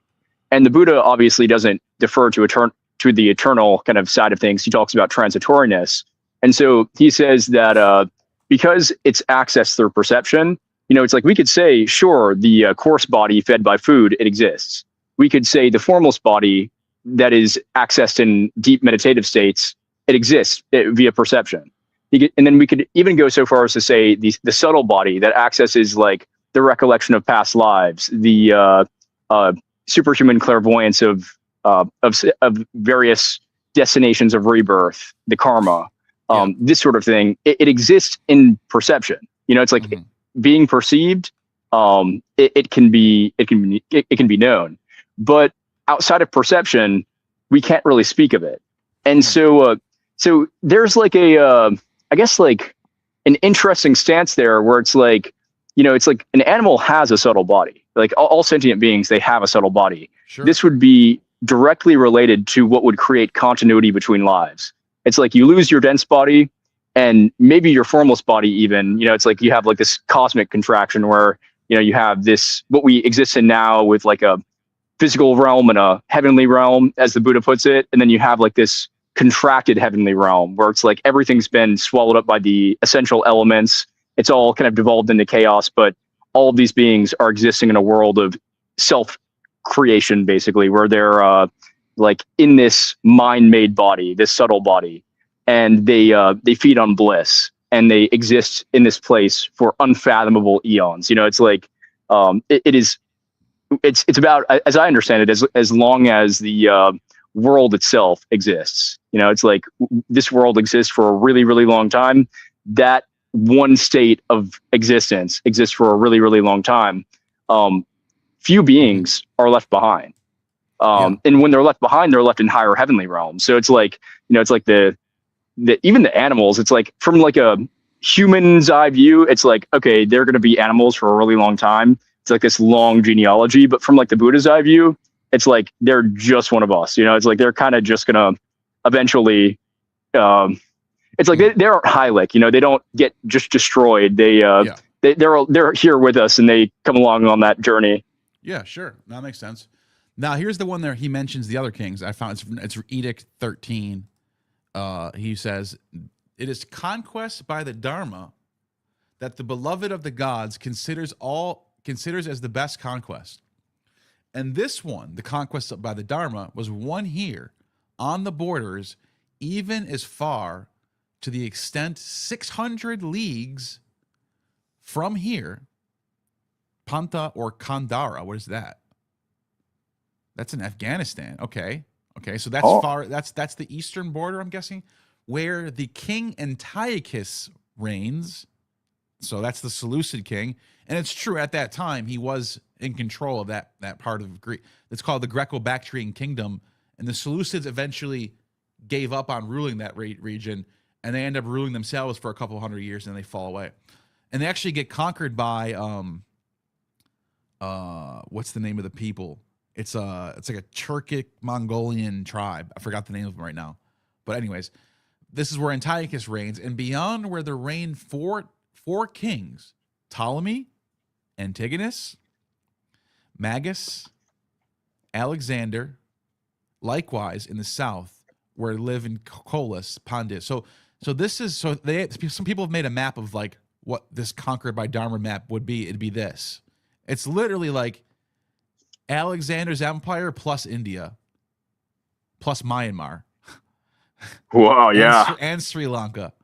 Like, that's how far it goes. And that was like his vision of this Dharma empire. But let's see. What was I gonna? So yeah, that's what he claims actually. But people are probably wondering which Alexander is this. It's actually the Epirian, the king of Epirus, which was the descendant of Pyrrhus, the one who conquered Italy and then ended up like, it's called the Pyrrhic. See, like Pyrrhus of Epirus. This is his son, I think. Yeah, it's his son. So the son of Pyrrhus who conquered Italy is mentioned on here. And then you have Antigonus.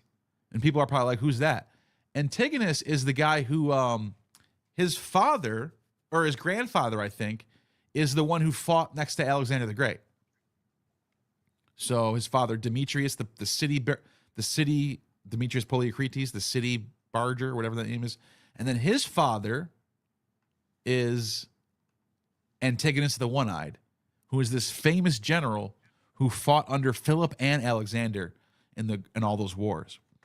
So you can see like the people mentioned on this edict are like super well-known, famous. Obviously, Ptolemy. Everyone knows who Ptolemy is. And then Ptolemy, he was a big physiognomy guy, right? He that's one of the places I know him from is like face reading. What do you mean physiognomy? So physiognomy is like I guess like it's like you've got the four temperaments or the four humors, and you could have like various face shapes that go along with those. The phlegmatic might be a little bit fatter, the sanguine might be a little bit more muscular, the choleric more bony. melancholic, kind of more recessed, and you also have like sort of like a system, not like the Chinese system where it's based on like determining like good fortune and bad fortune, but like a personality or like psychoanalytic system to a certain degree of like what can we say about a person based on their various features, like I guess like their nose, their ears, their eyes, their various proportions, like the facial analysis. Yeah. So wait, what are you saying about Ptolemy again? So Ptolemy like wrote like I think like I can't remember what it was called, but it's like his physiognomy text was like. Oh, you're talking about the writer Ptolemy. That's the philosopher. Oh, different Ptolemy. Yeah, there's a bunch of Ptolemy. Oh, okay.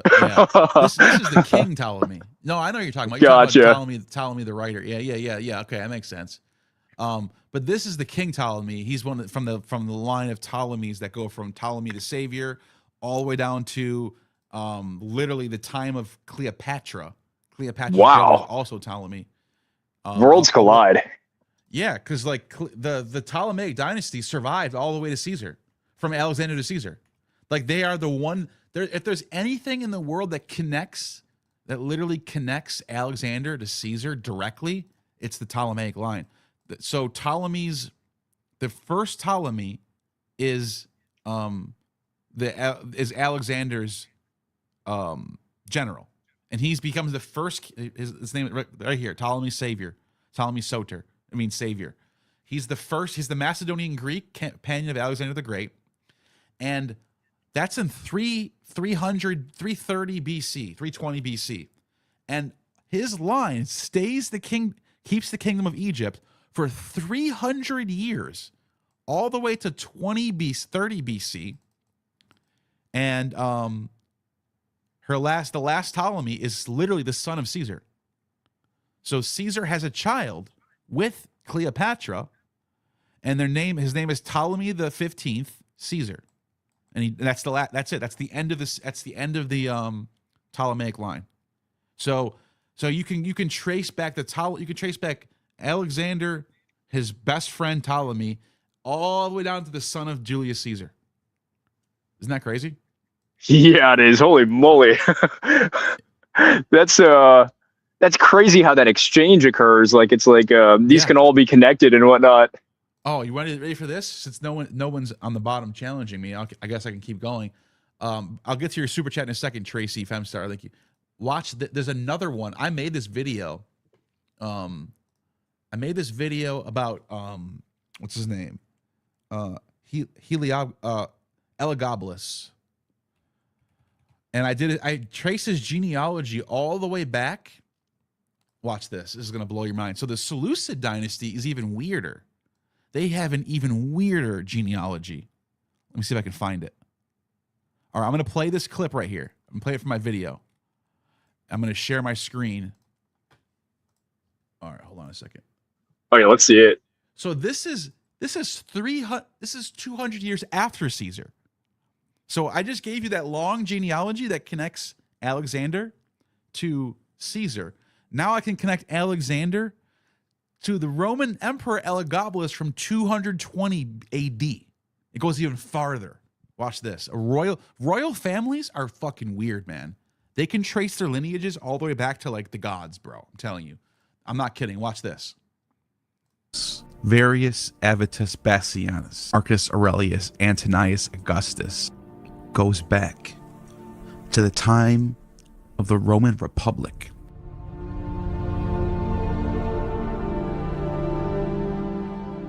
Ptolemy V Epiphanes married Cleopatra. Okay, real quick, let me just comment on this. This is a royal marriage where you have the Queen of Syria, who's from the Seleucid dynasty, getting married off to one of the Ptolemies. So this is a big deal. Ptolemy V Epiphanes married Cleopatra Syra, princess of the Seleucid Empire. This royal marriage would bring a bond between the Egyptians and the Syrians that would last through the form of a royal priesthood. Ptolemy V was a descendant of Ptolemy I, who was the companion of Alexander the Great, while Cleopatra, a Syrian, was the daughter of Antiochus the Great, who can trace her lineage back to Seleucus, also another general of Alexander the Great. This was all the way back in 200 BCE, which sets us up. And when Pompey the Great conquers the East, he will allow the priesthoods of the Eastern realms to stay in place. For example, Jerusalem, the temple to Yahweh, as well as this Syrian priesthood of El Gabal. And the reason why I bring this up is to set up the setting for Sohamus of Emesa, a member of the royal family, second-born son and child to the priest king Sampsicaramus II, who ruled the Emesene kingdom from 14 until 42.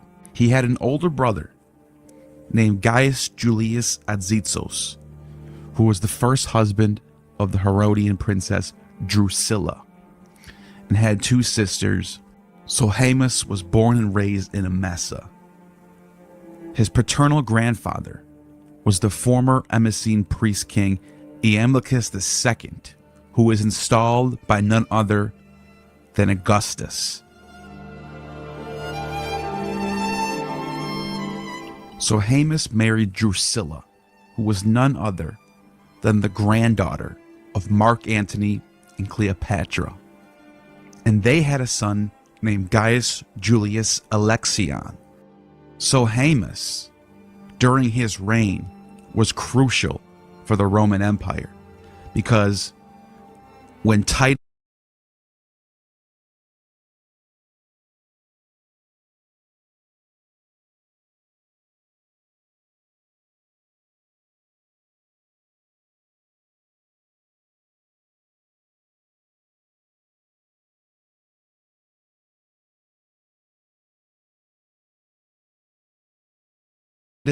and Vespasian came to conquer Israel, he was a key ally and aligned himself with the Romans against the Jews.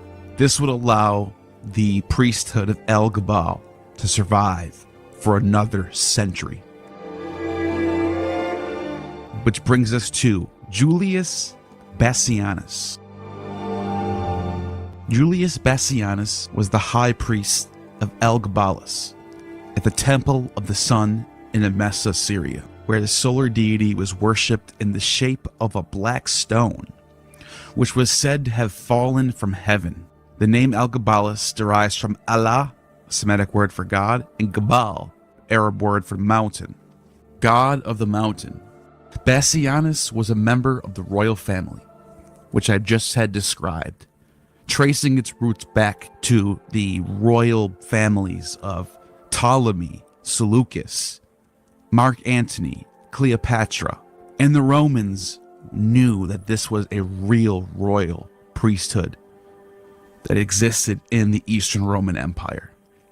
Now, Bassianus had a daughter named Julia Domna, who married the Roman Emperor Septimus Severus. Julia Domna was so famous and so revered by the Romans, she was deified as Augusta Soteria. In Athens, we have a Greek inscription from 211 of the Common Era. The inscription records a decree of honors granted to her by the Athenians. She is given the title Savior, implying that the decree was in gratitude for some protection accorded to Athens. The surviving sections of the text are concerned particularly with honors that identify Julia Domna with the ancient protective goddess of Athens, Athena Polias. So her full title becomes the Savior of Athens, Julia Sebaste, translated in Latin as Augusta. Here is the translation that we get from Mary Beard.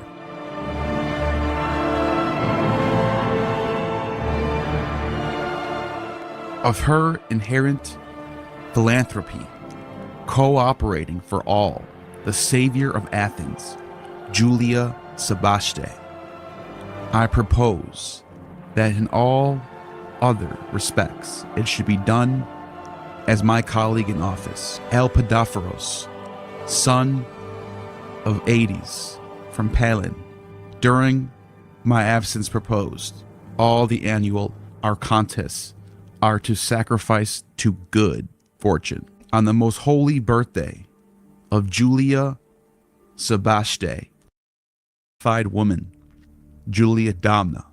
Now, why did I tell you all this? You're looking at the title and saying, what does this have to do with Elagabalus? And when Severus died in 211, Domna became the mediator between their two sons, Caracalla and Geta, who inherited the throne. And she was the actual empress, the most powerful woman, the most powerful person, actually, in the entire Roman Empire.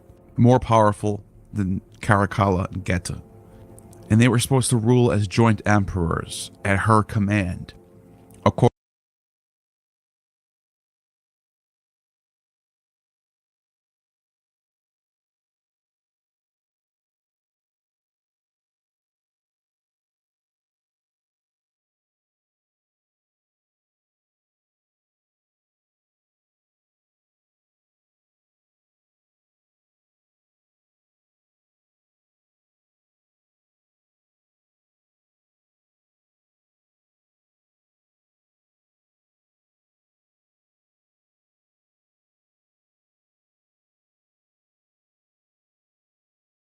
I was muted. My bad. I just realized I was. Thanks for telling me, chat. So, long story short, the point of that was Elagabalus, who was like one of the wildest Roman emperors ever, was like literally had the most royal bloodline you can think of. Like you couldn't even make that up. How insanely connected he was through his bloodline goes all the way through through Mark Antony, the Julio Claudian line, Alexander's generals, you name it, like everyone, all Syrian, Greek, Roman, Latin, whatever, they all of it. Phoenician, he even had Phoenician ancestry. Everything. He was just like completely connected in every way you can think of, and that's basically why he becomes the emperor. He's just through popularity, I guess. And he was the worst emperor ever, by the way. The worst. Absolute dog shit at controlling the empire. He lasted 2 years and got killed. So. Dang. Whoa. He tried to become I appreciate you. He was an actual really? transgender. Yeah. He made an edict saying if any doctors in the empire can make me into a woman, I'll make them the richest person in the empire. And I don't know how successful that was. You never heard of Elagabalus? Wow. I've never heard of him. I know about Elagabalus. Here, I'll just show you this is not like me making this up. This is total, like you can see this it's probably on the Wikipedia page, I'm guessing. Family and priesthood, that's all in there. Rise to power. Religious controversy. Oh yeah, he does all these religious reforms, and he like tried to bring in the Christian tradition, and like no one wanted it back then. Too early, I guess.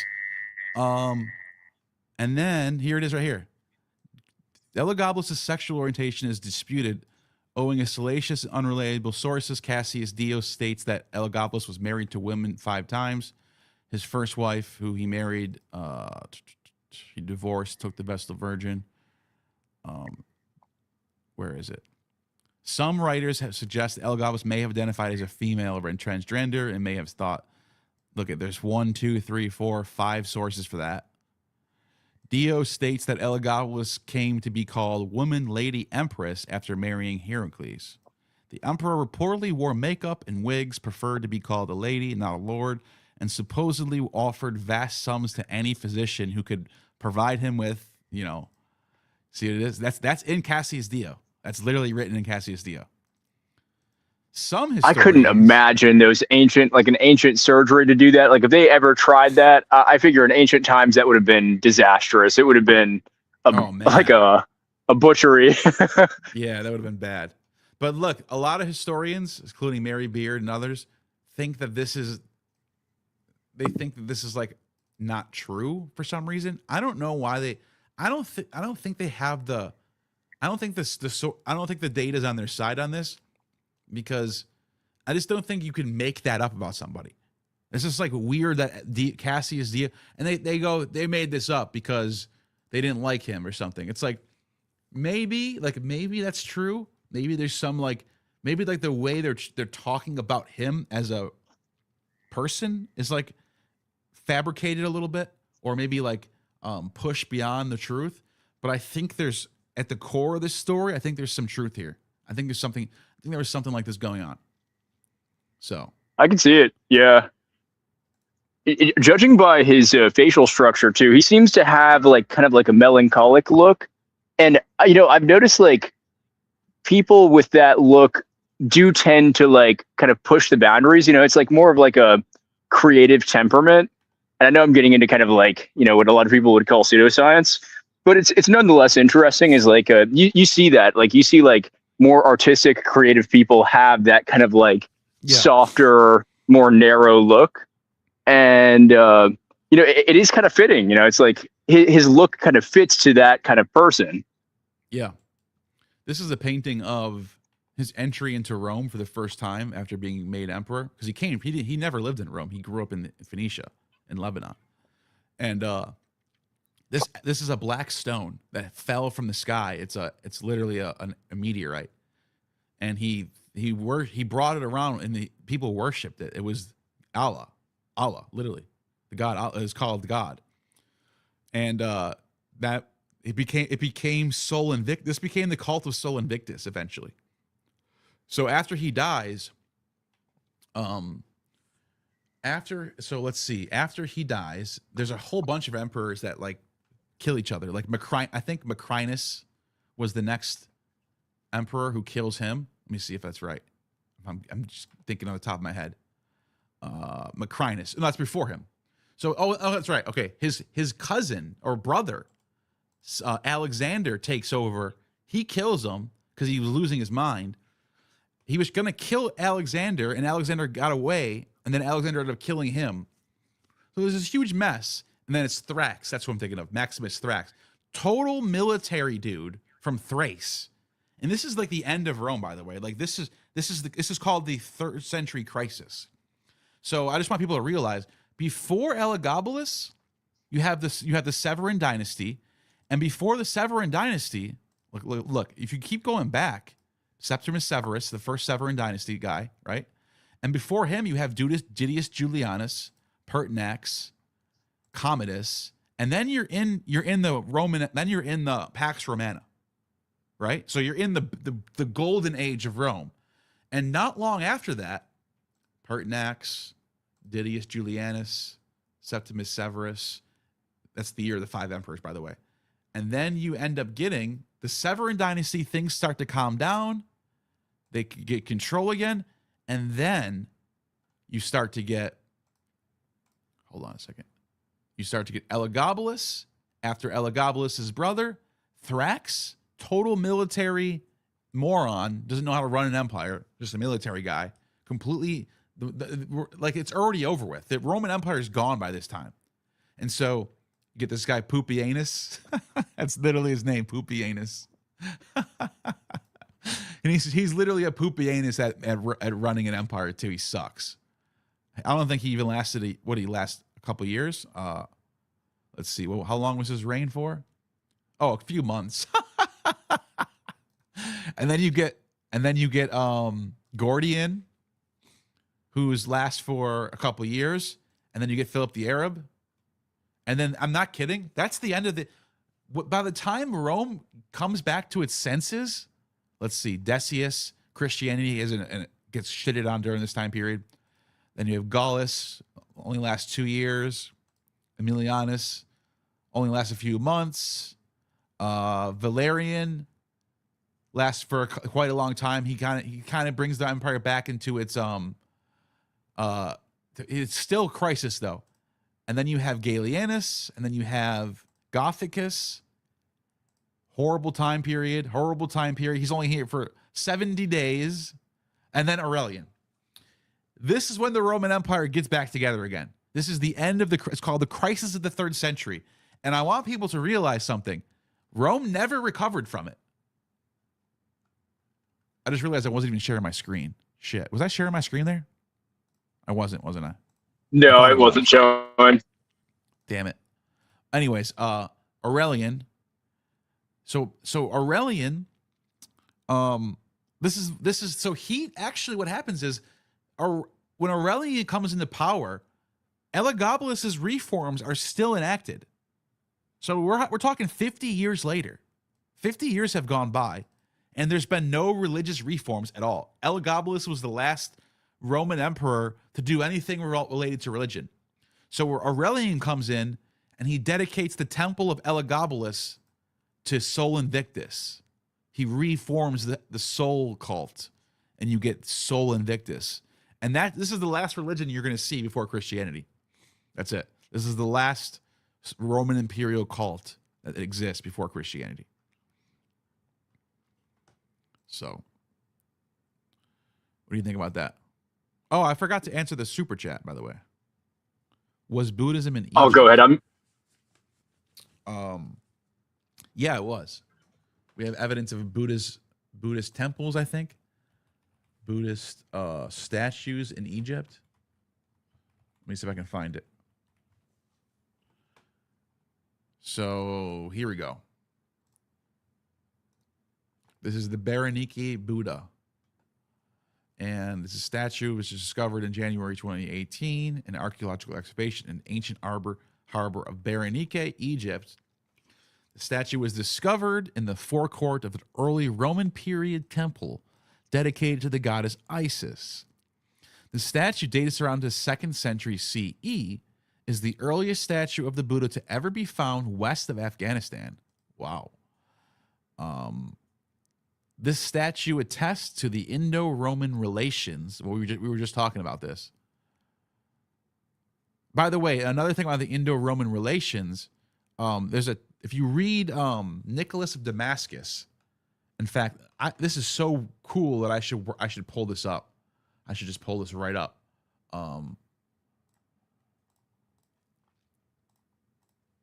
But yeah, to answer your question, I just answered that question. There definitely was Buddhism in Christianity or in Egypt, and I think it was before Christianity too. I think that just because the oldest evidence is 1st century AD or 2nd century AD doesn't mean that's the oldest. It's just when we found there could have been stuff way before that. Anyways, let me see. Watch this. Nicholas of Damascus. Where is it?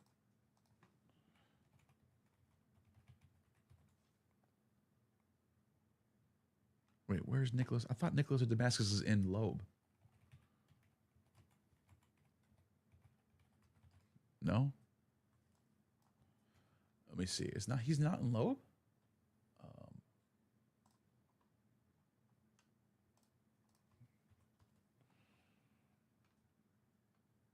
Diogenes of Babylonia. No. I thought Nicholas was in here. I guess not.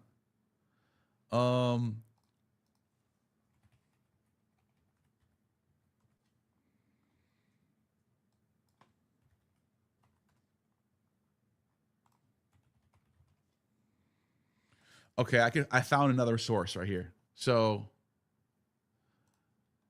let me see. There's a source from Nicholas of Damascus where, and this is from 19 BC. So we're talking way before that statue exists. And there was an Indian. It says ambassadors. This is from Nicholas of Damascus. I don't know why it doesn't tell us that in this freaking thing. But the source is at Nicholas of Damascus, who's writing in this time period. He's a contemporary of Alexander the Great, or Augustus. And he tells us that there was ambassadors from the kingdom of Pandya in southern India with a diplomatic letter in Greek to Augustus. And they send him like all these. Here, if I could read the full article. Here we go. Oh, Cassius Dio is one of the sources too, actually. And here he is, Nicholas of Damascus, right there. Boom. Oh, it's in Strabo. If it's in Strabo, I could find it. If it's in Strabo, I'll find it right now. Hold on a second. Strabo. This is worth reading. I'm sorry if you said something and I didn't respond. My connection totally cut out for a bit. Oh no, you're fine, man. You're fine. Okay, I found it. I found the actual primary source right here from Strabo. So hold on one second. You ready for this crazy story? You still there? Oh yeah. Okay, so Yep. this is what happened. So the Indians send. Let me see if I can find it. So Strabo is talking about India, and he said, and then he starts citing Nicholas of Damascus. He says it right here. But one might add an account here, given that Nicholas of Damascus, Nicholas of Damascus literally lived at the time of Augustus. And this guy who wrote this lives right after him anyway, so it's not that much later. Anyways, he says that at Antioch, near Daphne, he chanced to meet Indian ambassadors who been dispatched to Caesar Augustus, that the letter plainly indicated more than 3 ambassadors, but that only 3 had survived. So 3 magi, three messengers from the east, 3 wise men from the east, come to meet Caesar Augustus, the Son of God, whom he saw.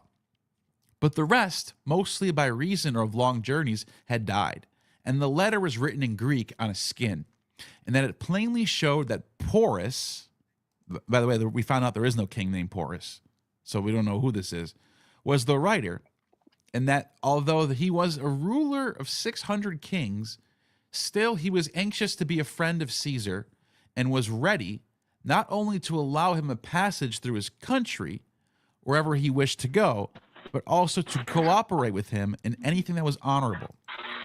Nicholas of Damascus says that this was the content of the letter to Caesar, and that the gifts carried to Caesar were presented by 8 naked servants who were clad in loincloths besprinkled with sweet-smelling odors, and that the gifts consisted of Hermes, a statue of Hermes, a man who was born without arms,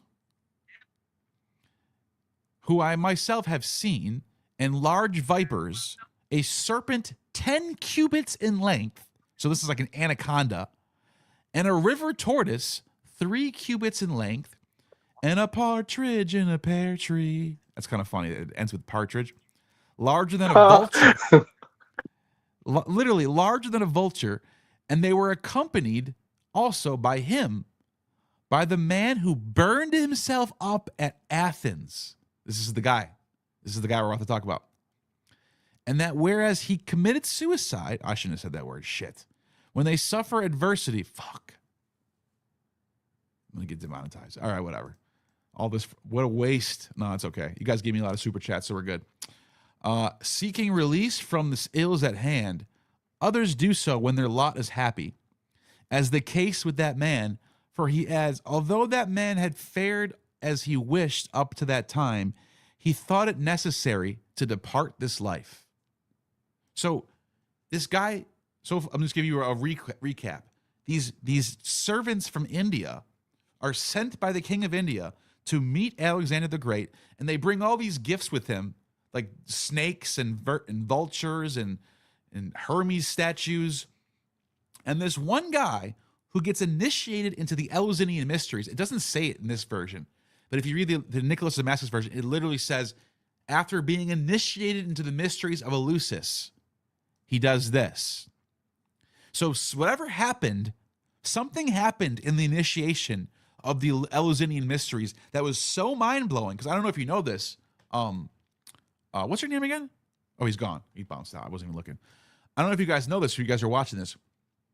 The Eleusinian mysteries was so crazy, whereas the Eleusinian mysteries involved a psychedelic potion called Kukeon. Let me just show you that real quick. I'll come back to this in a second. So this is called Kukeon. And I'm just going to click out of this and come back to stop screen. This is the Kukeon. Ancient Greek made of water, barley, and naturally occurring substances. It's believed that Kukeon refers to a psychoactive brew in the Eleusinian mysteries. So this guy gets initiated into the Eleusinian mysteries. He saw something that changed his life forever and wanted to end his life. As was the case with that man, he adds, although the man had fared as he wished up to that time, he thought it necessary to depart from this life, lest something untoward might happen to him if he tarried there. And that therefore he leaped upon the pyre with a laugh, his naked body anointed with only a loincloth. Let's see, I'm looking at the Greek real quick.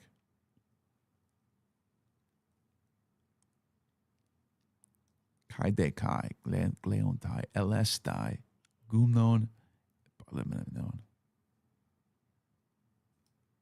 Huh.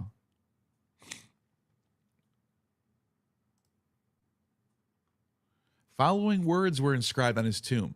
Here lies Zarmanokigas, an Indian from Bargosa, who immortalized himself in accordance with the ancestral customs of the Indians. Anyways, I just wanted to show that story about these Indian, and this is related to Indian connections with Rome at the time period. They're definitely connected at this time period. Buddhist statues are found in the West, I should say. So this is the Berenike Buddha. It's found over here, as you can see, in Egypt. The excavations of Berenike also yielded artifacts related to ancient India. An inscription in Sanskrit dated to the Roman Emperor Philip the Arab. So there's that 3rd century period. So, yeah, Buddhism is definitely there. Anyways, let's see. We got any more super chats? Yes, we do. Moningosa. Oh, there you are. Thank you for the 5. Thanks for having me on. Fantastic live stream. Got booted by bad connection. I thoroughly enjoyed our conversation. I enjoyed having you on as well. Thank you for the super chat. I figured that something like that happened. There was someone who was popping in and out of the bottom, and I never got a chance to let them come on. There wasn't any challengers tonight, man. I thought there was gonna be some challengers. You know, does that anyone want to come on at all? Anybody? You got something you disagree with me on? Anything? Archaeology? Yeah, any Khazar theory people want to come on here? Come on. Let's hear your Khazar theory. Anything. I won't bite. I'm not gonna be mean, I promise. I might be a little bit of an asshole, but I won't hurt you. Promise you that. I can't do anything from through the computer screen.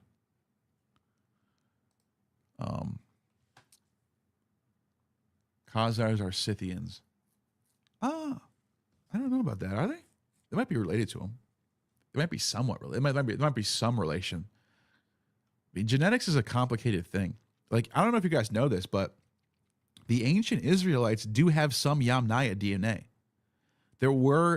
There's a small percentage of R1A, R1B in the ancient Israelite remains. And the reason is because they have Hittite marriage. There was Hittites that married into the Israelite line. And they talk about this in the Old Testament. Ezekiel even says, I'll show you right now. Ezekiel, let me see. Ezekiel. Which one it says? Ezekiel verse, hold on a second. Ezekiel verse about David Hittite.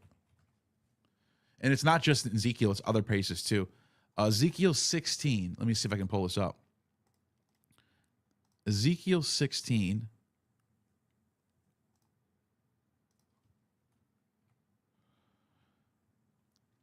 It says, the Lord came to me, Son of Man, confront Jerusalem. This is what the sovereign Lord, your ancestry and birth were in the land of the Canaanites. Your father was an Amorite, your mother a Hittite. And for forever, people didn't know if this was true, if this was just a bunch of bullshit. There's some sort of reason why they would add this in there.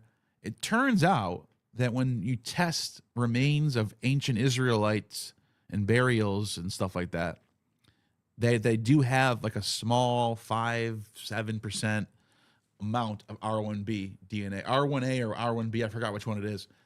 They have a small amount. and it's through their Hittites. It's through royal Hittite marriages. If you guys didn't know this, if you guys look at the Neo-Hittite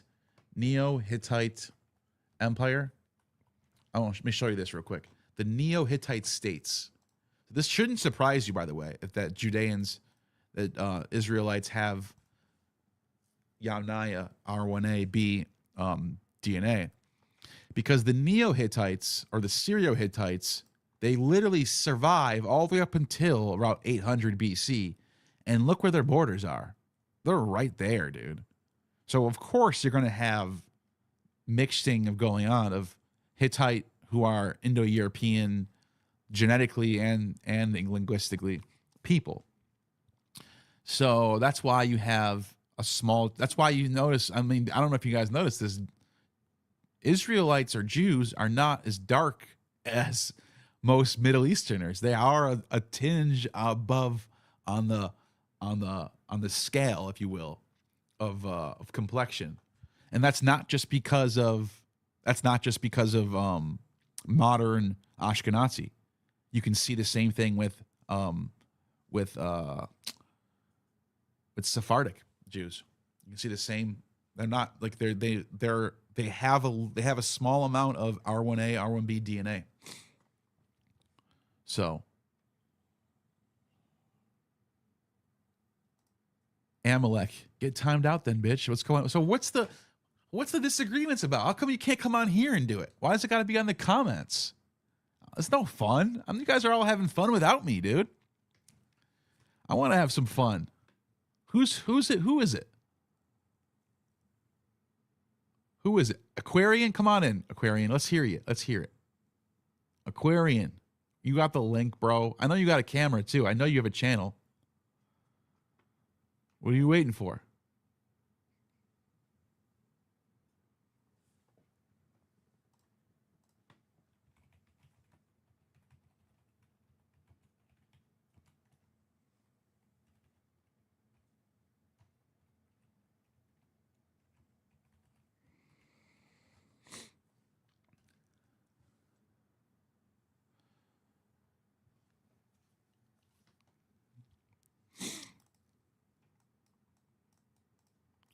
Says right here, archaeological genetic studies, such as those of Ascalon and Megiddo, Tel Megiddo, show that European-related admixture did enter the region during the transition known as the Late Bronze Age collapse. The study on the burials of Ascalon confirmed a spike in Southern European ancestry around 1200 BCE. That's before that. And then it says right here, the Hittite R1B V1636 and other subclades have been found in Bronze Age Anatolia and the Levant. The Hittite admixture in the Israelites would have been a primary vector for bringing R1B markers into the Judean highlands, specifically through the Jebusite Hittite lineages. There's a famous genetic anomaly regarding the modern Ashkenazis where a high percentage, 15 to 25, belong to a specific subclade of R1A. Some suggest it's a medieval founder effect, European male. Others suggest it may represent an ancient group, Northern Syrian Mitanni element that integrated. Yeah, that's the one. That's what I'm saying. So even if there's even if you get an uptick in Ashkenazi mixtures, whatever you want to call it, that was already there. They already have a little bit present in ancient studies. So I see you guys are all fighting over this Ashkenazi, what is it called? The Khazar stuff. I want people to come on here and have these debates. Why do you have them in the comments, dude? What? There's no fun in that. Amalek's got his wrench. Neil, bring up that guy I brought up in the DMs to you to check him out, Gemistus Plethon. What about him? I can't just summon people. They got to join.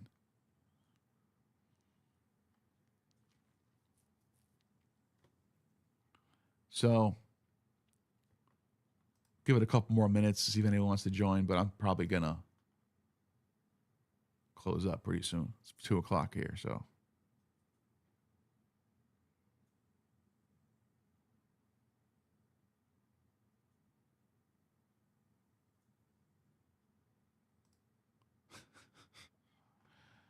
Trying to think. What can I do while I'm waiting?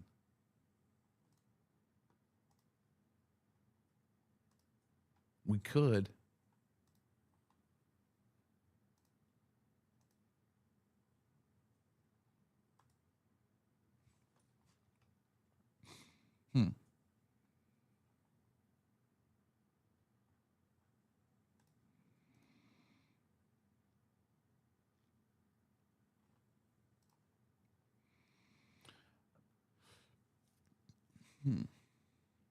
I don't know. I guess we'll end it here, I guess. It sucks. It sucks. I was having fun, man.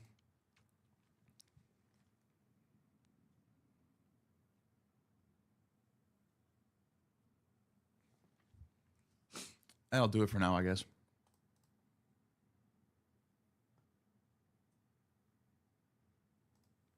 No, I know who Plethon is. I talk about Plethon all the time, dude. I know who Plethon is. Are you kidding me?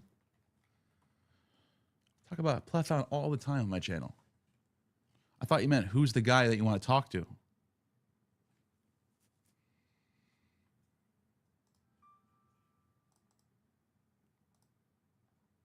I can't believe I can't believe you didn't know. I can't believe you thought that I didn't know who Plethon was. That's crazy.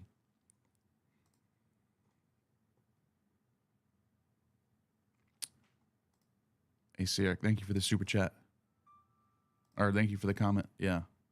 They're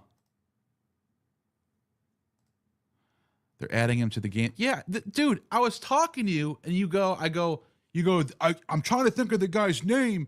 Some guy who tried to revive Helms. I go, Plethon? You go, oh, I don't know if that's his name. I'll let you know when I find out. I literally said Plethon. And the other guy I said was Michael Sellos, because Michael Sellos was the guy, because I thought you said 13th century. Because Plethon is the 16th century, or 15th century. I thought you said 13th century. And then I thought about it. I was like, well, Michael Sellos is like 12th century anyway, so that wouldn't, 11th century or something. So that wouldn't work either. But Michael Sellos was the first, like, he's like one of the first to really get the ball rolling of, like, he starts translating Plato and stuff like that. When they almost lost Plato. So he's famous for his work, commentary on Plato's teachings, blah, blah, blah. Anyways, that's the first wave of goodies. And then Plethon comes along, 1400s. First, he tries to fix the schism of the West-East, and he fails. And then he gives up on Christianity. He's like, this is a joke. I'm just going to be a fucking pagan from now on. And then he starts like reading about Zoroaster and fucking Greek gods, and he starts writing all this Greek stuff. And then he literally goes and meets up with the what's his name? The family, what's the Italian family? What's their name? Medici. He literally goes and meets up with the Medici family, and he tells them the Christians are going to burn my books. I want you to put them in your bank and lock them up. And he does this.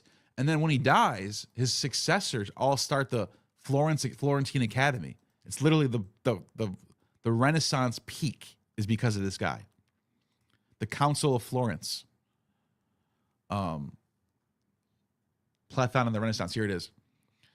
Marcini's introduction to the translation of Plotinus has traditionally been interpreted to the effect that Cosimo Medici attended Plethon's lectures and was inspired to found the Academy of Plato in Florence, where Italian students of Plethon continued to teach after the conclusion of the council. Nevertheless, Plethon came to be considered the most important influence on the Italian Renaissance. Marsilio Ficini, the Florentine humanist and the first director of the Academy, paid Plethon ultimate honor, calling him the second Plato, while Cardinal Bessarion speculated as to whether Plato's soul occupied his body. They thought he was the second coming of Plato, literally. Plethon may also have been the source for Ficini's Orphic system of natural magic. Crazy. Crazy. I love it, though. This guy saved the world. He saved the world. He literally single-handedly saved the world. Brought us out of the Dark Ages. Maybe I'll do a video on him pretty soon. like a total video on him. But yeah, that's it for tonight. I think we're gonna end it here. I'm pretty hungry anyway. So, and I see like 200 people just dropped off in the last like 40 minutes. So, people are probably bored anyway. All right, that's it for the night.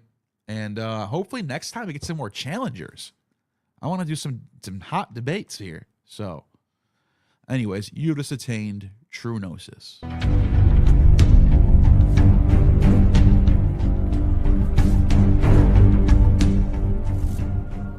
You have just attained true Gnosis.